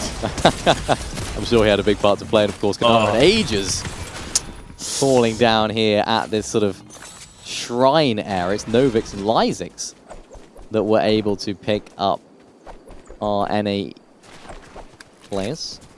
Pro Killer, Flawless Leon. I like the rotates here, using the water to make sure they can get in as far as they can. And do you see what I see? Yeah, I see the augment. There it is. See, that's the beautiful thing about the gameplay and the way that the augments work is there are a lot of them, and unless you are trained in the eye of augment, you could miss it. And that's a huge augment for them. Remember, that augment actually allows them to heal up and swim faster. Yeah. So now they can't heal up to a full 200. They do get all of their max health and then a lot of shield back. So 50 to be exact. 50. So a very, very good augment nonetheless, especially just for the mobility sake of it. Like, realistically, you can end up going upstream the same pace that you can go downstream. Wow. And then imagine how fast you're going downstream if that's the case. Yeah, you're moving. You are booking it if you have that augment enabled. And interesting how a lot of our teams opt maybe to not use that, but could be pretty good for rotating around that edge of the map, the dead-sided zone. SS double right now. Kawa, his teammate, up on top of the Citadel. Such a power position when it comes to the end zones. Of course, we're so used to seeing a lot of builds around this area, but of course this is 0 builds. You have to make the most of the positions that the map can give you and the high ground advantage. So they'll be in a good position if the zone does pull here, but looking very unlikely as of right now. And Kerwood is leading the way. I believe there's a vault over here too. It's one of the new additions just outside of this castle, so I'm sure they'll be fighting over that. I think there's another vault just inside of this area, and that's why there's so much action going down. Novix and Lysix, so we saw taking some players out earlier, but unfortunately, it's Artur and Kefi that are able to dominate and gather all of the loot that they can get now. Yeah, it's going to be a tough finish for them, but for Artur and Kefi, they're still going to be in this one. Great plays to keep them alive, and of course for Kefi, just going to need to heal up, see what he can do, stay in this game. See med kits, I see everything you possibly need right there and ready to go. But now Zoom, a solo v solo competition there, unfortunately not going to go in Zoom HD's favor as Sky and Scroll reconnect here as a duo. Looking around, I'm not seeing too much going on here in that beautiful edge, but another edge that is definitely a little bit more contested is, of course, Tayson and Murstache. Hanging out right here, you see players rifting above them. Now they're just looking for any other existing players right there on the edge. Smart play from them. Try to get any eliminations they can, but they also need to be careful. Last thing they need is a situation where ultimately they get caught out by a team that they don't realize is there. They take a lot of unnecessary damage. While they do have heals in the inventory, they don't have enough to quick heal. So if they get pressed, they're just pretty much set to doom. Yeah, set to fail. But realistically, they're still going to press out of there. Malad and Threats still in this one too. Again, Threats has already qualified to Gamers 8. So I'm curious what he can do now with Malad in DreamHack Summer. Yeah, I'm excited to see. They've been performing pretty good so far. Looking forward to seeing if they can continue that. I like this position on just the top of this little hill as well. And of course, they do have the ability to fly off of that hill if they do want to, with that sort of slipstream effect. And Case of the Murstache just trying to ruin the convoy of Hype and company. I like that though. They went in 2 different vehicles, so they were able to get into one if one was to be destroyed. Tayson and Murstache is playing on the edge of this zone. It does become so valuable to have one of these vehicles, especially when you're on edge, and that's exactly what Tayson and Murstache are doing right now. You're going to have to trust that Tayson knows what he's doing, and if there's anyone that you want to trust in that situation, it is, of course, Tayson. And AC right now, I think, able to pick up an elimination. Reshex is just on a sliver of HP. Can he be able to pick up this revive? and keep their game alive? That's a good question. Can he get him back into the game? He does. And despite them being pretty exposed in that moment and teams close by, they're still alive. They've survived here. And for EC, just a matter of how long they can stay in this game. EC. RedSex, fantastic duo. They saw them playing in the Console Champions Cup quite recently as well, I believe last season. So they've been playing a lot together recently. They have a very, very good setup. ICEC. I'm not 100% sure how you pronounce that name, but I'm sure people will let me know at some point. But I like the way he IGLs. I was actually speaking to RedSex about it. I think he will develop well as a player under a strong IGL as IC is. So we can see that coming to fruition right now for this team. Was able to pick up the revive onto RedSex, so hopefully they'll be able to pick up another victory round like we saw earlier on. A really well played endgame as well, really well played across the board in reality. And for this team, I think they came just inside of the top 50, top 40 around that region in Heat 1. So not a bad performance at all. And for a team that hasn't had the experience at a LAN together in 0 builds, they could just about pull off a little qual here. They could definitely pull off the qual, pull off something big.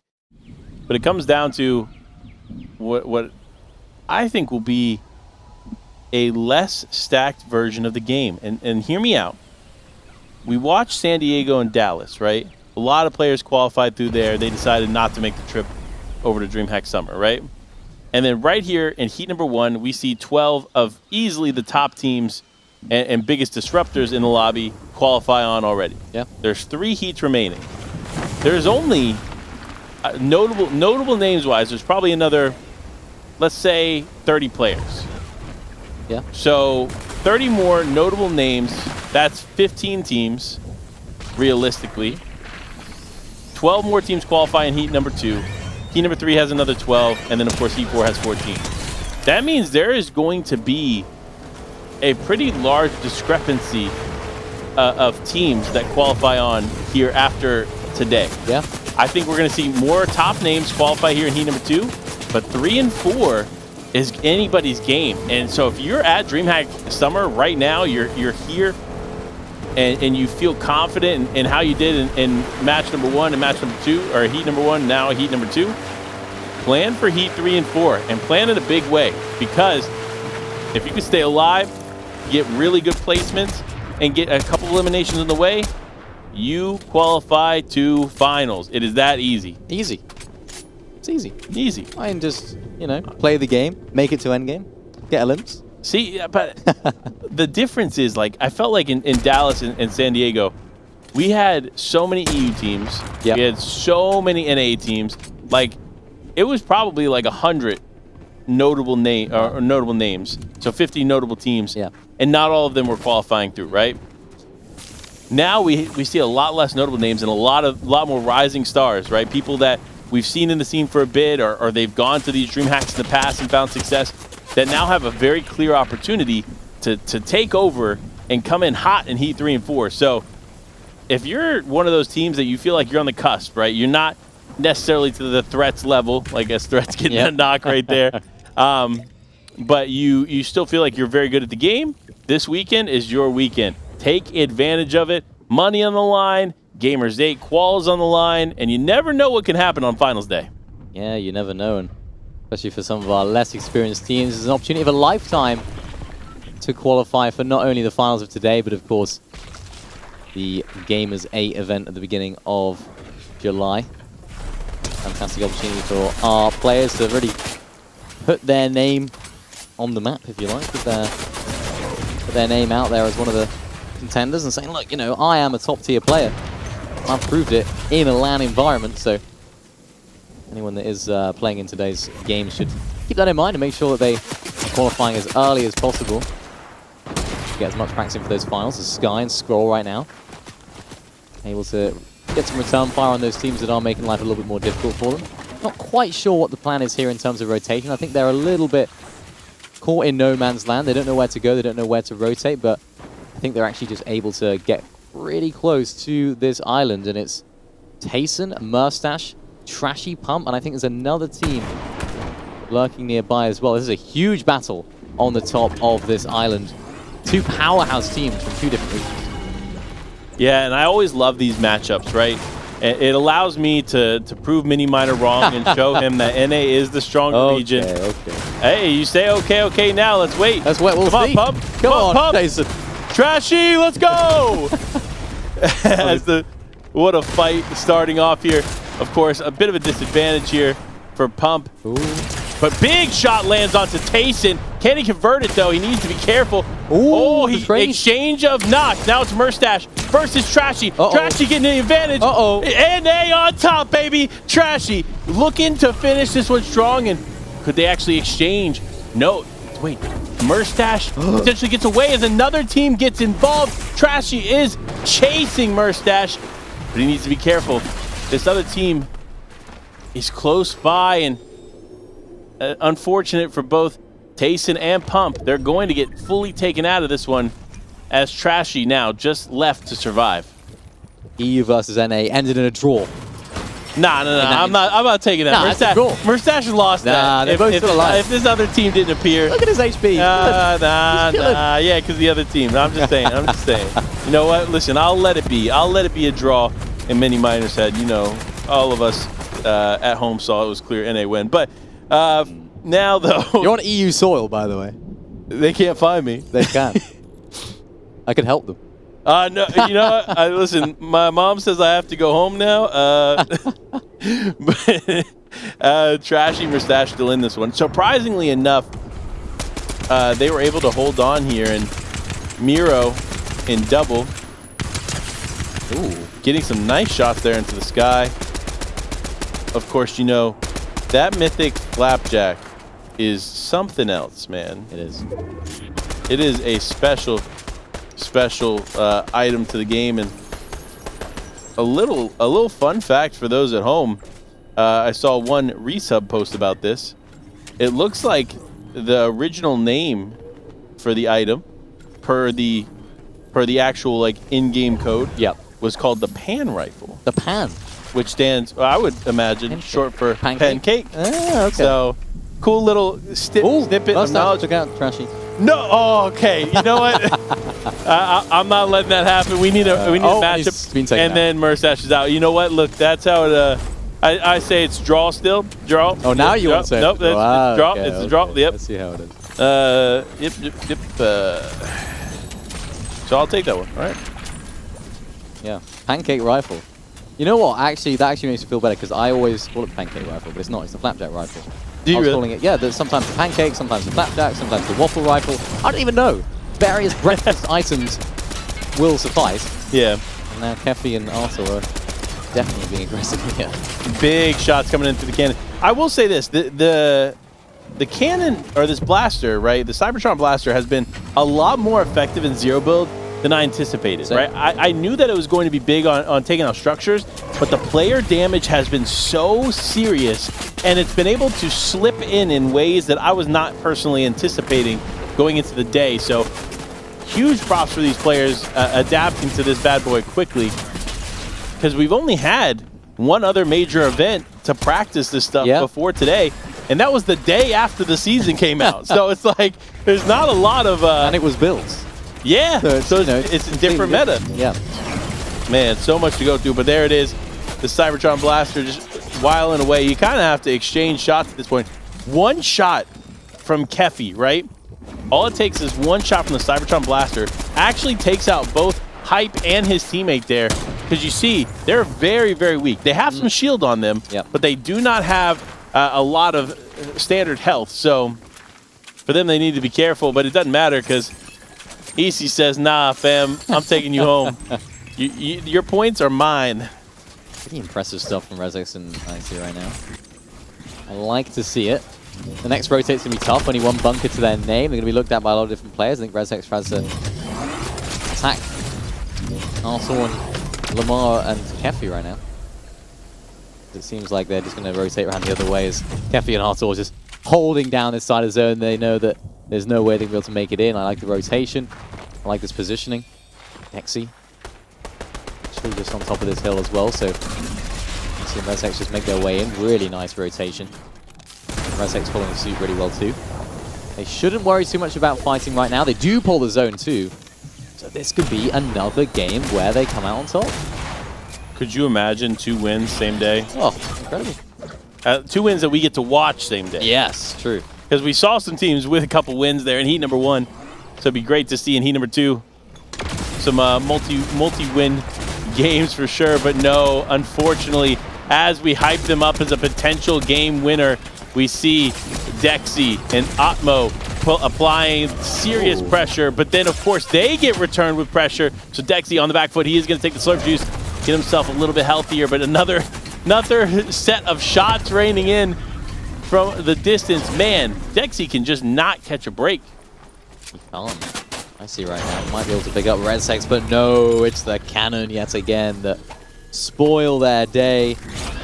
And unfortunately for that team, we won't be seeing them any further in this game. Solid performance though, top 7, top 6. As Dexy gets himself a top 5 in that game. It's Bad Sniper that takes him out. Art Skill through 2. 11 eliminations for Bad Sniper on his own. This man is on fire, but I don't think he'll be able to be on fire any longer. I think the fire might be extinguished quicker than we think.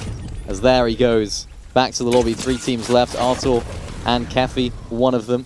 Zany and Yuio, one of them as well. I think there's another solo just involved as well. Hey, great snipe from Zany right now. Artur feeling the full force of that. Minty feeling the full force of that shotgun as well. And now this is where it all starts to boil over. Zany comes in and clears up. Now it's a 2v1 situation. Zany has to hit these shots.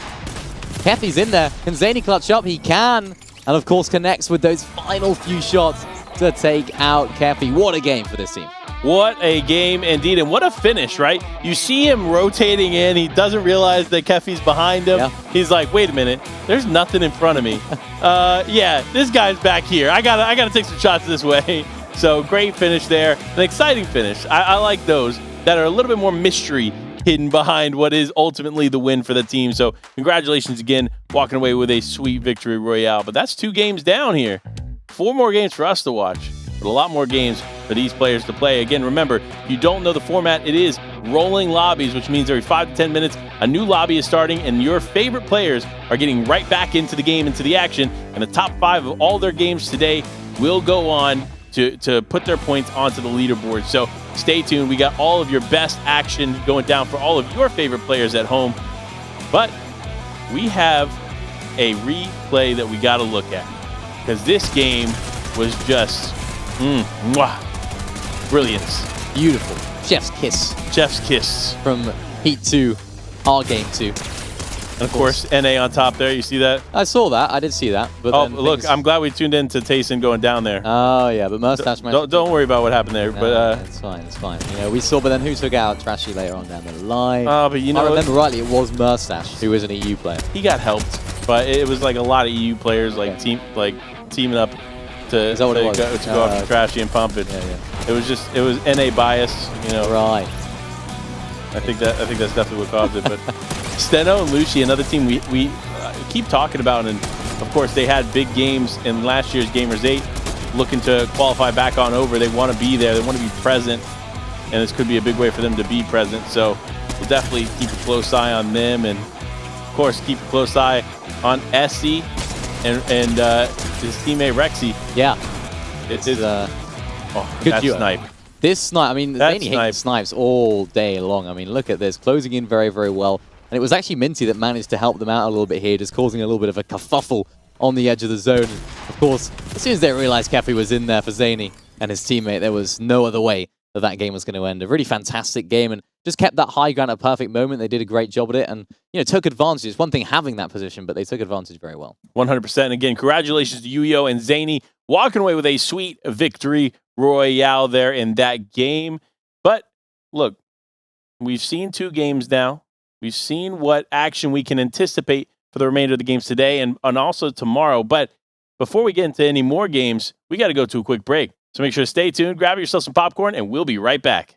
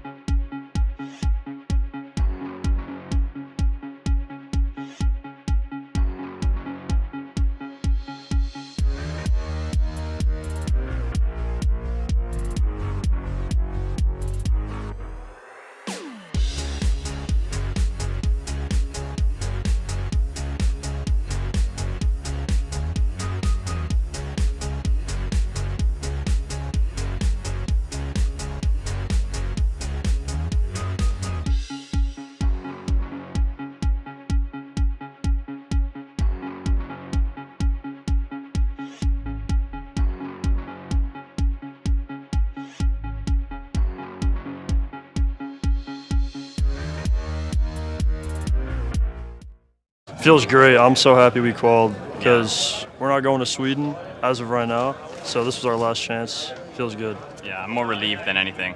This was like probably the last chance, so I'm glad we qualified. We don't got anything. It's just genetics. We'll show up, We'll just drop mop in. the competition.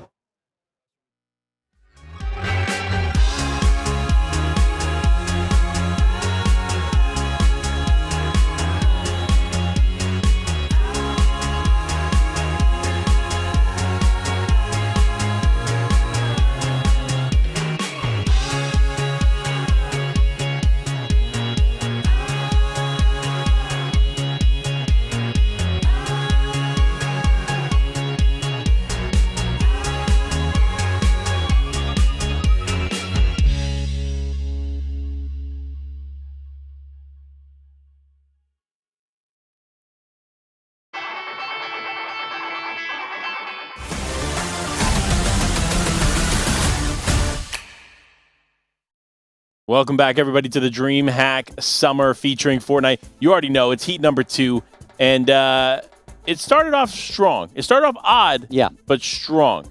Game number 1 of heat 2, riddled with a lot of like little weird mistakes, but then game 2 came back strong. Love seeing it, but let's dive in straight to the leaderboard. Minimiter, break it down for us. Yeah, let's have a little look. The Heat 2 leaderboard. We've had 2 games to break down so far, and I'm interested to see who is up on the top. And it's Vortexia and Jerdy right now with 23 eliminations who look to be up there. Hutty and Tropex are up there, of course, as well in second place. Bully and Crackley, one of our NA teams, also in that third place spot. And remember, it's the top 12 from each heat, bar heat number 4, that do qualify into the finals on Sunday. And of course, heat 4 is going to be a top 14 situation. So this is important for these teams. It's important for the teams that are in that top 12 right now, but it's early days. Things can still change. Well, another interesting fact here from the leaderboard is Bully in third place. Remember, Bully qualified with Muzz in San Diego. Then Muzz played with Booga, and they went in and placed well in Dallas. Now, that doesn't mean they're necessarily playing together, qualified, whatever the case may be. So there's a potential second spot open here, or could be a disband between Bully and Muzz. We don't know, but it's good to see Muzz here at the top of the leaderboard, showing up for NA. Yeah, that's what we like to see, of course. Bully doing a great job all the way up there as well. Tayson and Mustache inside of that top 10. So, you know, we asked at the beginning, where are they? What's going on? They're here. They're in the top 12 right now, so hopefully they can stay there to, you know, hopefully be where they belong, realistically, in the finals. So I just think it's about getting it done early, making sure the second heat is the most important and, or, you know, the most important time for you, because you can't really think too far ahead. A lot of teams will be thinking, heat 3, heat 4. Just do it now. Get it done. Get a qual. Yeah, I agree. I do like that. And I think when you look at Mustache and Tayson, what they've done so far, remember, they've only played like 2 games. Yeah. Whereas these other teams that you see at the top of the leaderboard, they're potentially on game 3, game 4. So remember, top 5 games are what counts. So realistically, it comes down to how that's going to play out. And so fortunately for Mustache and Tayson, while they says they're in 7th place, they're in a much better position than you might think at the moment. Yeah, definitely. They've just made the most of the games that they've been in. Victory Royale as well in game number 1 for them. So looking very, very strong indeed. And we're just going to see a little overview, a little preview, of course, with that leaderboard as what things could look like later on. Things can change. We saw it in heat number 1. The leaderboard right at the beginning was very, very different to what we saw right at the end. So things can switch up. Teams that aren't as consistent will drop down, and teams that just have these massive games can boost their way up. So I'm excited to see how that looks maybe after game 4, game 5, just to see what it's going to look like. Yeah. No, for sure. And I think it's going to change rapidly, and it's going to change a lot. I don't think that's the thing. Typically, when we see these leaderboards in the first half of the competition, it's a leaderboard, but it's not usually even any kind of indicator of what we're about to see for the remainder of the heat. So you might see 1 team, maybe 2 teams stay in it until the final leaderboard, but typically it's a lot of changeover throughout. So I'd honestly personally be more afraid to be in the top of the leaderboard at the beginning, because it might not work out for you. Keep going. Yeah, you don't want to get too confident. You don't want to get too complacent when you're in that position. It's most important just to keep your head down, make sure that you're locked in, particularly for one of those teams that hasn't necessarily been in that position before. We've seen it so often. One of a team just pops off, has an amazing first 2 games in the top 10. What do I do? Oh no, I've never been in this position before. Starts shaking, starts panicking a little bit. So if you are one of those teams that are a little bit higher up than you expected, keep the momentum, keep the consistency, keep it going. Don't look too far ahead. Next game, every single game, take it as it comes. And hopefully for these teams that, you know, maybe are a little bit lower down in our expectations as to how well they'll do, hopefully they'll qualify. I want to see those sort of teams in finals because they can really make ripples. They definitely can cause some disruption here. But we got to spotlight a team that, of course, is the winner of the NA versus EU battle we watched moments ago, and that is Pump and Trashy, averaging 4 eliminations so far. Now, while they did have a decent game, and I do believe in them strongly, they're down in 79th place. Not necessarily the start that they were looking for. And despite them winning that exchange with Murstache and Tayson, do you think they can come back? I think they can. I think they're one of the finer talents that NA has to offer. You know, we know all about this team. We know how well they play together. They've played for a good while now. I like the duo, the experience of Trashy, the leading of the duo, the leader of how to play the game, and they always find these interesting little strategies that I'm sure Trashy has a lot of sort of big parts to play in. But Pump as well, you know, came through the ranks as a sort of collegiate player. We've seen him, you know, progressing through as such a great talent when it comes to fragging and mechanical ability, and he's on controller as well. So it's one of those players that hopefully they'll be able to continue that throughout today, and hopefully they'll be able to maybe bring some of that heat going into the last few games. Yeah, and again, remember, this team has already qualified on to Gamers. They're just showing up to take a little bit more of the prize money. Chilling. Away from some of these EU teams. So I don't blame them. Why not? Show up in big fashion here. As we continue on, though, we get ready for the next game, and that's going to be game number 3. We're reaching that halfway mark, roughly, of the competition here for the second heat. And so you kind of have to wonder, where are these teams at mentally? What game plan adjustments do they have to make, right? Because this is where you make those adjustments.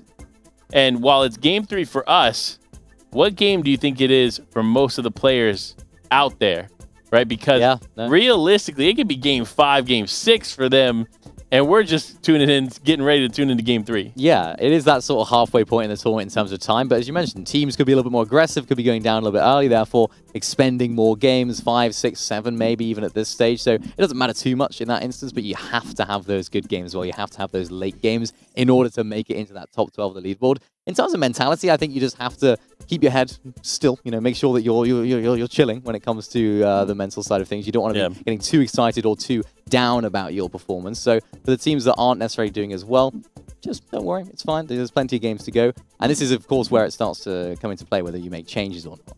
Of course, we talked about it coming to Heat 2. Do you make changes? We said probably. You know, there'll probably be teams that make changes. We saw Murstache and Tayson landing at a completely different drop spot. Now, if those changes aren't working out, do you then go back? Do you then make more changes? This is a difficult time in the tournament. Well, for all of you at home, you may have tuned in a little bit later. Let's go ahead and break down exactly how the format looks again for you all at home. Again, we're in heat number 2, right? So heat number 1 is done. 12 teams have qualified through. Now we're in heat number 2. There are 12 spots available to qualify directly on to the finals. Now, that's what all the action going on today. Don't worry, though, because we come right back tomorrow, same time, for heat number 3. Now, 12 teams will qualify through heat number 3, and heat number 4 will allow for 14 teams to qualify on for a total of 50 teams in the finals. Now, for all of you at home that are wondering, you're curious, right? You're saying, okay, they may have already qualified some of the big names. They may qualify some big names or in heat 2. Is day 2 going to be just as exciting? Well, I promise you, it gets more exciting. Yeah. Because what happens typically in day number 2 is these players get more active. And when I say active, I mean they are jumping around, Cybertron canning, blastering themselves into the air, and then like 2-tapping with a sniper. Dude, they're just doing crazy stuff in day number 2. So you got to make sure you tune in. Do not miss it. Lots of great action getting ready to unfold for day number 2. But we're not even done with day number 1. And heat number 2 is not disappointing so far. Yeah, it isn't. I mean, we've seen some crazy plays so far. We've seen how these teams are going to develop throughout the day. Hopefully, for those that are already in that top 12, they'll be chilling. They'll be into that finals. Of course, we're not just playing for the finals here today. We're playing for those Gamers 8 qualification spots. So the teams that do make their way into the finals, it is top 10 out of those finals teams. There's 50 teams in that lobby that will get themselves a ticket to Riyadh in Saudi Arabia for the Gamers 8 event. $2 million zero build LAN, huge event. And I think for a lot of these teams, that's really where their focus is. But, you know, of course, making finals would be great. And of course, if you want more information on Gamers 8, go and check it out, gamers8.gg. All the information is on the website, the prizing, the events, and how you could potentially visit Riyadh, Saudi Arabia, and be a part of some of these events as well. It is the biggest gaming festival of the year, and that's what these players that are dropping right now into game number 3 are competing for. A chance to play for their $2 million in prizing in the first week of Gamers 8. A huge opportunity for these teams. For those that are qualified already to Gamers 8, it's all about making finals and making the most of that position. It's again one of these Kenjutsu crossing style buildings. Not quite at Kenjutsu, but just towards the more north of it. As we see an M7, fantastic elimination. A little knock onto one of our players using those new grenades. I say new, but adjusted. They feel new. And able to pick up his teammate. Great start here for them. Seeing M7, getting Twiz Hero back into it. Mama Benji Fishy going down here in the game. Great to see Mama Benji Fishy in the game, of course, as always. Murstache, though, not having a solid start here. It is just a knock, so Tayson can clean this up. Tayson gets a knock as well into Kylie, as we see in the elimination feed. But unfortunately now Tayson and Murstache are both out of this one. That is not what you want to see for a top 12 team. Yeah, not at all. Amar there going down in the feed as well. One of our content creators that are taking part today. Still right now. Sat inside of this bush. Lots of action off spawn already. So many people that are choosing to fight early instead of being a bit more passive. Ardim right now. Zangim. Getting a little bit active when it comes to the team on the other side, but I think they're just able to make their way out. They're going to be very, very careful here. There's so many hills around the area and so many third parties, and that's exactly what can happen as Zeki gets some huge shots onto Zhang, and now they are caught in a sandwich, and it's not a very nice one because they are the filling. You don't want to be the filling in a sandwich in Fortnite. You do not. That is, unfortunately, for this team, what's happened. Yeah, you definitely don't want to be stuck in the middle.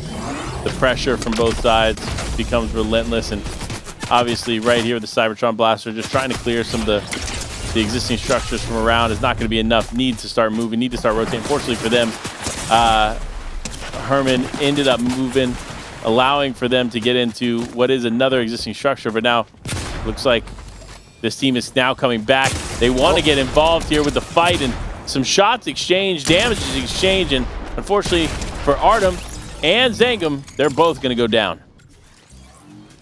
Artem and Zangum out of the lobby. Zeki and Zoom decide to make their way in. It's Dropnik and Herman able to get the revive. Zeki and Zoom surely have the advantage, get the initial knock. It's a great knock already. Find the elimination. They should be able to close out this. Herman would need a miracle. He's not going to get it. Now is this another team yet again making their presence known as JSC and Dusty right now. Third party after third party. Zeki hitting his shots, nearly getting the crack on the shield on the other player. Zoom HB trying to get some shots in as well, and Zeki with that big shot to take out Dusty. JSC has to try and clutch up. And it's now a 2v1 situation. The third party, unfortunately for JSC and company, hasn't quite worked out as Zeki does fall down below that shield. Gets cracked. JSC needs a really crazy solo clutch right now. I don't think he's going to get it though, as a 1v2 and 0 build is almost impossible.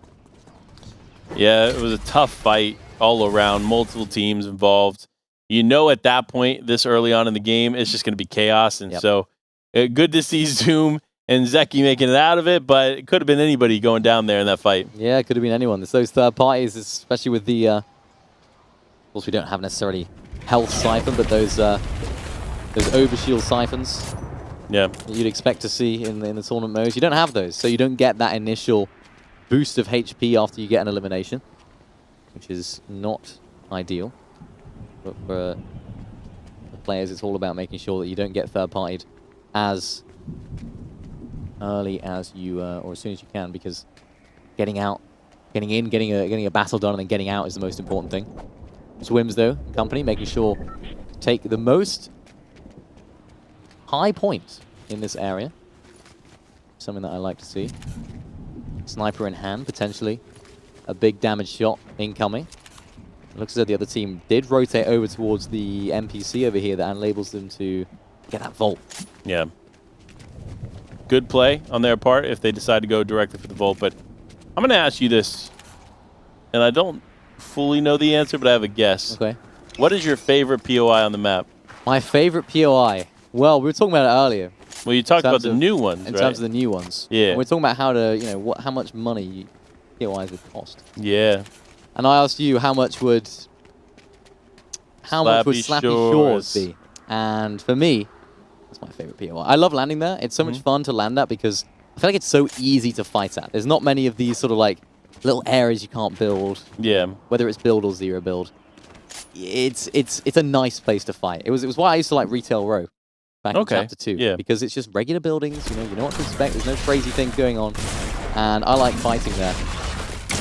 And it's a really, really great drop spot for me. So Slappy Shore. I mean, we know you like Brutal Bastion. Yeah, of course. Yeah. But I will say I like that. But I got to ask, what side you landed on? You landed in houses or factory? Factory. Really? Factory. Everyone, you know what? Everyone always lands houses, and everyone's like, "Oh, why do you land factory? It's got less loot. Oh, it's so bad. Why are you such a noob?" I prefer factory side as well. Yeah, it's better. You get some instant health because, of course, you have the slap barrels. You have metal if you're in build mode, and for some, I mean, yes, there is more loot on the houses side, but everyone else knows that. So everyone lands on the houses side, battles it all out. I get a nice solid load out of the factory side, and you go and clean up. Yeah, easy. It's because of Booga and Miro. Yeah, they're just like, oh, Booga, Miro. They landed the houses, we land the houses. That's what it is. Everyone just, And Tayson, too. Tayson landed there. Who? Tayson? I only know the GOAT. Booga. The big GOAT debate. Okay. Oh, man. You know. I want to see all of Booga's FNCSs. Tayson's won more. Yeah, but who won World Cup? Oh, yeah, you know what, that's right. Yeah, but World Cup... was that filmed in black and white? I think World Cup was it? Do we have cars back then? World Cup. Listen. 2019, jeez. 2019, hey. Yeah. You know what? He's been doing it since the beginning. He has, right? Of course. Been doing it since the beginning, and still doing it. That's what's impressive, right? No, I agree, 100%. Is that he's still here, active. Tayson, Tayson has showed up to a lot of in-person events and not necessarily found success. And that's where I think, for me, the difference lies, right? Yeah. Booga has shown that he can show up to a LAN and perform. Yep. He's also shown that he can show up to a LAN and not perform, too. Yep, that's why he doesn't show up sometimes. Yeah. More often than not. Well, yeah, but he showed up to DreamHack. He did. And he placed third, right? Yep. So, placed third in zero build. Maybe he'll be out there for Gamers 8, so we'll see how he does there. Hope so. But Tayson has been at Gamers 8. He's been at several DreamHacks. He was at the Invitational, and he wasn't one of those... While he's always a top team that we talk about, he's not necessarily always a top team on the leaderboard in those events. So while he had exceptional runs in FNCS, he's just... There's something missing for me. A LAN win will then change the conversation, I think. Genuinely. A LAN win will change the conversation in Tayson's favor. He can do it, too. I do believe he can do it. I believe it. I think he lets the nerves set in on himself, right? He puts a lot of pressure on himself because of the expectations he has. And I think the same thing applies to Veno, right? Veno right now is arguably the best player in the world. And I'd agree with that. I don't think there's a way to truly debate that. But most people that you ask that are analysts and analyze the game heavy, you say Veno is arguably the best player in the world. Does that make Veno now the GOAT? No. No. While he's great right now, the GOAT is all time. So the conversation is going to continue on. And of course, Veno, with the pressure on his shoulders, missing that shot against Cammy, it was pretty dramatic. Yeah. And so that's what it comes down to, is like the pressure of those in-person events are just so much more difficult to face, and see how it plays out. But we'll continue the GOAT conversation in a second, because Vanyak is fighting for his life. This man is just trying to hold on, but no, ends up getting caught out, and it is Fairs.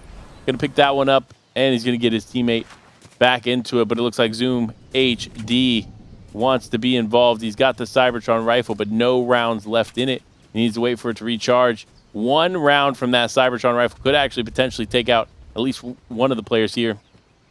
Nevertheless, he's not going to get the opportunity to shoot it. So, real quick, back to the GOAT conversation. Back to the GOAT conversation. For Veno, Tayson, I think what they need major land wins, and Veno needs to continue on the tear that he's on. Yep. With those two things, I'll start to believe the conversation. Like Veno right now is not in the GOAT conversation for me. He is in the best player in the world conversation, of course. But he's still got some work to do. Tayson, a land win changes it all. Yep. Any caliber land win, in my opinion. Okay. Because that's where he seems to struggle the most. Let's hope he can make that a reality at the Game is 8 event.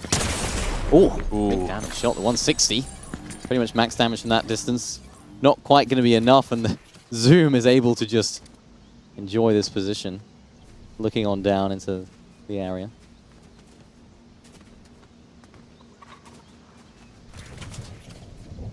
I think we have so many current players that are future GOATs when it comes to competitive Fortnite. Veno, of course, being one of them. Fantastic performances in recent FNCSs, and it's quite funny because Quizzy and Veno didn't win an FNCS before last season. Yeah. Which to me was crazy because, you know, we talk so highly of them every single time. And their first FNCS win was indeed last season. And it's win together. Together, of course, yes. Yeah. As a duo, as a collective, I should add, of course. But they are such a dominant duo, and I don't expect them to be any different when it comes to zero builds either. That's why I was surprised with their Dallas performance. Again, they were one placement off. Yep. Qualifying. I definitely thought they were kind of a shoe-in for the competition, but to see their slow start in the heats definitely made me wonder where they were going to finish at. But this time they came in, heat 1, qualified immediately through. Again, I think that's a time zone thing. When you're having to adjust heavy to different time zones and stuff, it could play a major factor in the way that you play the game. So we'll see how it continues to affect these players.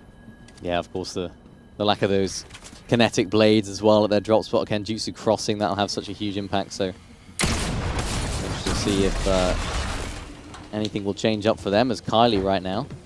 NM7 on the other side of a big 180 shot from Kylie, and what a clutch moment from Kylie. I almost counted him out in that situation. He had the HP disadvantage, but of course, a massive shot to be able to turn the tides on that fight, and now he'll be able to clutch up, pick up his teammate, Carrot, I believe. This is his teammate, so they'll be back together as a duo, and that's what you need in a duo. You need that clutch factor.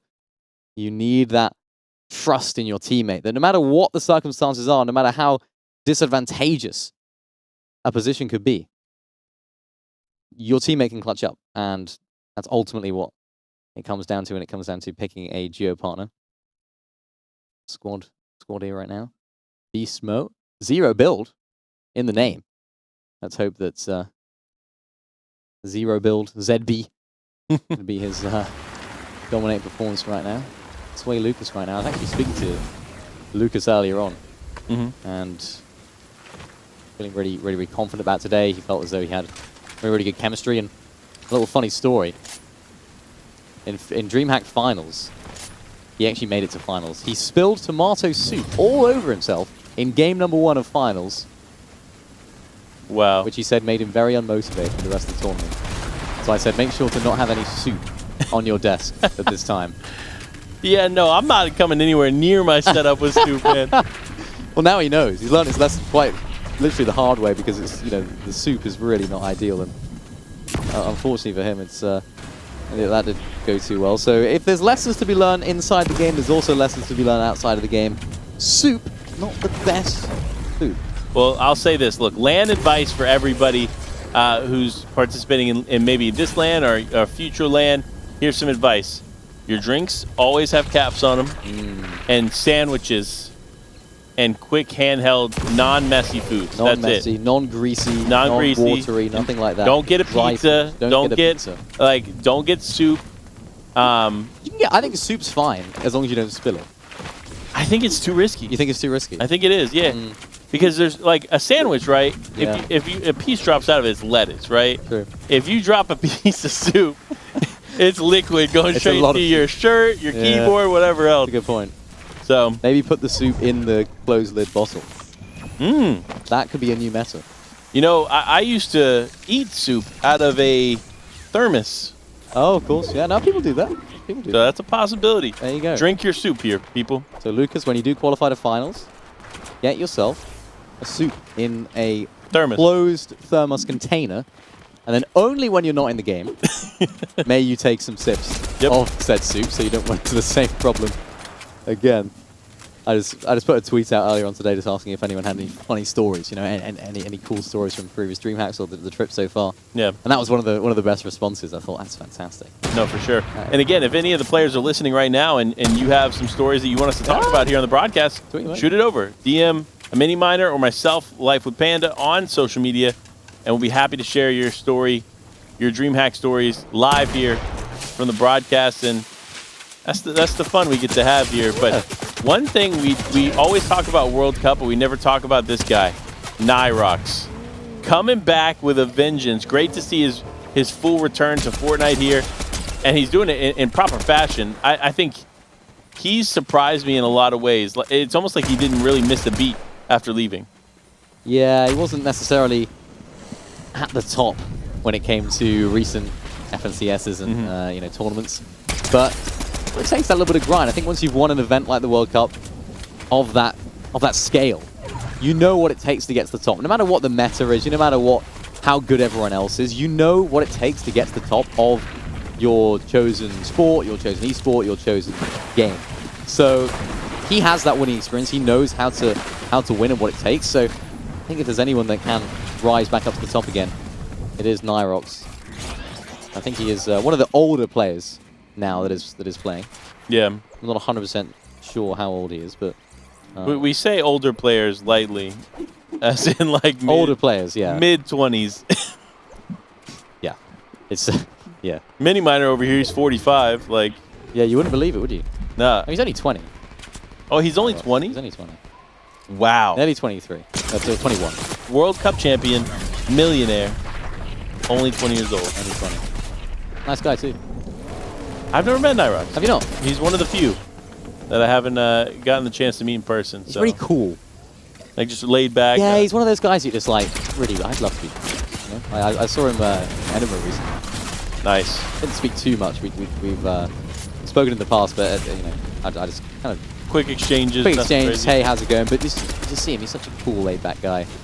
You know, just always dresses well. Always got a good, just good vibe about him. That's what I like to see. But Superman himself, Lucas, has a solo, unfortunately. And this is a difficult situation all the way back in Storm right here. Vayno will take full advantage of Lucas's awful situation when it comes to positioning. All the way back in the Storm, just neither of those players having a good position at all or having a good situation. It just was. I mean, it was just an awful situation for both of them almost, because now it's going to rotate all the way in. Yeah, this is tough. You see him running in here. You got Vayno out there in the distance. The last few players from the Storm are making their way in, but if they're not careful, they're going to get caught out. And, of course, Nyrox and his teammate Shadox, they find themselves in probably the best position out of any of the teams right now, and that's center zone in the castle area. So that is huge for them. Carrot, though, he needs to get this slurp juice off. He cannot afford to play around, and sadly, like I said, he just didn't have time. Yeah. There was not much he could have done there, to be fair, and so he's going to be out of this one. But now, Squadier, Beast Mo Zabi. Beast Mo Zero Build. Beast Mo Zero Build. Beast Mode, yes. Beast Mo. I assume Beast Mode, yeah. Not Beast Mode. Not Beast Mode. Let's hope he will go Beast Mode later on. No, he only goes like halfway. Oh, is it? Yeah, it's Beast Mode. Beast Mode, yeah, fair enough, yeah. When he's feeling it, he goes full Beast Mode. Yeah. I respect it. And that's when the Zero Build leaves his name and the mode comes out. Oh, ready. He just spawns in builds. Yep. Imagine.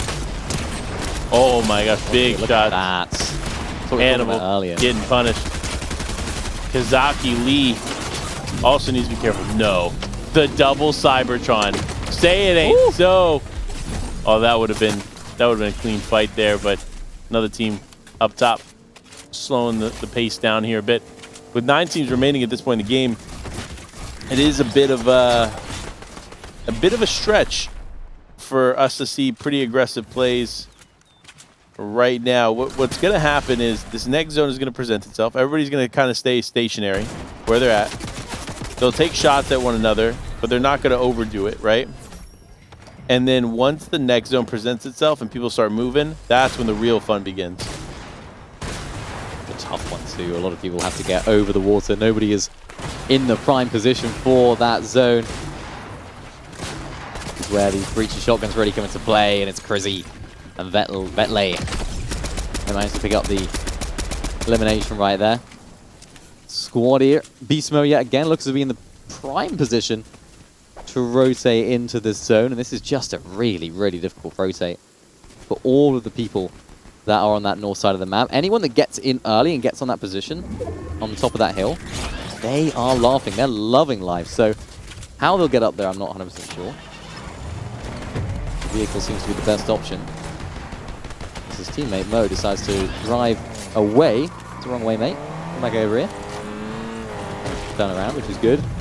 Get themselves back in towards the zone. Tynox goes down, and Shadox, unfortunately for him, gets sniped. So Nyrox has to pick up the pieces, and he does. Will he be able to get this revive off in time? No, I'm not sure if he can. Even if he does, they'll be back at the zone, and they'll be rotating in late. Tough situation for them. Tough situation indeed. Nyrox does get his teammate back into it, but with the storm here closing, I don't think there's much that he can do. He's going to use the med mist just enough to survive and continue moving forward. But Spy still in this one, surprisingly. Great to see him still in this game. Lost left, though. Crizzy going to be the victim of Squadier. Just trying to dive in. Big blast backward. If he wasn't careful there, he could have taken some fall damage. But now it's time, 2v2, to finish off this game. Squadier and Beastmo versus another duo hiding below. It's Meow and company right there. You can see them. Oh. Running around. Meow. Meow and Spy. That's it. Meow and Spy. Squadier, Beastmo. They do have the height advantage right now, but they're going to have to leave that pretty soon. I don't even think they know where the opposing team are, so if Meow and Spy are pretty smart about this, they can catch them off guard, but now they both know. Both teams are aware of each other's presence, not quite connected with the snipers. Squad here, and now they have to make their way in. No bunkers to their name. This charge up of the cannon will go through. Spy gets knocked first, and Meow has to try and clutch up. I don't think it's going to happen. It's Squad here and Beastmo that take game number 3 right there. 11 eliminations. Wow. What a game. What a game indeed. And it's great to see the way that they forced that finish, right? Yes. They said, you know what? I get that you're in Storm. I get that you're rotating. We're still going to push into you, and we're going to take the risk of us potentially going down there because they were that confident in the way that they were going to finish that game. Hence why they have 11 eliminations and the win, because they were confident and not complacent in making those tough decisions in the moment. Yeah, tough decisions. Even their positioning as well. We mentioned it just earlier on in that end game. Whoever took advantage of that massive hill that was in the zone, they would be looking good. And that's exactly what happened. They got that hill. They were able to look down on all those players below. Bing, bing, bing. Shoot, shoot, shoot. Easy eliminations. Victory royale. Yeah, this was definitely one of the more strategic games, I think, in my opinion, throughout the day. We did see the early eliminations of Merstash and Tayson, which was a bit of a shock, culture shock here for the lobby. But a lot of other teams and a lot of other players stepped up in big ways. So great to see them solidifying spots here in what could be the top of the leaderboard. But of course, we have to talk about it. It is ultimately the team that could potentially come into the top 10. And of course, you know who it is. I want to relive this. Look at that from Kylie. Beautiful. Huge shot. I mean, it's those clutch moments that we all know about. We all can talk about it. You know, say, yeah, I'd hit a max there. Probably wouldn't. Because in those situations, it's so difficult to stay calm and not make those rash decisions and those flick shots not coming through. A lot of solo clutches as well, as we're seeing throughout these highlights. Vayner doing such a great job with that. We saw Lucas going down earlier on in the game as well. And just such a long, difficult rotation for these teams, particularly when they're in an unfavorable position. And this was where it all started to go right for Squadier and Beastmo. They managed to get in front of that zone. We saw them driving into the best position with that vehicle. And of course, Shadox and Nyrox, this was the snipe that really turned the tides on their game, because they, of course, ended up rotating in late. Yeah, it's interesting to see how these games continue to play out. Of course, Beastmo, Squadier walking away with the win. But there's a lot of top teams in this final moment. Of course, Crizzy representing, Nyrox representing, and of course, the team of Meow and Falcon Spy representing in those final moments. So again, notable names from the Fortnite scene showing up in a big way towards the end of this one. But again, the Victory Royale only goes to one team, and that team is Squadier and Beastmo. Yeah, fantastic stuff. You can see them there right at the end as well, just picking up those shots, making sure to connect as much as possible. And again, it was one of those situations where one of the other team, I think it was Spy, who just pushed in a little bit too early on his own, got 1v2'd, and from then on in, it's just too easy. It's so difficult to try and clutch up in those 1v2 situations in zero build. So for Spy, maybe a little bit of misplay. Maybe trying to sneak around the side, catch him a little bit off guard, but they were aware of it, and Beast Mo went Beast Mode. Yeah, you're not wrong. Look, a great finish still regardless, but now we're officially through the halfway mark. We have hit what is the official halfway mark of the event. So we've seen what we kind of are going to expect to see the remainder of Heat 2. I don't think as much is going to change, to be fair. I think we're going to see a lot of top names play into the end game, play effectively into the end game, walk away with 7+ elimination wins. And so far we've seen it quite a bit. But the only way to reflect that is the leaderboard. Oh, yeah. So let's dive in. Let's break down who we see up at the top. And sure enough, it's actually Rezon and Janice walking away in the top spot as of right now. Again, this will continue to change rapidly as these games continue on. But great to see them up there at the top. Yeah, great to see these guys up there. I think they deserve to be. Look at that. Pump and Trashy, 35 eliminations for them so far. Just completely going crazy on the rest of the lobby. Mappy and iDrop with 33 is the only team that comes close to them. Who let these guys get 35 eliminations? Like, what's going on? I'm going to guess Pump. Pump? Yeah. You think Pump's doing all the heavy lifting with this? Listen, Pump is insane when it comes to the game and finding eliminations. Like, he just seems to connect, and it's crazy to think about. Hopefully, we continue to see some of that, and we get to see some of his gameplay coming up. But let's tune in. Magican, Vayno. The fight of the century continues on. Yeah, a little 2v1 situation right here. So, in reality, there shouldn't be too much of a problem, but no, Vayno. Split from Magican. Could this be a huge clutch? As now it's a 1v1 situation. Magican has to pop these heals. And it's God aim right now. Displaying just that against Vayno.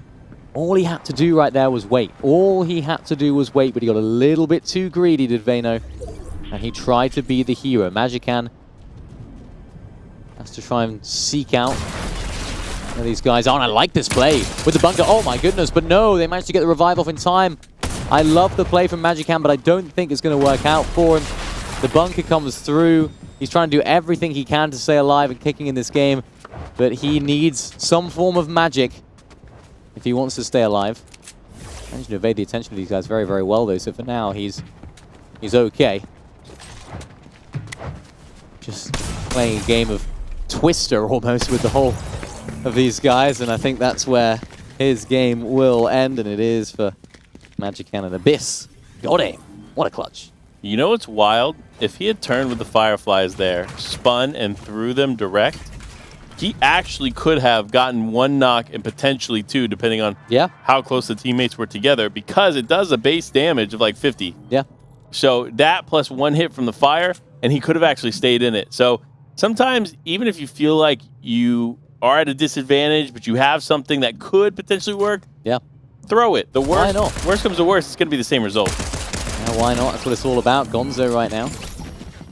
Able to, unfortunately, fall out of the game. It's Spy, we saw them popping off in that endgame. Mixon in this lobby as well, another one of our top EU players. Taking out Protector. Blatcher as well. Know all about those guys. He left as a solo. In between two different teams as well, so not an easy situation for him whatsoever. Zoom HP, we saw him as a solo in the last game, being a little bit sneaky. And again, it's Zeki that goes down, so Zoom is now left as a solo. Once again, just able to sit in this bush. Maybe Zeki might want to crawl towards that bush. He's going to try to, but no, I think he's made his presence known. I think the players down below will know. Surely they will. They've heard the audio cue. Is it the end for Zoom, or is the vehicle in the distance going to draw their attention? Wow. He is back in this game. What looked to be all but over for this team now keeps them alive. And now as they heal, though, the teams are coming up, and now they have a chance, potentially a chance to do something here. But with Zoom only having 20 shots there, they need the close-up fight. He has no AR ammo. He needs this team to push forward, be a little overeager, be a little too confident, and then he could potentially walk away winning this fight. Otherwise, it's going to be a standstill or a loss for them. Yeah. Difficult situation for both teams right now. This is one of those standoff situations where neither team really wants this fight, neither team wants to get involved, but with no mobility in the game right now, no mobility in the meta, there's absolutely no way that either team can rotate out. So who's going to make the first move? Is it Alvin? Is it Holly, his teammate, or is it going to be Zeki and Zoom?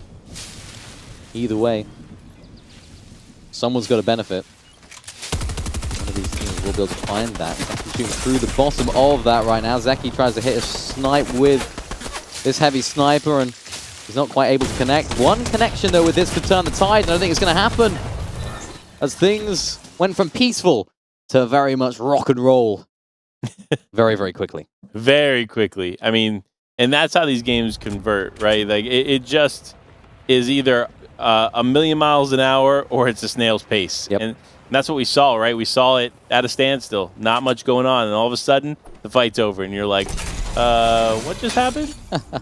But that's just how it goes. But for XWee's Marco, I'm glad to see XWee's still in this one.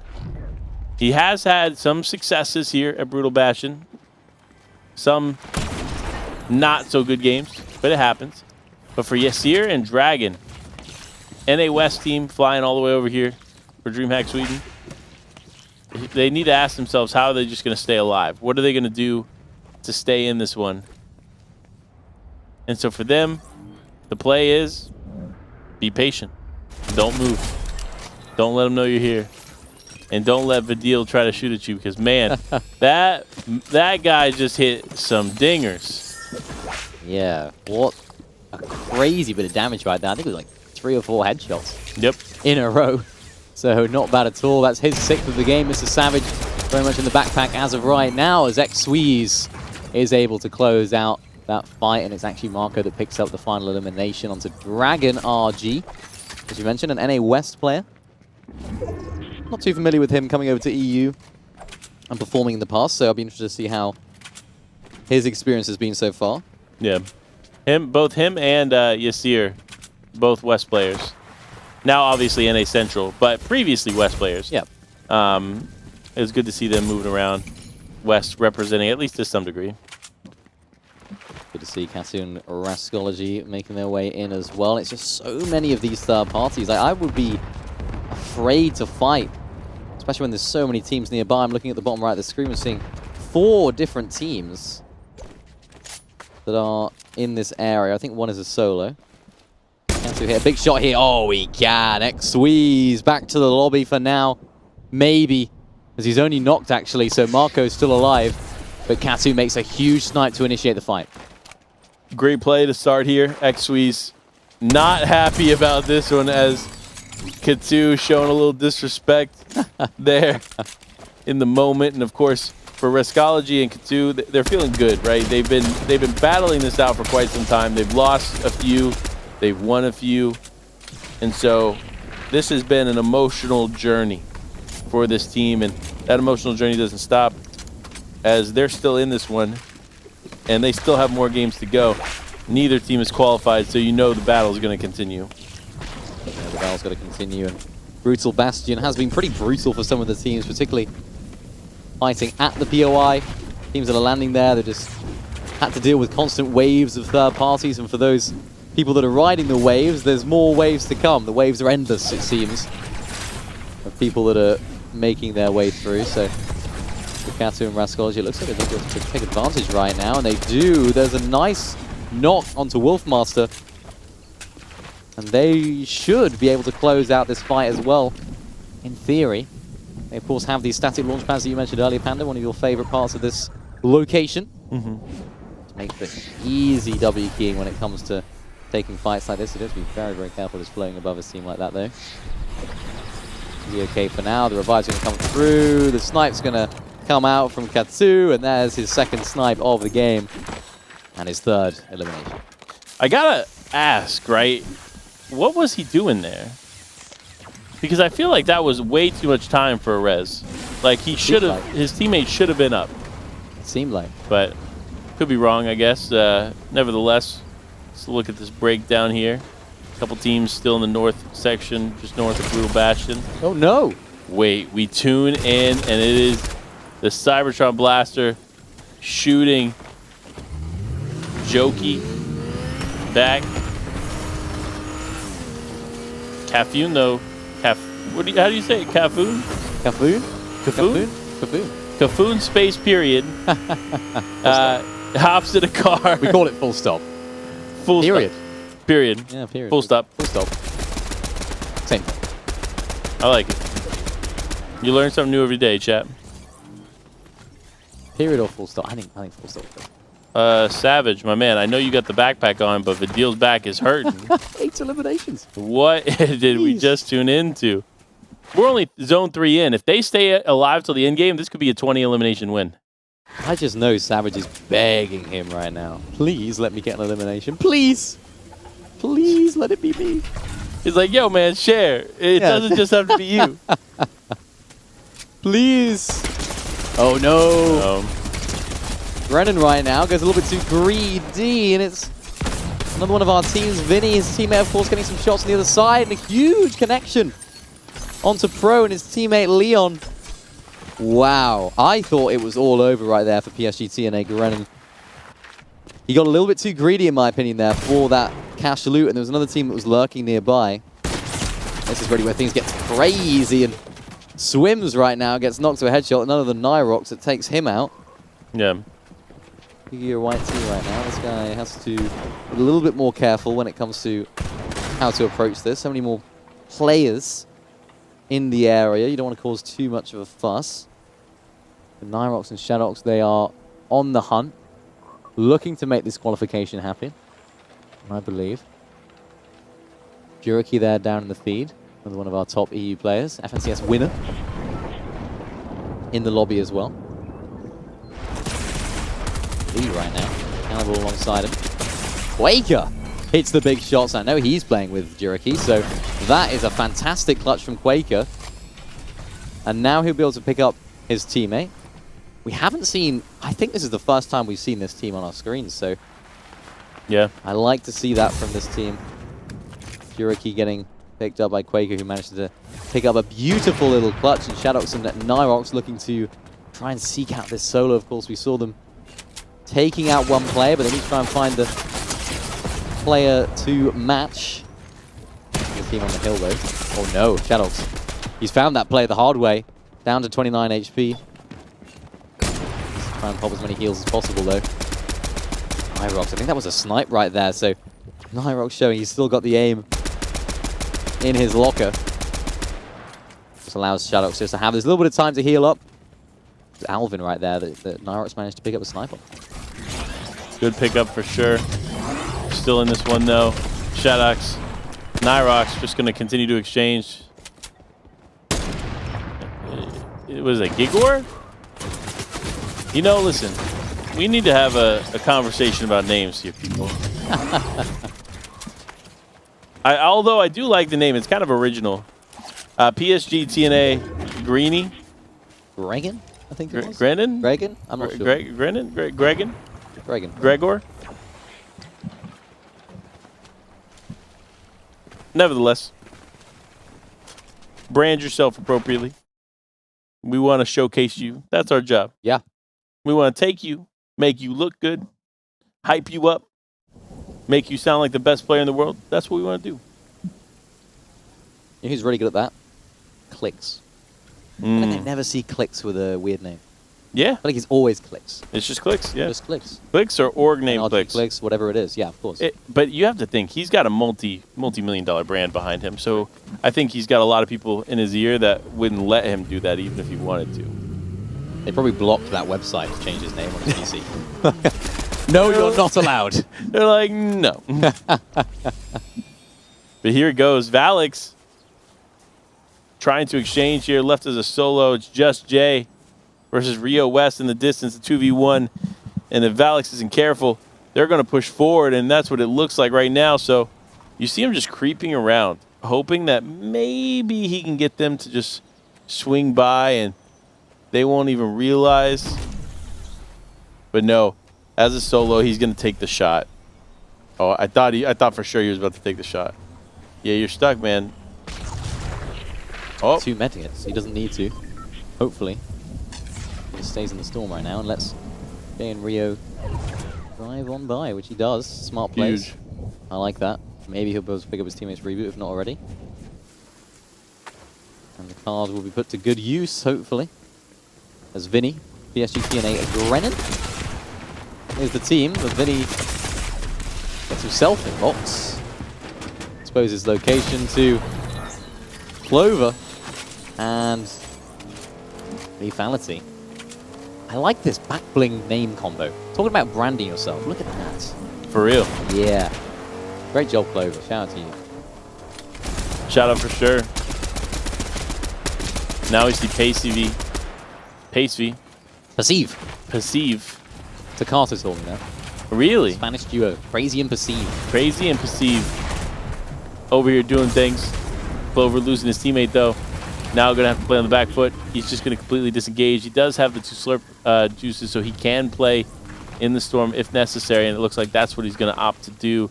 But the more you put yourself at a lower end spot like that, the more open you'll be for Spy and Meow to just come down and take full advantage of you. So you need to be careful. You need to make sure you're not putting yourself way too open, and you got to find spots that ultimately make your game count.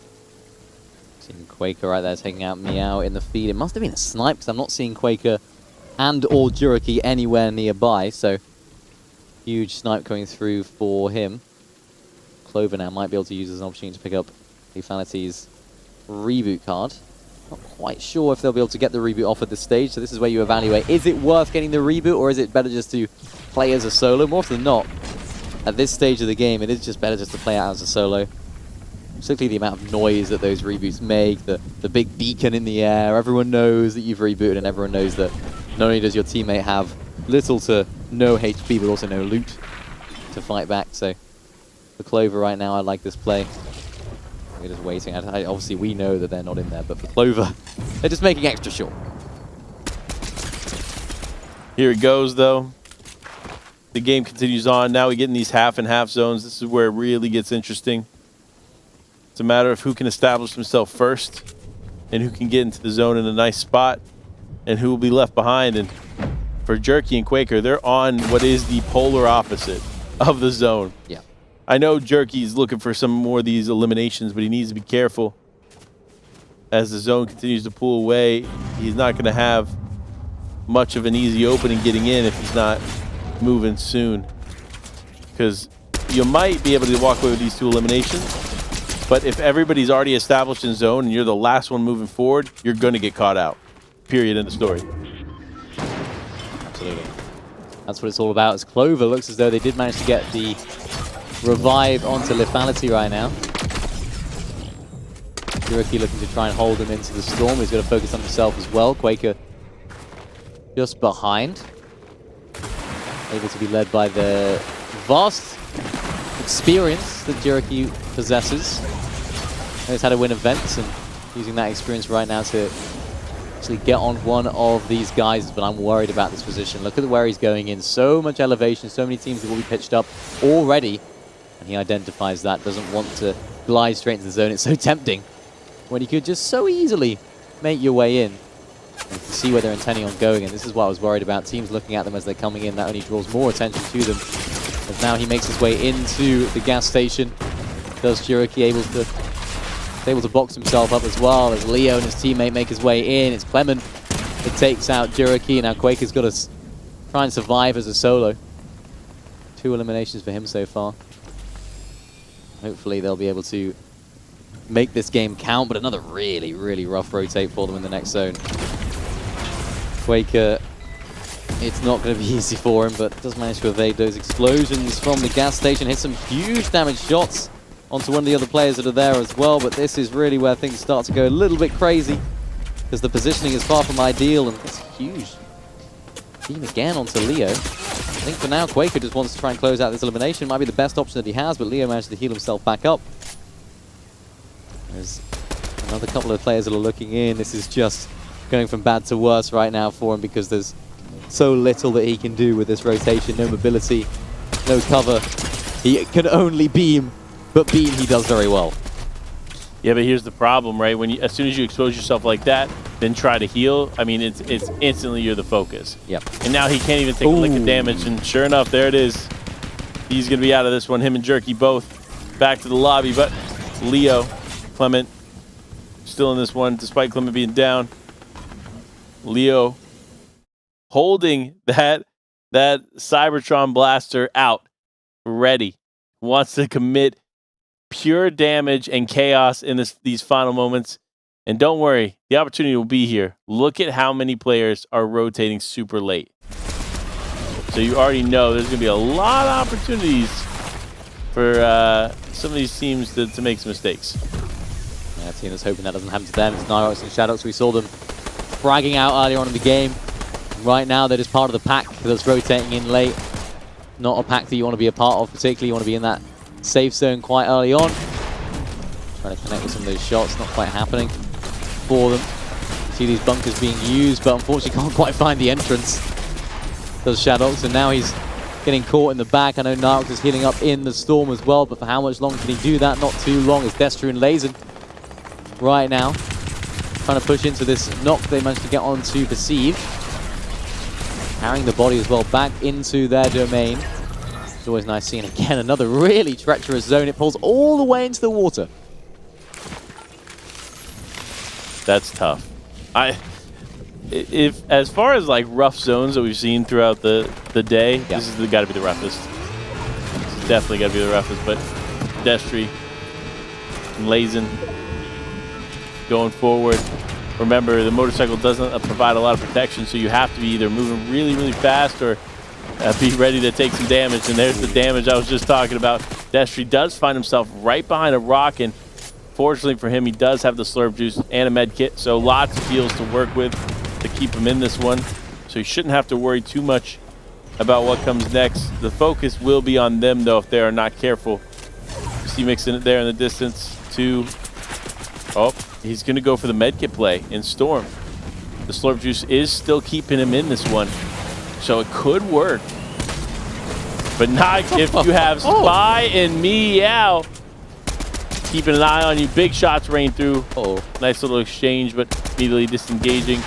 Now going to opt to go ahead and break the only cover they have to secure that final elimination of that team. But now Mixon, him and his teammate. This is going to be a 2v2. Does look like all duos are remaining here in the final moments of the game. And sure enough, from behind, Meow goes down. Spy trying to hold on here, and it's not going to work, as now they are both out, and here it is. 2v2. The last two teams going head-to-head.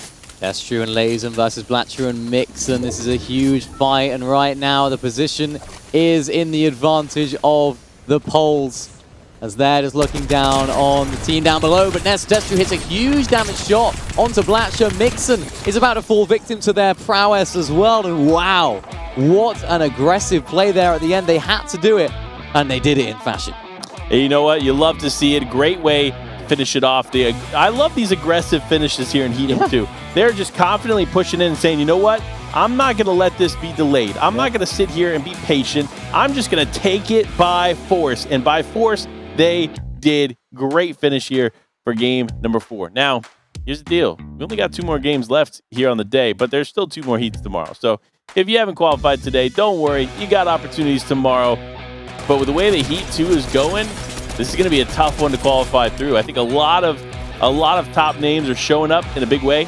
Obviously, Mr. Savage Deal, one of those. X-Sweeze Marco, another team we're going to have to watch closely. And of course, Katu and Rascology showing up big time in Brutal Bastion. Yeah, some great snipes from Katu right now. This is one of those players that he was solid. Yeah. But with the sniper, I mean, different animal. And this was one of those situations where Brennan got a little bit too greedy. Almost got punished for it. Yeah. But I think his teammate Vinny just providing that suppression fire, doing such a great job at it as well. It's what you love to see. You love to see it, but now here it is. Mixon and Blacha find themselves into the end game, but unfortunately just not able to convert. And what a beautiful snipe. Yeah, I was about to say. I don't remember us getting the pleasure of viewing that one. Look at that, though. This is a great play from Lazen and Destru. And you can see Flatcher and Mixon, they needed to be together there. They need to be together looking over that edge. Because, of course, they knew that Lazen and Destru would be making their way up that way. So for them, they needed to be a little bit close together, which is very uncharacteristic for them. Yeah. We know how good they can be as a duo. We've seen them in the duo competitions, traditional build competitions, doing so well at being a great duo. They're almost one person. They synergize so well. So it's a pretty weird situation for them there. Maybe there's caught in two minds. Now imagine if this had played out with Shockwaves, right? That final moment could have been very, very different, which, don't worry, if you want Shockwaves back in Zero Build, Tuesday in the next update, they're back. So we'll see how that changes the dynamic before Gamers 8. But regardless, let's talk about the leaderboard for this one right now. And up at the top, unsurprisingly, of course, is going to be none other than Bully and Crackly. Bully already qualifying to Gamers 8 in San Diego, looking to make it a double qual here at DreamHack Summer. Yeah, really great start from these guys, or pretty great middle of the heat, you could say. It's not even the start anymore. We've had 4 games of action to watch for ourselves, and I'm sure they played a good amount more. Nebs and Hellfire right there in second place as well. One of our top EU teams. You'd expect them to go through. Blackstream and Mixon bolstering their scoring total with that second place right there. Voltexia and Jardy dropping a little bit right now, but still a solid performance from them so far, and they're looking good. They're looking good. This leaderboard's shaping up nicely. Yeah, they're looking good, but you all at home are looking good too, and you deserve a break. So we're going to go ahead and give it for you. Go get a snack, go relax for a little bit. We'll be right back.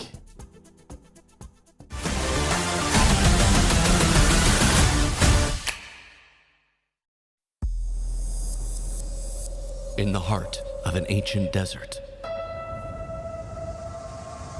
the land of heroes awaits.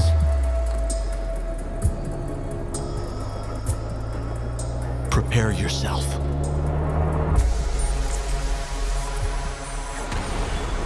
To witness feats you never thought possible.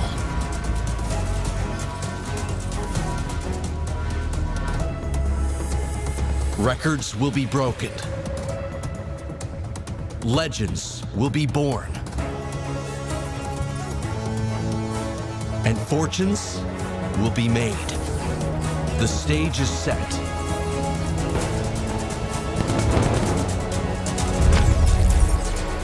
The largest esports and gaming festival the world has ever known. Ready or not, here it comes. Gamers 8, the land of heroes.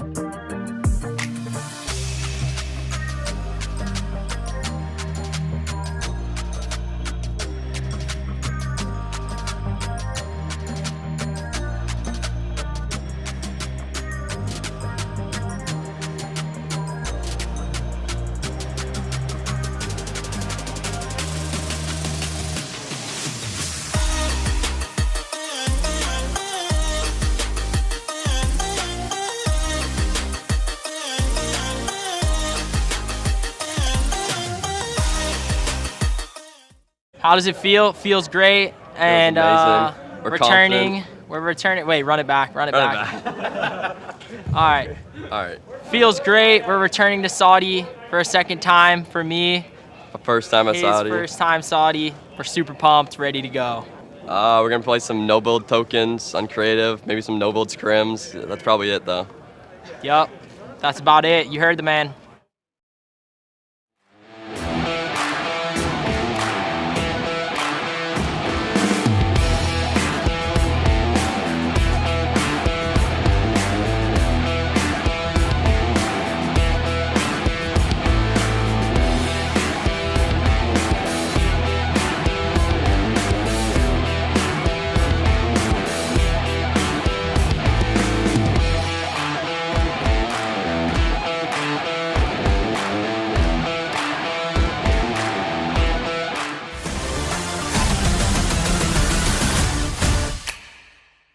The final games of the day are about to be played here at DreamHack Summer, and of course, Panda and Miniminer are here to break it down. 2 games remain here for these players to potentially qualify on day 1. And look, if you're a big name pro, you don't want to leave it to chance. You don't want to go to day 2. No. You want to get it done here right now. Yeah, get it done. That's what we want to see. I mean, we've expected big things from our big pros, and they have delivered for the most part. Yeah. You know, Tayson and Mustache right now doing well, not quite qualifying through Heat number 1, and there's other names in there as well that we've seen doing well in Heat 2. So, yeah, make sure to get it done as early as possible. Don't throw any games. Don't try and double key. Don't try and go crazy, because nothing's guaranteed. Yeah. There's always these other teams, other players that are putting a lot of practice, that are pretty prepared. They're going into this game with confidence. So if you let 1 or 2 games slip, your whole tournament could be over. You're absolutely right, and that's what these teams need to be careful of. And I think a lot of players playing in these last 2, they realize this. They understand that a lot is on the line, especially if they're in the top 12 now, because most of them have played at least 5 games, right? And remember, those top 5 games played are the ones that are going to count towards the leaderboard points. So for them, they're in the 300 range, and they're like, okay, we need to be in the high 300, low 400 range. So we'll see how it plays out. But we got to tune back in and spotlight this team again. Of course, it is Pump and Trashy. The last time we tuned in with them, they were in 79th place. Yep. Now, look at that. Current placement, 10. With no wins, they were able to climb into the top 12. That's pretty impressive. Yeah, it's solid. You can see that. I think they had 2 games played when we last saw them on the 79th. I think it was somewhere around that. So, you know, it wasn't necessarily that late on into the heat. but 8 games played, Pump and Trashy. 10th in the leaderboard at the moment. Looking good on average placement as well. Average eliminations, 5.25, so they have been getting a little bit fraggy in these games, which is always good to see. But yeah, this is really what DreamHack's all about. This is what this format can bring. You can bring some action if you're a little bit lower down the leaderboard, very low down on the leaderboard in their case. You can pull it back. And of course, Bully and Crackley, they're looking very strong in 2nd place right now. Yeah, and again, this is a team that consists of one player who's already qualified on the Gamers 8. Yep. Found a lot of success in San Diego. Didn't necessarily find the same groove in Dallas, but is back here. Strong placement here in heat number 2. So for them, they just need to play that effectively. And of course, we got to talk about first place. Nebs and Hellfire. Hellfire switching from Refsguard to Nebs. Clearly starting to work out for them. They're finding their groove. 354 points. That almost, I don't want to say that qualifies them, guaranteed, but that almost qualifies them without another game played. Yeah, it should be. It should be just about enough, maybe on the cusp of being enough. So it's not quite done and dusted for them, but they won't quit. They won't be. They won't sit back and relax yet. They have still plenty of games to go as well. But one victory for them so far. They can definitely get another one if they can. I mean, they're one of those teams that we talked about earlier. Not many people talk about. They're not like a crazy big name within the EU scene, but they are very, very top players. Both of them have incredible aim. I was actually got to speak to them as well recently. Nebs, I was speaking to Nebs' dad actually as well, who actually came into my stream chat, was speaking and just saying how much he enjoyed the event. So big shout out to Nebs' dad. But you know, so much action in these DreamHacks, and I'm looking forward to seeing how the day ends. I mean, we talked about this before during Heat 1, but for everybody that's just getting here for Heat number 2, it really is not only the players, but the parents that get involved in these major events. And that's what makes these so special. You get to see the exchange of player and parent sharing in the celebration of these moments together. I remember vividly, DreamHack Atlanta, school, and his dad, right? I got to meet him. Phenomenal dude. And it was great to see him root on his son and see what they do. So again, we get to experience that right here from DreamHack Summer. You already know summer vibes are out here in Sweden as we get to game number 5. Remember, it's only this game and one game after this that we will get to watch. So make sure to tune in, buckle up, because the Fortnite action is just heating up.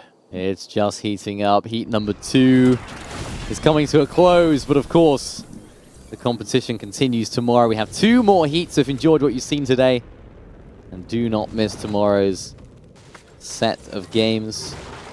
Plenty of action coming your way, and of course, can't forget to mention the finals on Sunday. 12 p.m. local time, Central European. So do not miss that. That's going to be absolutely electric, as we get to see where all of our players decide to land. Naughty Net's getting a little bit more love this game as well, as Anas and Pink are now just down to Anas, and Anas can show why he's more than capable of pulling his own weight. Pulling his own, but this has still been a tough day for Pink and Anas. While they are an exceptional team, and of course, can't say this enough, they are the Gamers 8 Zero Build champions of 2022. They aren't getting that same stride of success here in day 1, but that doesn't mean it's done and over for them, as there's still lots of opportunities to go. But Rascology, Cat 2, cleaning up a really nice fight here early on. And our 2nd place team, Bully, has gone down in the elimination feed, so we're definitely going to have to keep a close eye. It does look like Crackley's still getting eliminations, and as I say it, Crackley ends up going down. So 2nd place out of this game. They're going to need to try and queue up again real quick so they can stay in it and keep these games going. But no, another team now landing on Rascology and Katu. Big plays come out. You already know what he's about to do. Big shot coming in. Rascology just needs to keep playing the angles. He can easily win this. Looks to convert it. Now going around. Right up to high ground. Can he take the teammate out? That's the question. Could he potentially be getting him back into the game? Rascology going to be able to heal up quite nicely. He's coming up. Big shot could end it, and it does. What a risky play there from Trexer. Because honestly, like you kind of knew how that was going to end. The zip line makes a noise. You're not just silently creeping up to the top. Smart from Rascology. I like that. Just making the most of that zip line, playing the angles so well, hitting shots when it absolutely mattered most. And that was absolutely perfect stuff for a team that's on a bit of a run. I saw they took out Gripey and Flixie earlier on there with their first eliminations of the game. And that means Gripey and Flixie switched up their drop spot towards Brutal Bastion as opposed to the Mega City area. Eisen and DKS looking pretty strong at the south side of Slappy Shores. Scroll right now and Sky. The N-Star boys. And the N-Star boy right now, but unfortunately can't keep them in the game for much longer as T manages to take him out. Only a slither of HP for him as well. And now the third parties quite literally fly in. And for T right now, he needs to heal up as much as possible. It's Eddie FN and Neppy FN as well, who is up in this area. Gonzo gets fully eliminated, and I think this could be the end for Tay, unless he can pull out an absolute magical performance, which he almost does. Wow. Connecting with some huge shots. Eddie FN was down to a small amount of HP, but small amount is not zero. As Slopes has found that out the hard way as well. Novix and Lysix. That team, I feel like we've seen quite a lot today. Yeah, that was a little close for comfort, but nevertheless, the game continues on. Suscript and his teammate, unfortunately, going to be out of this one. As Andretta, looks like Andretta picks up both of them. Great to see him playing in peak form. As now Hellfire connects one on to Rascology, and this team just can't catch a break in this game. That's what it's all about. It's these third parties rolling through. You can't pick up an elimination without looking around your shoulder and seeing someone else barging through. Neves right now needs to try and heal his way back up as well. We see another British player in the name of Pink all the way up on the top of this icy hill. We see Mama Benji, who was in the game, unfortunately falling. Pink managed to pick up, or Nas managed to pick up Pink, I should say.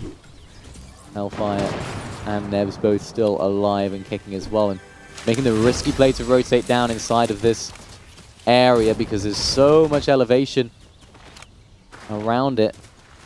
I'm not even quite sure where Nebs is right now. I think he's a little bit further away towards that south side of Shady.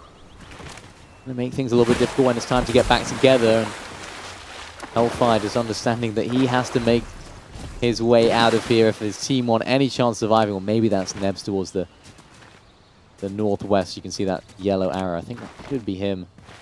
So for Hellfire, he's looking good, feeling good. Maybe he'll be able to open up this vault as well. I like this though.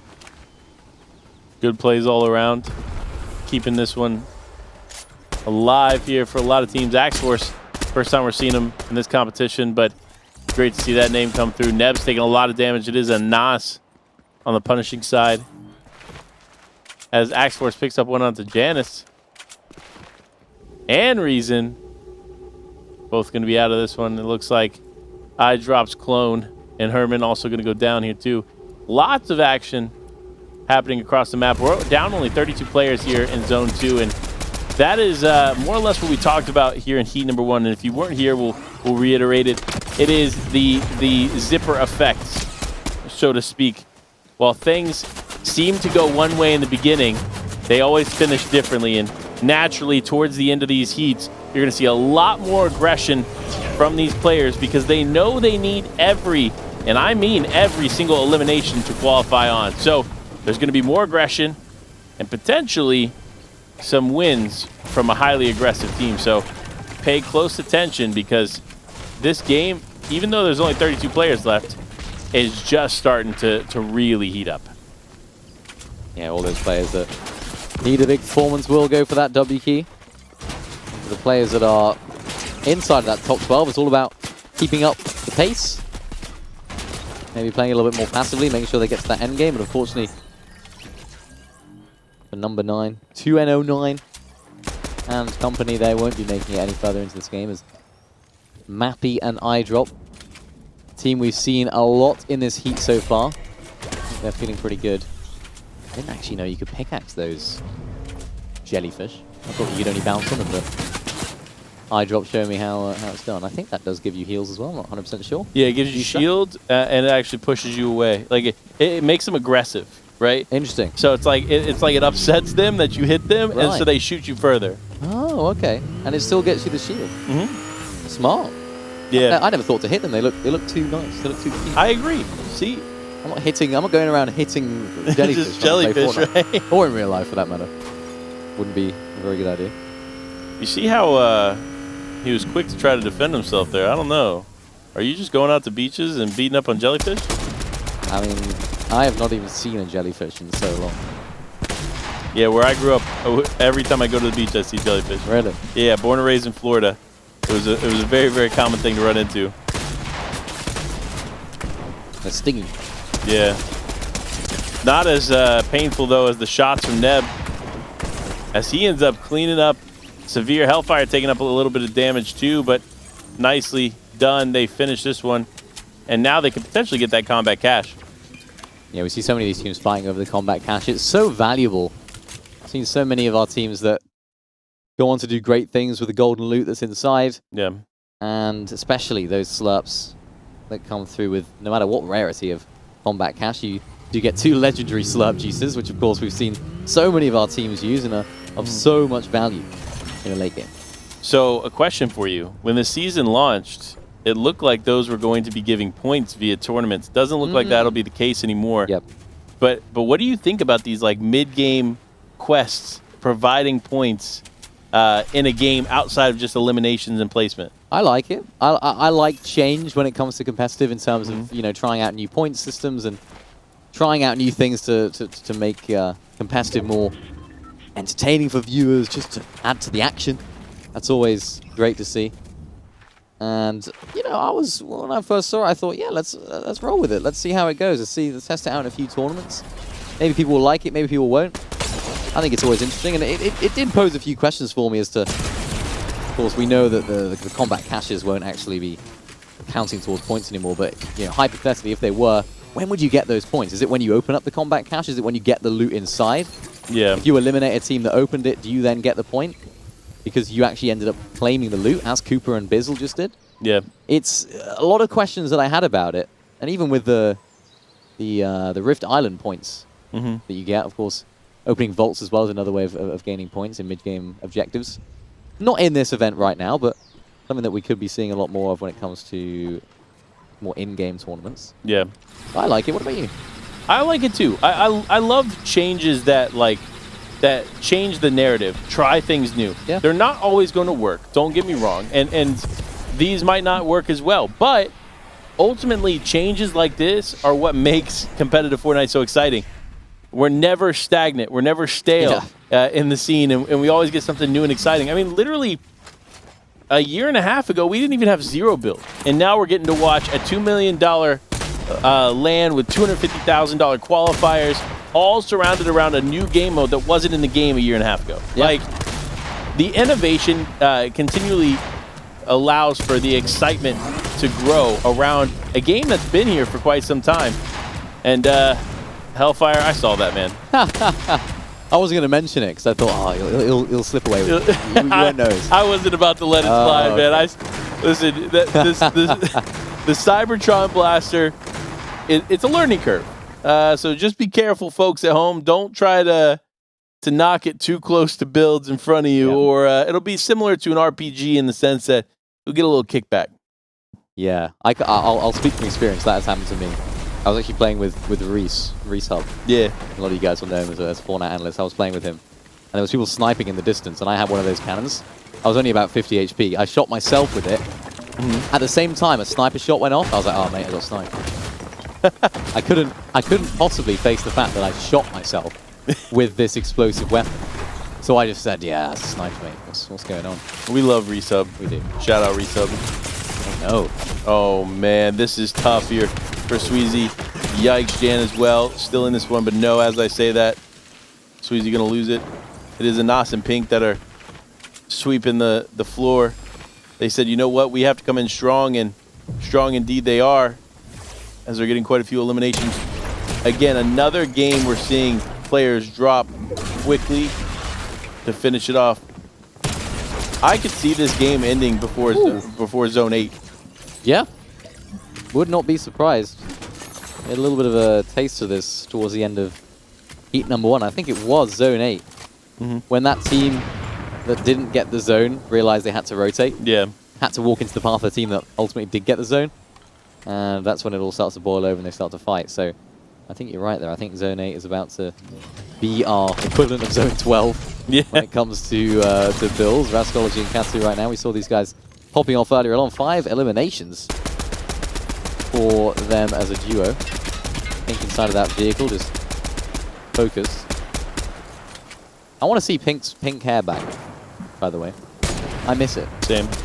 I miss it. I think it was one of the best, coolest branding things I've ever seen someone do in Fortnite. Bring it back, Pink. Bring it back, Pink.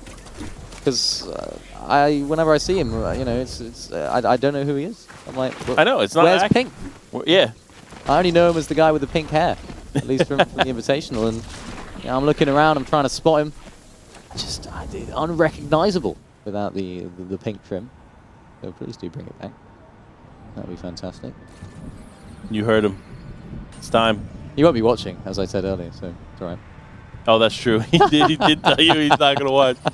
Oh, man, but now we focus on Andretta. Alex caught up here. Going up against Wolf 6.4. Lolo Rhodes, too, down the distance. It's going to be a tough exchange. Not too much can go on here. Because remember, a lot of these structures are indestructible. So it's just going to be a matter of trying to trade shots where you can. And with the height that they have, no teams can really come behind them. So for Alex and Andretta, they just got to stay humble, hang out. Stay humble. Reminds me of, I think Hen did an interview at one point. And I think he was asked if he had a message for anyone watching at home. He just said, "Stay humble, my G's." That's all he had to say. Just stay humble. Stay humble, my G's. Gotta love Hen. That's what he's all about. And Wolf with a height flex in the name. Unfortunately, doesn't have the flex of having a teammate right now. Tough. Because it seems like he is a solo. Mega City seems to be the location for our penultimate game, final battle. Get to see how Wolf will manage this situation. Everyone that's rotating in here will be vying for one of these skyscrapers that Mega City holds. Getting as much of that elevation as possible is absolutely vital, and we see some of our teams just pitching up for that right now. Eddie FN not quite going for the high ground, more going for the hiding, it seems like, inside of one of those bathrooms, I believe, as Bizzle goes down right there. Cooper has to try and run away, and running in the form of a vehicle. Hopefully for him, he'll stay alive and his vehicle won't get harmed too much, but Hellfire and Nebs pick up Bizzle, another one of our veteran players. And I've never actually met Bizzle. Really? I don't think I have.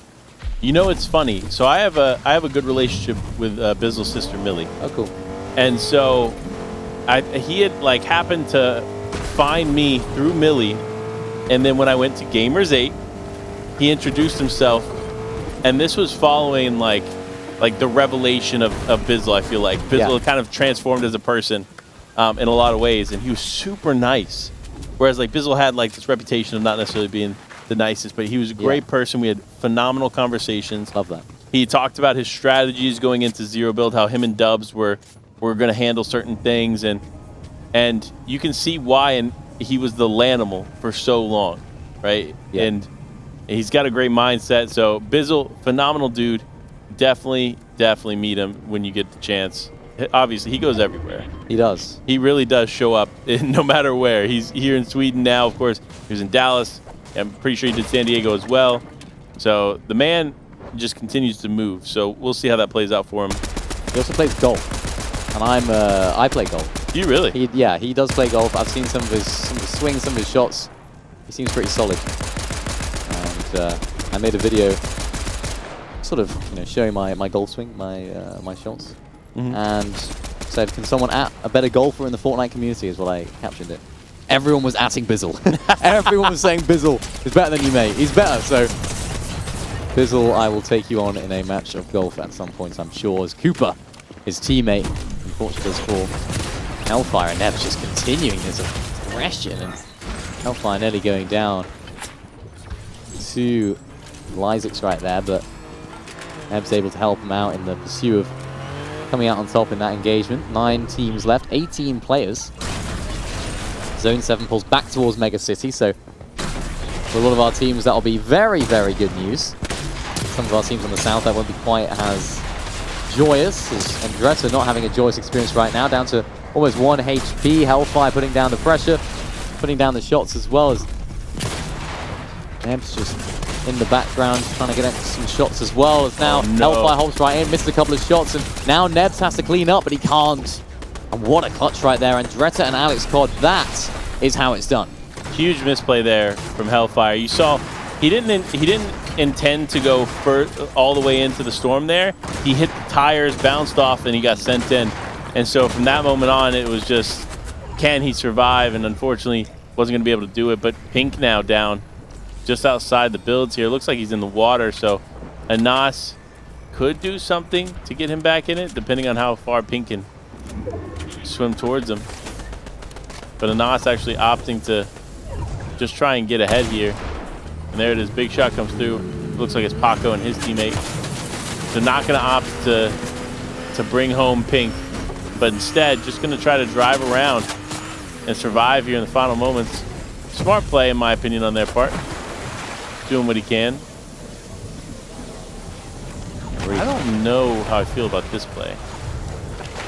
He has the white to go back into the storm. I was almost confused. Why would you not just stay in your box when you're already in the zone? But he actually gets on that dead side of 7th zone, which I like. It's a good play. But you can't expend too much more heals while doing that. You want to try and keep them for as long as possible. And Andretta, we saw clutching up earlier, and this is why he went back into the storm, because he is able to have this high ground advantage, this position. And looking down on the rest of the lobby, he's able to have this prime position. A beautiful spot for him to have. A little bit of music in the background too. I know, kind of peaceful. Well, I was wondering if that was coming from maybe Anas's game, but no, it's actually just a nice little peaceful background music that's in Mega City. I mean, respect. And you know, and I did say that I thought this game was going to be done by now, but surprisingly enough, these players have survived, and this game continues on. Here's Hen tries to take a big shot. Nothing's going to connect there. Paco's still alive, though. So we'll see how these players intend to finish this one off. But with this being, as mentioned by Miniminer, the penultimate game, a lot of pressure is on for players like Hen to perform. Ooh, there is.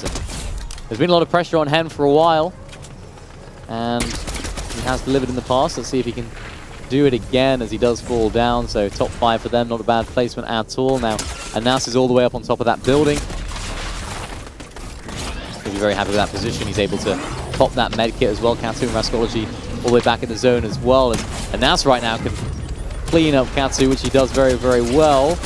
All the way back in the storm, though, his game's going to be over very quickly as Rascology comes through into the zone. Alex Cod and Andretta will come out on top in that game and just had that perfect position. And it was that beautiful clutch on Nebs and Hellfire earlier on that just set them up for success during that end game. It all looked over, and a quick turn of a tide, they're back in it. Yeah, and you love to see finishes like that where it seems like the team that you're rooting for or watching is down and out, and then all of a sudden, bam, it's back. And that was what happened there. So great finish for them, and we're almost done. Only one game remains after this. That is going to be the real challenge, because you thought that game's pace was pretty fast. Wait until you see this one, because everybody, and I mean everybody, is going for 10+ eliminations. And events just like this for Rascology and Katu are going to be the story of the final game. Everyone is going to be aggressive. Everyone is going to try to walk away with multiple eliminations, and so this could be the quickest game of the day.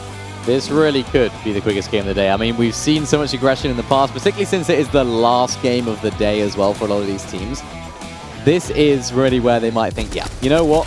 It's now or never. Let's hit a W key. 25 elimination victory round will do it for us. Let's go all out. Why not? Yeah, it could be. So we'll see how this finishes out. Will they finish out strong, though? We need something from iDrop and Mappy. I didn't get to see them go down there. Unfortunately, they need a big turnaround. We saw them qualify to the Global Championship later this year. So I know they have what it takes. Oh, yeah. It's just how they show up in the next few heats. Or even in the next game, because there's still one game remaining. Yeah. I want to see that leaderboard. I want to see which of our teams will be needing a big game going into the last, which of our teams that maybe need just a solid game to stay in that top 12. But for Alex Cod and Andretta, as we mentioned, a game that was looking pretty poor when it came to that early stage of the late game turned very, very nice towards the end. And that's what can happen in Zero Build. That's what Fortnite's all about. Yeah. Things can take a turn for the better or for the worse. It definitely can, but we got to look at it. You wanted to see the leaderboard? Oh, yeah. Well, don't worry. We got you covered. Let's dive in here and look at who is on top of the leaderboard. Of course, it's actually going to be Vico and Lame for the first time on the day. And dare I say, they've qualified. So that's going to be a great finish for them. But Nebs and Hellfire are still on the cusp. I don't think 2nd through 12th is safe by any means. Yeah, not quite safe. I'd say Nebs and Hellfire should be. They should be fine with 367. I think it was 350 around that last time. So a lot of our teams are definitely not safe yet. We talked about Mappy and iDrop needing a big performance. They are on 340 points right now, so they're looking good. And that's in Pink in 5th place spot as well. So they're feeling good right now going into this final few or final game for us, but final few for them potentially. Look at that, 50 eliminations from Nebs and Hellfire. One of our teams to look out for in finals, of course. Can they bring that heat? It's tough. Yeah, that is tough. And that's a lot of eliminations. Like, you look at the rest of the players, there's like 37, 40, and they're just out here with 50 eliminations. Like it's nothing, right? Hellfire is one of the most aggressive fighters and by far one of the best fighters because he continually shows up in these DreamHack Opens and finds eliminations after eliminations after eliminations. So, phenomenal player, of course.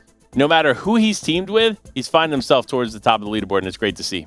Yeah, he is. I think whenever I watch Hellfire, I always just notice how good he is at just keeping on applying the pressure. He's always, whether it's just a 1v1, a 1v2, or of course a 2v2 as we see today, there's never a moment where the other player can heal. There's never a moment where they can just chill and relax because Hellfire is on your wall, and that is what he does best. Just keeping on applying that pressure. That Flapjack rifle is so good at that as well with all the ammo that's inside. And of course, all the SMGs that we have inside. The spray is relentless sometimes for these teams, and Hellfire does it so well. So if you can continue that, hopefully they'll be able to take that momentum into finals, and hopefully they'll have a pop-off. Well, let's check out a spotlight. On the cusp here in 12th place currently is Gino and Maurice Cow. Yeah. Now, here's the deal. They're going to go into potentially 1, maybe 2 more games to finish off the day. Most likely just 1 with 322 points. Now, they have no games won so far. They have only an average of 4.33 eliminations. What does that tell me? What does that tell you? That they need a win. The win is the only way to secure the top 12 spot. That could be a differential in their top 5 games, but guess what? You're not going to have to wait any longer. The final game of Heat number 2 is here as Abyss and Godaim are dropping in. Abyss and Godaim. Kenjutsu crossing uncontested for them for now. Will they be able to hold on to that? Seems like there's another team that is landing nearby as you get to have a little look at the spread from all of our players.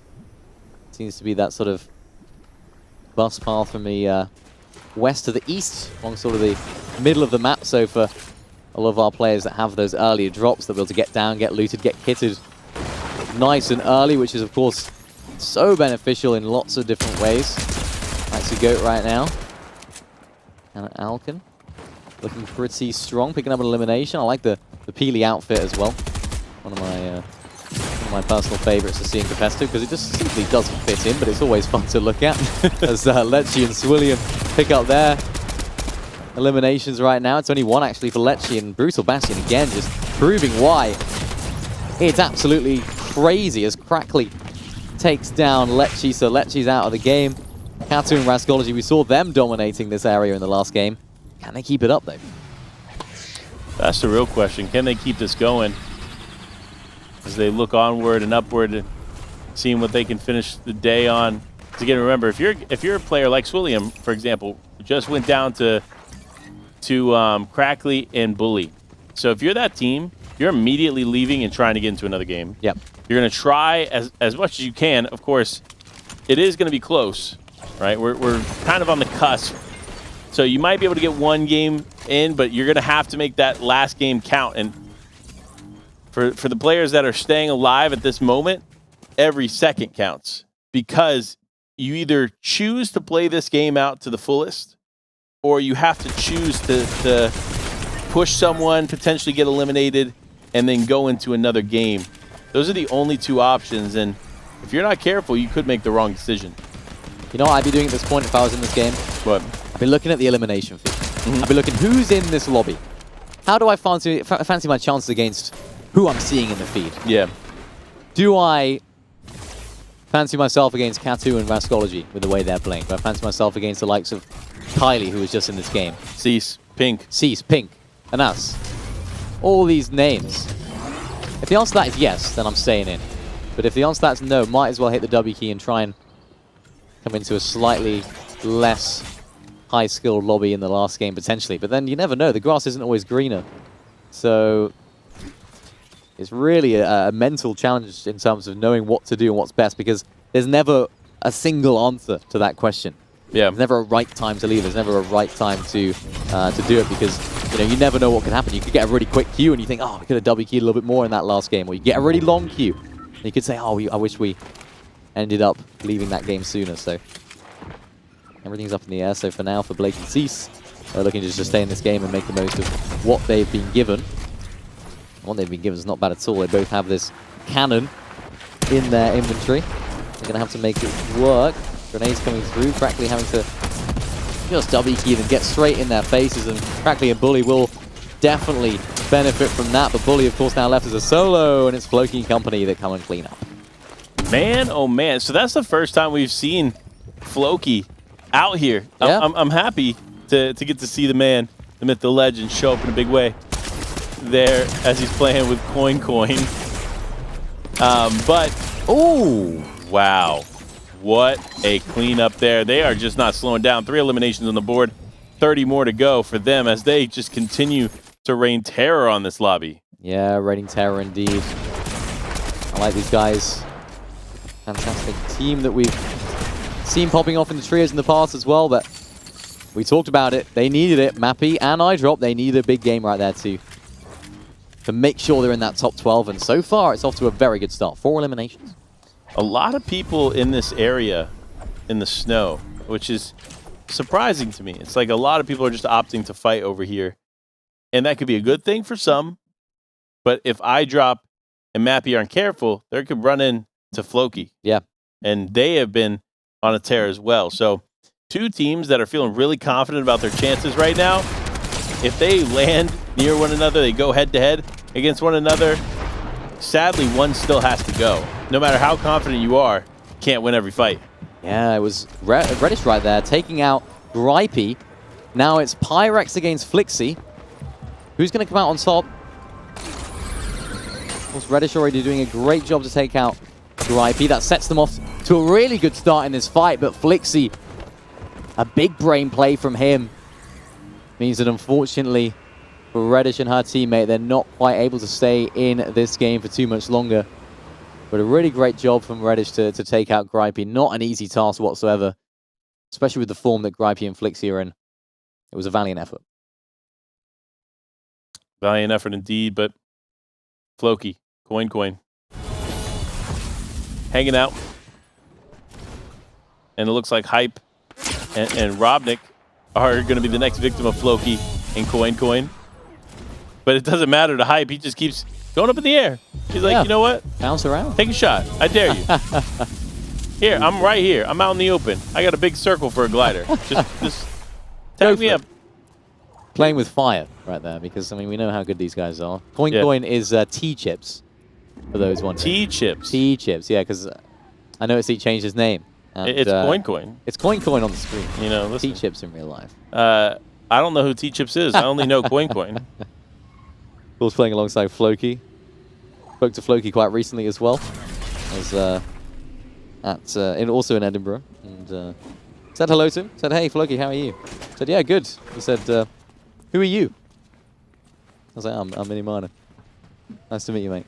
And he's like, oh, didn't know who you were. Sorry. It was quite awkward. Oh, man. He had no idea who I was, which I don't expect from you. I'm not a crazy big name in the scene, but when it comes to, I was like, oh, how you doing? I thought he said, how are you? I said, oh, yeah, I'm good. He's like, no, who are you? And he was... You should have been like, I'm Tayson. Oh, imagine. Probably already knows who Tayson is. Maybe, but a lot of times they don't see each other. True. Maybe you couldn't get away with Tayson. Maybe. Yeah. Let's see. Maybe it was the lighting that he didn't recognize me. It could have been. Could have been anything. I blame the lighting too. You know what I mean? There's no way no one on this planet doesn't know who Mini Miner is. There'll be more, I'm sure, that are in the same boat as Floki. Happy and eye drop though, looking pretty strong so far. They're not letting off that W key. I think their keyboard is only consisting of one key at the moment with 6 eliminations. Hype and Robnik could be the next victim. I'm interested to see, well, I have been interested to see, I should say, how many teams that have been using that shotgun, the breachy shotgun. I knew it would be good, but I didn't expect Cynical to use it and Vortexes again. We've seen it a lot today. You have to give yourself enough room to make sure that it can actually shoot through, because otherwise that splash damage is quite a risky one. It is significant indeed. And Vortexes has found out, again, the hard way. I feel like all these players are finding out the hard way. Oh, yeah. Don't we all? Interesting play there from down low. You see them drop the bunker, which obviously that's going to use a resource, a utility item early.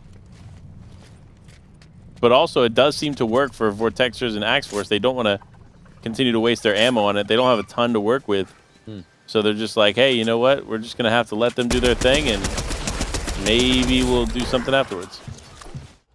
Yeah, maybe. Not too shabby from Axe Force. I think they understand that's maybe not the best push to make, especially with all these third parties rolling on in as iDrop and Mappy align their targets, and Mappy does get hit with a snipe right there, so they have to be very, very careful when approaching this. A little bit of a HP disadvantage when it comes to Mappy's case, and wow, iDrop rolling in the back, hitting some big shots, and hits 2. It's not just iDrop, man. It's iDrop this lobby, because he is on 1. 8 eliminations in total for the 2 in the 3rd zone. So much still yet to play, too. So, another player. Another 2, actually, coming close.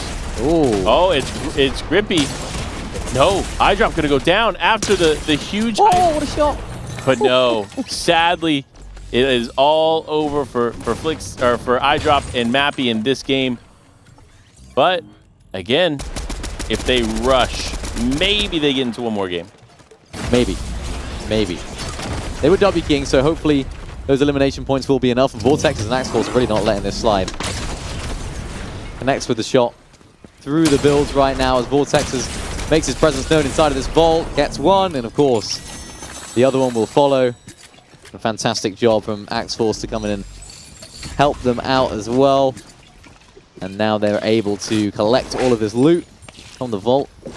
And I like that play. They didn't just jump straight in there before doing any damage, using that cannon to get as much of that splash damage off as possible, which is so good in the vaults, because what can the other team do in that situation? They're just stranded. Flixie and Gripey. What's that? 9 eliminations, 5 and 4. Very, very solid stuff from this team, and they're still going. Yeah, you know, I remember last time I messed with the Cybertron Blaster 2, Flixie, so you might, just get to backing up there a little bit. Maybe cover yourself just a smidge more.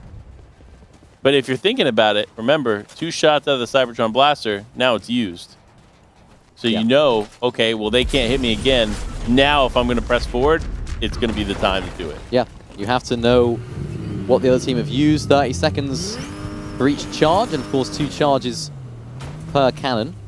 So, as you mentioned, if you know that a team has shot 2, there's a likely chance you have a little bit of time to ensure that you're able to rotate. And Wise and Smezzy right now, they're able to rotate on out, but Flixie and Gripey look back and try to clap back as be able to use this cannon up close and running over one of the players right there as Gripey does get the knock onto Smezzy, but it's not enough as Flixie manages to clutch up and keep them in the game. But of course, we've seen so many third parties today.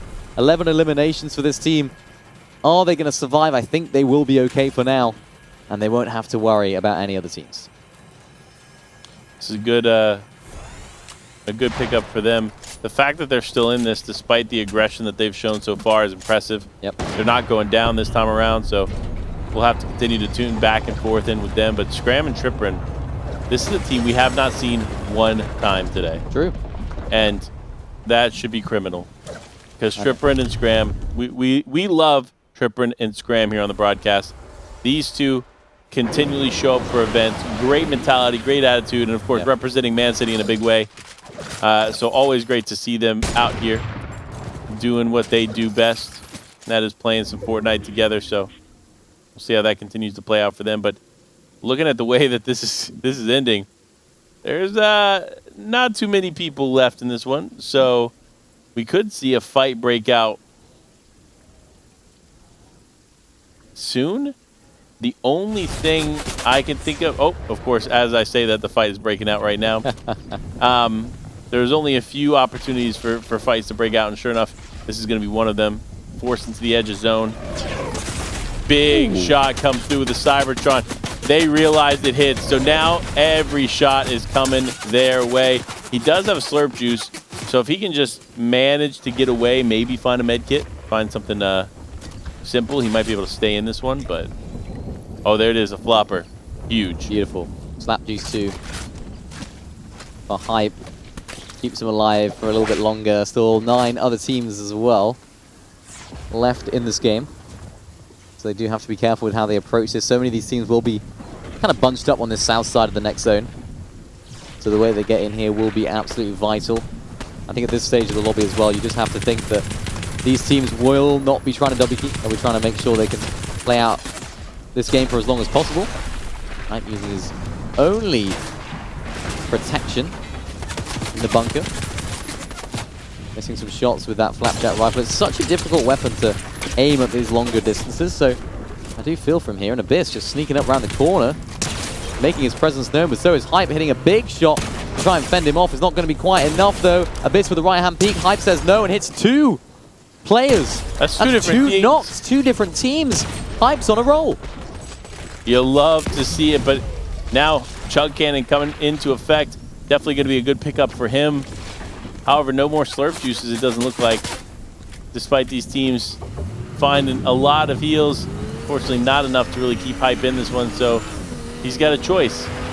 He's got to go deeper into Storm and hope that it works out in his favor, or he's got to make his way into zone. I think he's going to go for the long route, and he's going to get chased by Corrin. An important rotation as well for Corny right now. Hype still alive and kicking. He has, of course, got that chug count. Should keep him in the game for a little bit longer. Such a treacherous rotate, made even more so by the fire that's ensuing around him. 110 ammo, if you like, in the med mist, or uses. So this is not going to be an easy situation to get out of. We can see what this zone is looking like. That team on the hill have got that static launch pad to use. So the little yellow arrow down towards the south will have to rotate in. There's another arrow all the way down on the south. That's an even more difficult rotate. A lot of difficulty coming out from these players here soon as they just try to stick into this one. Staying alive where they can. Grippy and Flixie surprisingly still alive despite all the action that they've had going for them. They continue to find success. Nothing is slowing them down. Even though they're taking damage from the storm here, they're still going to be in a decent spot as long as they start moving here shortly, because they cannot afford to spend a lot more time here in the zone. Now going back for the flopper and the slap juices. I fully forgot what that was called. The slap juices. Easy done. It's interesting. I only think there's 2 teams in the zone right now. And of course, they're fighting, so that's always a good thing. X-Force and Vortex, we saw them dominating that vault earlier on with these Cybertron cannons. Quite break that fully built brick, but X-Force coming in from behind. Alex Cod and Andretta, though, make light work of Vortexes and X-Force, so their loot's been bolted. Is that 5 bunkers? I just saw, I think it was in Andretta's inventory, so that'll be used later on, I'm sure, as Flixie and Gride will have to make their way in with this car as well. They're going to maybe make this longer rotation around this east side because there's so much congestion on that west side. Do they even know? I'm not sure, but they don't have a vehicle anymore. I do know that, but Flixie, oh no, slides to his demise. 13 eliminations could be going down the drain right now if they're not careful with this rotation. And they've still got a long way to go. And the full elimination comes through onto both Rippy and Flixie. They're going to be out of this one. A devastating finish there for them when they were in 7th place with several eliminations. Not the way you want to go out. But Scram and Tripperin, they stay alive. 8 elims here. But again, we find so many players in the storm. And these guys need to start moving. Start grooving. What are they cooking? Well, they're so deep in storm right now. What? They must have seen something we haven't. I think it must have been. It must be a rift. They must have spotted one of these rifts nearby because there's no way that they'll be this deep in. And yeah, it is. It's one of these rifts that are nearby. Scram and Trippin. Scram putting all the trust into Trippin, knowing the map right here, which is good to see. I like these guys. They have a very good friendship, a very good relationship outside of the game. Always posting some very, some would say questionable, but I think pretty nice pictures of both of them together on Twitter. It's always good to see. So maybe I'll agree with the questionable ones, but Corny able to pick up a nice elimination right there as well. His first of the game. Scram there. Down in the storm, I believe that is. So not quite the best situation for him, and of course not the best situation for Corny either. It's T-Chips and Floki who are able to be in a good spot, and Trippin's made his way in, so he's still alive and kicking. But for how much longer will he be able to continue? The heavy sniper in hand. We've seen lots of great snipes today. I think that's been one of the highlights for me. Yeah. So many cool clutch headshot snipes, and Trippin will need to pull out all the stops right now in order to clutch up because he is the only solo left in the lobby. Especially when you have the likes of T-Chips and Floki who are just raining down fire with both the assault rifles and the cannons. Not going to be easy. Not going to be easy at all, but they're still raining shots in. Big things coming through. You see the gas station is on fire, but they're also simultaneously losing some of that cover that they just built for themselves. Lots of shots come through. Now Coin left as a solo. He had the bunker. Yep. He had the bunker. He could have stayed alive for at least a little bit longer to get the slurp juice off, but no, he's going to be out of this one. Sadly, but big shots coming out. This is going to end so quickly as Zany stays alive. UEO, who has won a game for us before, could potentially win another one. It's a 1v2. Trippin still alive in this game, using these bunkers very, very well, but he doesn't know that Zany is picking up the revive right now, so I should say UEO picking up the revive onto Zany. Trippin using that mud to rotate on in. If he closes out his elimination, there's definitely a chance, and he does. So there is definitely a chance to clutch up, but no! It was the clap back from Zany with the Cybertron cannon that takes out Trippin. It was looking so good for a moment there for Trippin. My eyes lit up. I thought, Trippin, could he do it as a solo? Oh, man. Our first solo clutch of the day. I thought it was locked. I thought Trippin had it, right? He gets the first knock, and I'm like, okay. Obviously, the other player is very, very weak. Trippin wins this. And then, of course, the Cybertron Blaster just comes out of nowhere, takes him out, and, of course, finishes our final game of the day. That was probably the best finish I've seen from both San Diego, Dallas, and now Summer. What a way to finish the day #1 here for DreamHack Summer. Again, a lot more action coming the next 2 days, but before we go, we got to replay some of the action of that final game. We got to take a look at some of the stuff, the highlight moments, and hopefully that highlight Cybertron Blast comes through as well, because that was a good one. Yeah, I think that just encapsulates the day Cybertron cannons left, right, and center. And of course, how do we close out the broadcast on today? It's of course the Cybertron cannon. This moment from Flixie though early on. Oh, I had belief in Reddish and Pyrex, but Flixie just showing how well he knows the area. And especially in zero build, that makes the difference. Knowing where all these little zip lines are, knowing where all those little peeking, hiding corners are. And just making all the difference right there. That's what ultimately makes so much sense for these teams. And look at that though from Hype. Just reliving that moment. Double elimination, not on the same team, on two different teams, 2 knocks.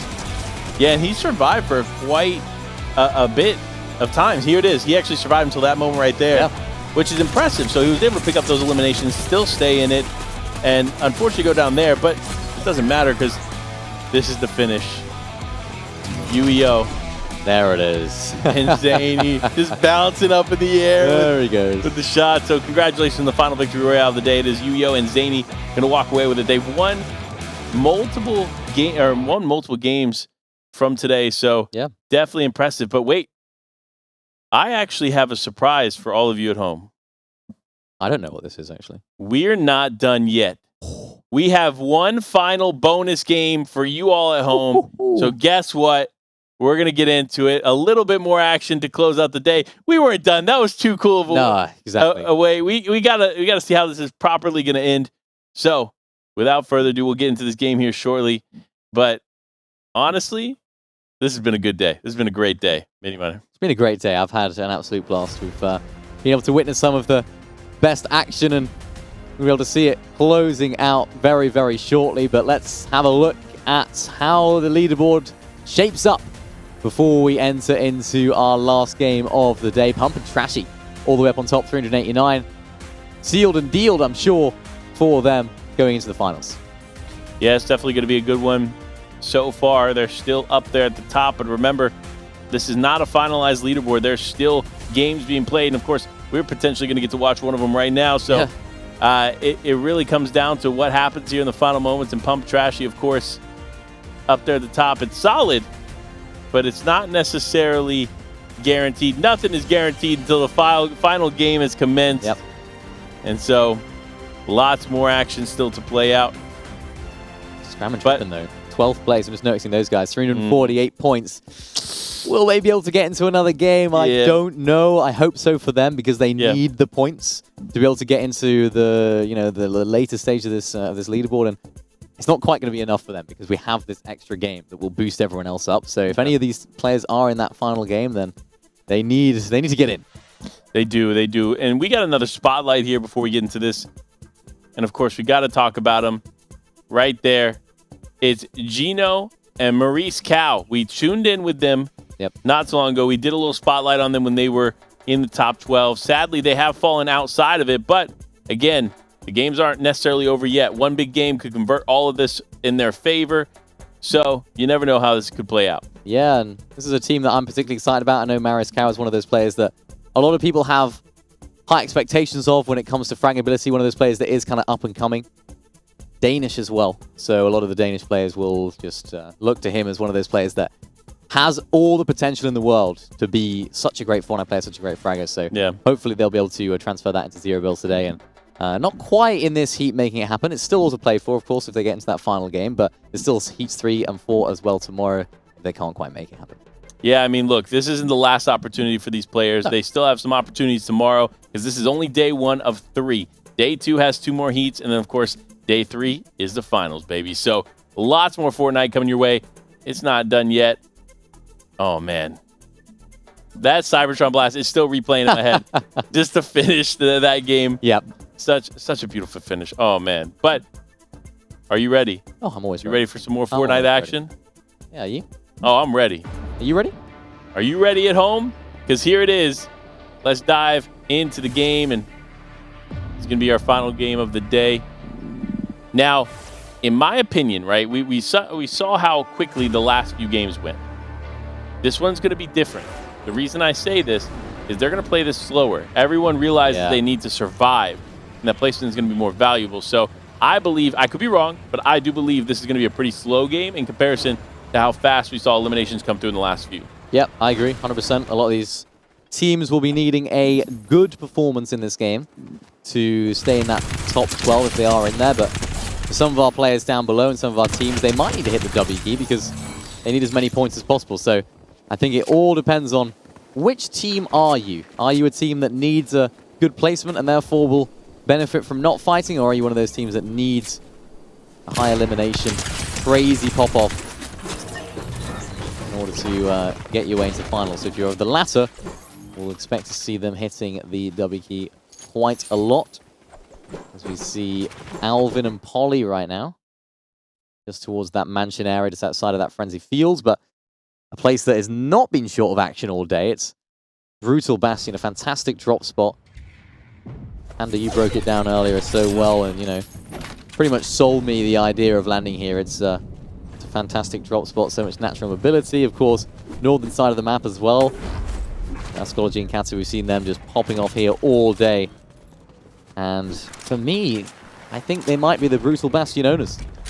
They could be. They could be. Remember, for those at home that missed it, for just $12.99, you can own your ownership of Brutal Bastion. Don't worry. Do you think it's cluttered? That's okay, because there are plenty of other spots for you to land within the POI.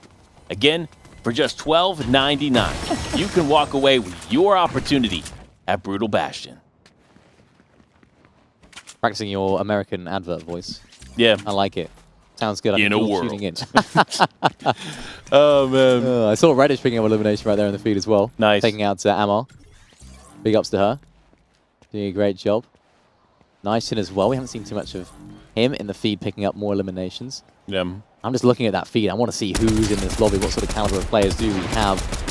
High is the answer that I'm getting as the more I look at it. Absolutely. Okay, Marco and X-Squeeze. Fast Roki going down. Roki going down as well.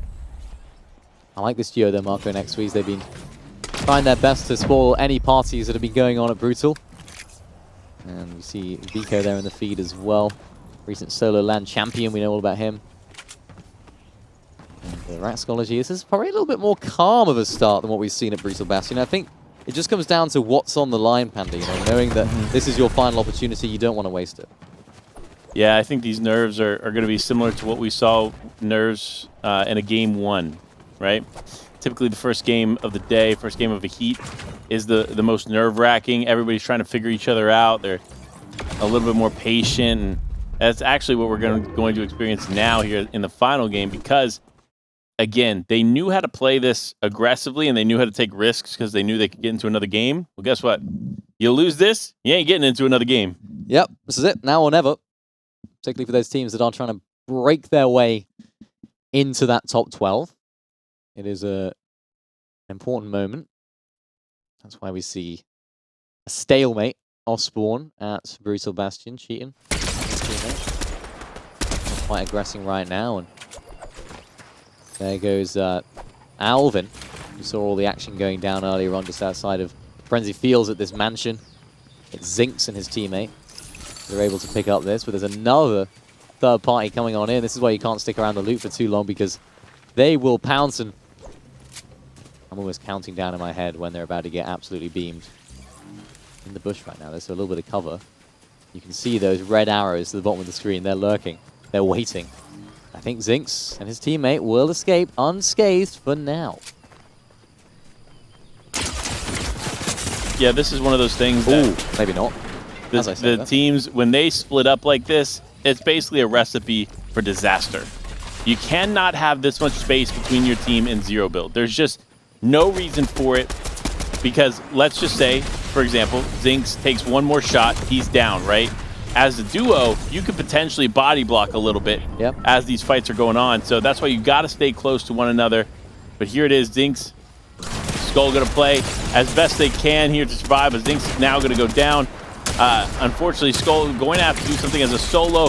Big shot could potentially make something happen, but no, unfortunately, just not going to be able to convert it as they are down and out here of heat number 2. Thought the tire might have saved him right there. Just giving him that close. little bit of mobility that we don't have. You know, just shoot him away. But Phalanx was able to survive just about. Slither of HP for him. Also someone that I met last DreamHack in Jönköping. Very nice guy. Very friendly. He's in the premium area this time. Okay. Or last time. Maybe he is this time, I'm not 100% sure. So, always good to catch up with everyone. And I encourage you guys, if you are watching from the event, whether you're interested in Fortnite as much or not, go and have a chat. Everyone's very approachable and everyone's very friendly. So, see how things are going. Ask them about strategies, maybe, if you're an up-and-coming player. Yeah. Maybe do what I do and ask them to duo, in which they ignore me quite quickly and block me on all socials. So, that's another one that maybe you shouldn't. Great advice from Mini Miner. Don't ask pros to duo with you. Okay, I'm lying. Nobody's ever blocked me like that, but I feel like I'm on the edge sometimes, you know? It definitely is. It's one of those things that, for sure, can get you in trouble. But nevertheless, Phalix going to go up against some NPCs here, try to wipe them out real quick. And, of course, Dark and Gentle. We watched a lot of them earlier on. But now we're finally getting to tune in with them on the final game of the day, so you love that. You love to see it. Uh-oh, but they need to be careful. Lots of shots raining in their direction. If they're not safe, man, they could end up getting picked off here. But they stay in it for now. How long they stay in it, we'll have to wait and see. Absolutely. That's what this is all about. Can they survive? How long for is the question. We're about to get the answer pretty soon. Gentle and Dark almost connecting with that snipe. Seeing a little bit more action than we would have probably expected from this game. Frey there going down in the feed, another one of our top EU players that we expect to do well. Crazy and Perceived sat inside of this bush as well. They have to be very, very careful. As Gentle, as Crazy and Perceived can pounce at any moment. They do now decide to rotate on in. Gentle has to try and prevent these shots from coming through, but unfortunately, I think he does go down right there, and he does. So Crazy and Perceived make the most of that push positioning. They're able to rotate on through, take out Gentle. Dark right now has to try and close out this fight, or indeed rotate away, which might be the play. I think that will be what he chooses to do. Crazy and Perceived will identify that. Watch out for that tree, mate. Those are a little bit dangerous. Especially when they're shot down by another team. If you didn't know, those can actually bonk right on your head and end up being your demise. A stable FN can't quite clutch up in this situation. We saw Phalix and Chexy doing a great job at closing out a fight, and yet again, they've done it again. It's the second fight they've just closed out in quick succession. And Dark is just trying to escape, but no, he can't access the rift quickly enough. And unfortunately, it's Dark and Gentle that will be taken out by Perceive and Crazy. Really, really great job from this guy. That's tough. That's tough finish, man. Again, we watched a lot of them today. They showed a lot of promise going throughout the day. So I'm not counting them out here for tomorrow. Again, we got 2 more heats tomorrow. Even more qualifying spots as well. So definitely make sure if you are tuning in today, you got to tune in tomorrow as well. But for these teams, we're seeing more Storm plays. So we got, what is that? 3 teams? Yeah. 3 teams potentially in Storm as of right now. 1 about to exit the Storm. But now that we're seeing more of this, I'm curious what the strategy is. Because again, before, in the previous season, you had mobility. It was easier to get in and out of Storm. Yep. Avoid Storm sickness. Now, though, it's not quite the same. Not quite the same. Not quite got the heals either, of course. No more chug splashes, or indeed the barrels. Or the shield keg, I should say. Those aren't in the game anymore, so it does make it a little bit more difficult. Kovacs and company trying to drive their way through. Chexy and Phalix trying to make their life a misery right now. It's Gumbri and Kovacs in that situation. I like this positioning from Phalix and Chexy. Banyak, they're taking out Gripey. It's one of our teams that are quite high up. They should, for them, be needing a big game, so it's not looking too ideal for Gripey and Flixie, as they do fall here in heat number 2, their final dance in this heat. And I don't think it's quite going to be enough for them throughout this, this qualifier. Never know. 31 eliminations. Could turn it around. 91 elims. Yeah, 31. Real quick. Just easy. Oh, now they can get 32. A reboot coming through. A little reboot coming through. Steno and Lucy still in this one. And I believe Steno and Lucy are in contention for one of the top 12 spots too. This is anxiety driven for any other team that remains in this one that is waiting to see if you solidify the top 12 spot, because they're in 27th as of right now, which tells you two things. Number one, they are in contention for the top 12 spot, but number two, it also tells you that they're going to be playing this as safely and as effectively as possible. So if you're hoping that they go down quickly, it's probably not going to happen. Yeah, probably not. So hopefully for them, they'll be able to keep on making their way through this game. Picking up eliminations as they do so. They're doing very well at that at the moment. It's about having this balance when you're in this sort of situation, when you're in a game that you need to get eliminations, but you don't need to go absolutely crazy. You need to make sure you are getting the placement along with it. It's one of those where it's so important to get that balance right. Sometimes the ship can sway in too much of an elimination-focused approach, but then otherwise sometimes you find yourself a little bit too passive and therefore not getting the refreshes, not getting that loot to carry you through that late game. So for Lucy and Steno, they need to find that balance between the both play styles. Another two teams inside of the Storm, as we can see on the map right now. Very southeast zone. Carry and Lars right now. Going up to this island. Met by another team though, so battling will ensue, I'm sure.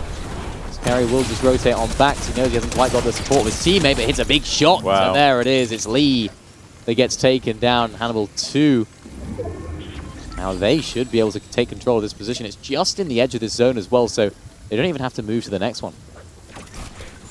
Yeah, that's just a matter of staying positioned where you are. Get ready for whatever can come your way, especially for players like Hyrax and Max FN1.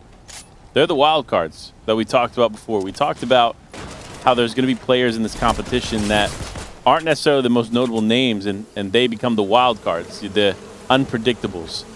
And that's an example of one right there. But, oh, man, the swarms are out, people. And if you're not careful, you can end up finding yourself going down to them. But the great movement from Robnik, keeping them involved here, keeping them in the conversation.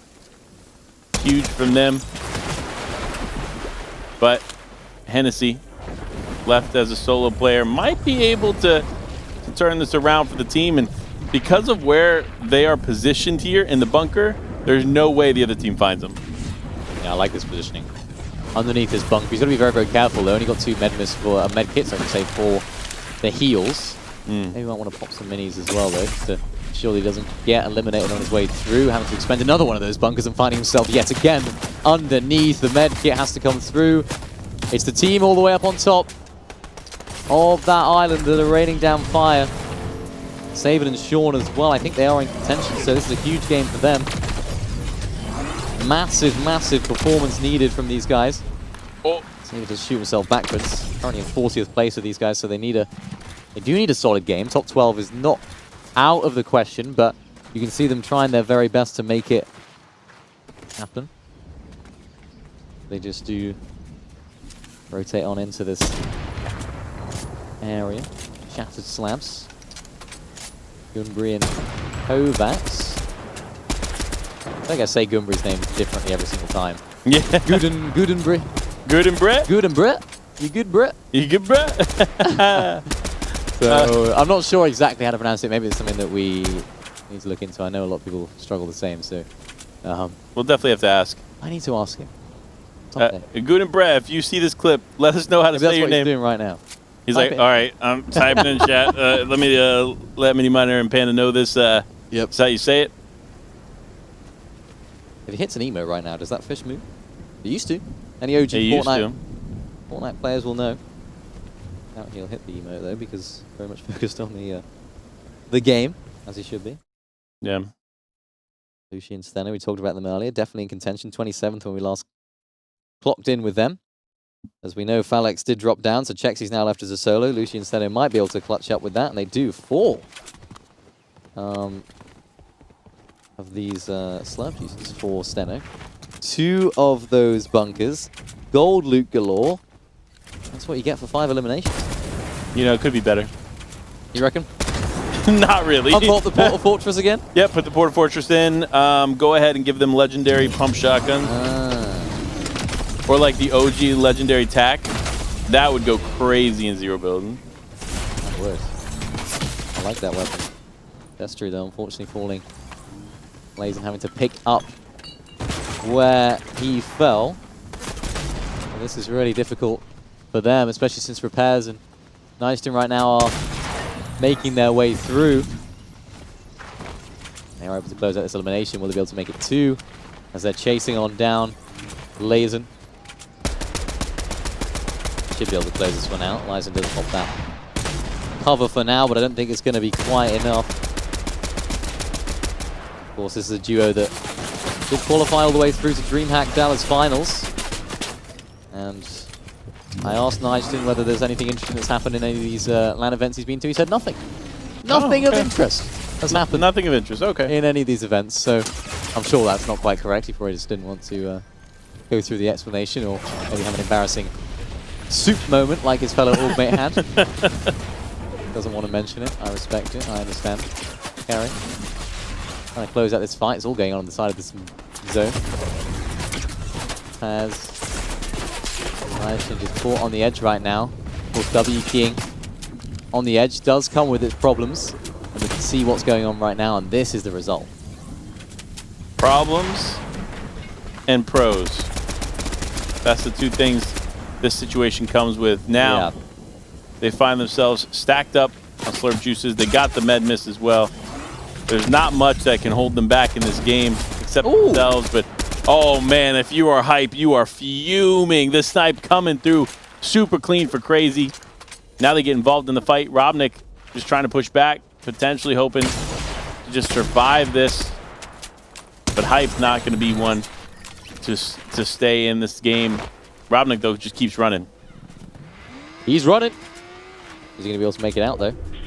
Robnik is a solo. Absolutely vital that he does, of course. We know these guys do need a good game, so Perceive and Crazy trying to spoil their party, and it looks as though they might just be doing that with pressure from another team coming in. It's Steno that ends up getting the final elimination on Robnik, so a little bit of squad activity right there. Lucy, Steno, Crazy, Perceive. I like to see it. All pressuring from different angles.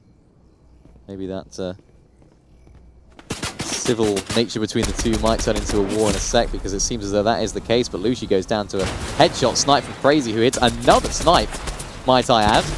He is quite literally going crazy with the snipes. And maybe they'll be able to close out yet another elimination. That's they're on 4 at the moment. This could be 6. This is tough here. Remember, Steno and Lucy were in a position where they could actually walk away in the top 12 spot, and this could be now disrupted by Crazy, and sure enough it is. Steno was able to knock one but not get the other as Crazy cleans them up, and repairs now going down. This is coming to an end rapidly here, folks, as 5 teams remain. Players going down left and right. That's 4. Now let's go ahead and make it 3, because the Storm is going to go ahead and take him as well. Crazy and Perceive. There you go. Perceive. All right, now Perceive, not Steve, and Crazy gonna finish this one out strong.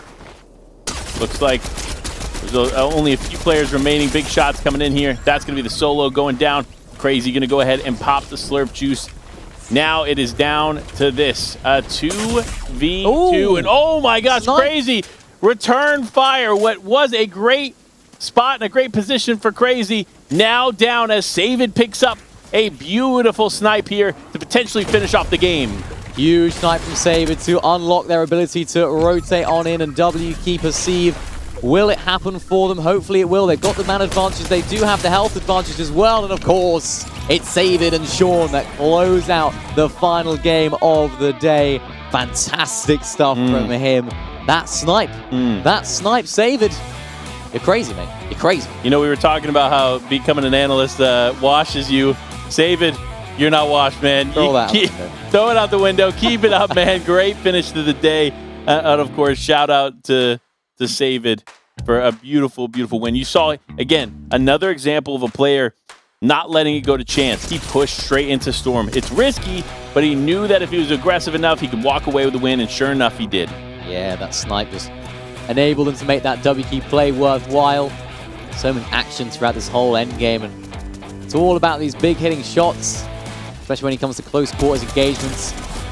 Steno and Lucy, of course, made it very, very well and made it very late into that game, but it was the N-Star boys just making it a little bit too known in terms of their presence on that edge of the zone. So they got caught out, and look at this, crazy, hitting some crazy snipes, but unfortunately for him, he becomes a victim of his own demise right there. Of course, crazy hitting so many good shots, and gets hit by Savid. Yeah, definitely a crazy finish here with no puns intended. All the puns. Was Savid in this team. I mean, look, him and Sean VP actually did pretty well throughout the day. This is like the first breakout performance that we were personally able to watch, but that doesn't mean they weren't accomplishing things throughout both Heat 1 and 2. Now, whether or not they made it through Heat 2, we'll have to wait and see. But if this is any indication of what they could potentially look forward to tomorrow, they should be qualifying in 3 or 4. Yeah, they're a solid team. I remember watching them. I think they qualified to a final of a recent Cash Cup Good Performance Evaluation Cup. So watching them popping off in that end game, I think it was Savid and actually Sean as well, just hitting those big damage pump shots one after another. That's what qualified them in those instances. So these guys know how to qualify to a top 50 format. And I hope that they can use all of that experience today, or indeed, well, of course, tomorrow. Because, of course, we have 2 more heats. So hopefully they've used all that experience today, and it's enough to qualify them through, and they don't have to play tomorrow. Well, man, we have watched a lot of Fortnite action unfold today. Heat number 1 done. Heat number 2 done. 24 teams qualifying on today. And, of course, remember, there's 26 teams qualifying tomorrow. Yeah. So this is not over by any means. So if you're tuning in today, thank you so much for rocking with us. Of course, before we give you that final leaderboard, I just want to say thank you to all of you at home. Remember, this is just day 1, so you got to tune in tomorrow for day number 2. And of course, remember what these players are playing for. That's right, $250,000 in prizing on the line Sunday, as well as an opportunity to qualify onto Gamers 8, the biggest gaming festival of the year, people. You definitely are not going to want to miss it. To find out more information about Gamers 8, go to gamers8.gg. All the information is there. Potentially find yourself flying out, being a part of it, hanging out in the audience. I mean, it is a very special event. I highly recommend it from experience. Definitely check it out if you get the opportunity. Gamers8.gg. Go ahead and check out all that information there. But mini minor. Highlight of the day. Highlight of the day. There's so many. I know. You were talking to me about this earlier. Like, what's your favorite moment? What's your highlight? I wouldn't say, for me, there's anything in particular that's a highlight. Of course, there's so many that I could pick out. Snipes left, right, and center, solo clutches, 1v2s, triple clutching up, Scram doing a great job. It's so difficult to pick out one particular moment. So for me, it's all about the teams that we didn't expect to do well. Yeah. Highlighting. We saw some crazy plays from ResHex and his team. One of the teams that a lot of people wouldn't have expected to qualify or do well at the beginning of these heats. Definitely able to pop off in heats 3 and 4. But just names that we haven't necessarily seen too much of, doing a great job, doing it on the big stage as well, in a LAN environment where so many external factors will have an impact on your game. So for me, that's been the highlight of my day. Although heats number 1 and 2, usually we talk about the top teams. It's those lower down teams that we don't expect to do so well, just sneaking in there as well. And hopefully they'll be able to use all that experience tomorrow, when of course they have heats 3 and 4. A lot of our big hitters are already through. Yeah, again, I think that's one of the big things we have to focus on, right, is that heat number 1 took 12 big names. It was not just, 6 of the big names and some other people. No, it was 12 heavy hitters straight out of the competition in heat number 1. Of course, the likeness of Queasy Veno, already gone, right? You saw Cammy's team, Seti's team. You saw Malibuka Thomas HD. I mean, a lot of players already out into the finals. So the next 12 is going to be interesting. I am curious how it's going to play out. We'll have that leaderboard for you shortly. But before we do, I'm going to make a bold prediction, right? Let's see it. I'm going to say Steno and Lucy finish in 13th. Ooh. I say they're going to finish right outside of contention for the top 12 spots. I think that's how it's going to end. Where were they before? 27th, wasn't it? 27th. That game in that sort of region. So remember, they had like 9 eliminations before they were taken out in like 6th or 7th place. So they had decent placement. They had really good eliminations. So if that was a replacing game for them and they had a low placing game before that was kind of in the mold of the 5, 100%. They're going to be 13th. Criminal. I know. 13th. It's such a difficult position to be in, especially after the final heat of the day. You know, we talk about Heat 1. There's, of course, Heat 2 on the same day. You can keep the momentum going. But now all these players, all these teams, they've got to go back to their hotel, to their wherever they're staying. And they've got to think, right, what have we done wrong? What do we need to work on? What have we got to work on tomorrow? And it's that break that sometimes can make teams, but sometimes it can break teams as well because they lose that momentum. They lose that rhythm that they got during Heats number 1 and 2. So I'm interested to see how that plays out. Who's going to hit the VODs? Who's going to do their homework? Who's going to stay later on during the night? I'm not even sure how long it's open till. Yeah. All night, maybe. Yeah, I think you can hang out for quite some time, potentially overnight. If not, you got a few more hours left for sure. Hit the VODs. But if you are going to take the few more hours, you have to hit the VODs. You have to watch back what happened throughout the day. Watch who you came in contention with the most. Try to figure out what they do well, what you can do better, and create a proper strategy going into day 2. That's the big thing. I think a lot of these teams, they come into this and they're like, I know how to land in my drop. I know how to play zero build. I'm going to qualify. That's not it. This is a very, very different format, and this is a tough format to do. You have to be consistent, especially against the likeness of Queasy Veno and so many others who are genuinely the most consistent players in the world, period, no matter what the game mode is. Yeah, they're so sort of particular when it comes down to these games. Not only in build, of course, as well. Zero build, they're so good at. Just look at each individual aspect of their game. You know, how can we improve that? How can we improve that area of the game? How can we make this rotation better? How can we carry these different types of loot? How can we just improve our synergy as a team? How can we improve those comms to make them more clear? Every single little aspect with their coach BloodX is looked at, and it seems to be working out for them so far. So for those teams that don't necessarily have a coach, don't necessarily have that, experience of Queasy and Veno, Tasted and Mustache, teams like that, try it. Try and look in the VODs. Try and see what you can do better, because ultimately that's how you're going to improve. Yeah, you're 100% right. I think improvement comes with VOD reviewing, spending time dedicated with a coach. I think that's one of the most underrated things right now, especially. And more teams are starting to do it at a high level, but players who don't necessarily know how to connect with coaches, they're the ones that will continue to struggle. I think you need to go out there, find the right people, find people in your corner. Again, even at the base level, go to like a Destiny Jesus and take some of these master classes and do some of this stuff. Watch the YouTube content, because a lot of this knowledge is out there for free for you to take. It's just a matter of you going out of your way to learn it, find it, and make it your own. But it's time, my friend. Let's see how the leaderboard finished off for Heat number 2. And up at the top is going to be Della and Pixie. Nice. Wow, wait, so this was not a team that I was anticipating seeing in the top 12. Does look like an Austin Pink have made it through. iDrop, Mappy, Scram, Tripperin, Uyo and Zany, Bully and Crackley, Nebs and Hellfire in 11th place, and Lazen and Desteru. Now again, now that this is done, what did I say? I know what you're thinking. I don't see Lucy and Steno, man. I don't see them. They're not there. I could be wrong, but my eyes not deceiving me. They are not there, so they're one of our teams that we'll have to look at the VODs. Della and Pixie, we haven't really seen too much from them all day. I think they've just been sneaking around, which is kind of crazy because they have 51 eliminations. Huge. It was Lazen and Destru right there in the 12th place. They just managed to snatch it at the end, so they just about did enough. And, I mean, today hasn't disappointed whatsoever. Hey, and a quick way to finish this off. Okay, so we have Steno and Lucy's placement, and it is not 13th. I was wrong. It was 25th. 25th. But look, honestly, for them, this should be motivation for them to go into day 2 stronger. Go into Heat 3, Heat 4 if they have to, in a much better position. I think they did a lot of things right. There's a few little mistakes they made. I think they fixed those, and they're good to go. Yeah, I mean, something that I noticed there, they played 15 games in that Heat 2. Jeez. 15 games. So what that says to me, I mean, I'm uneducated, I haven't spoken to them, but it seems like they just try to be a little bit too aggressive. They try to take those fights far too often because they thought, Heat 1's over, all the top tier players, they've all gone through. It'll be easy. It wasn't. They didn't make it through.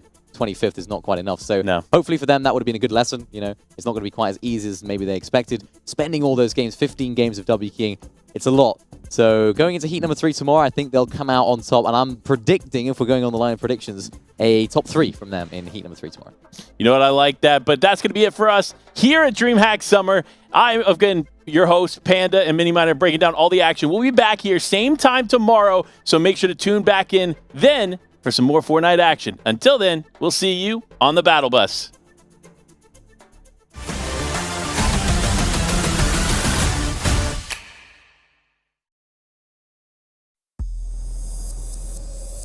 In the heart of an ancient desert, the land of heroes awaits.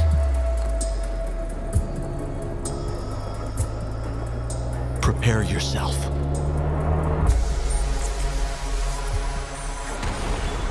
To witness feats you never thought possible.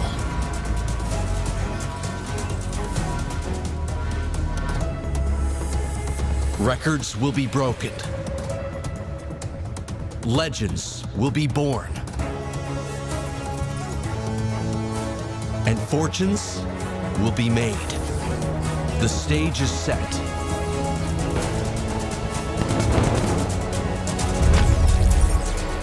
The largest esports and gaming festival the world has ever known. Ready or not, here it comes. Gamers 8, the land of heroes.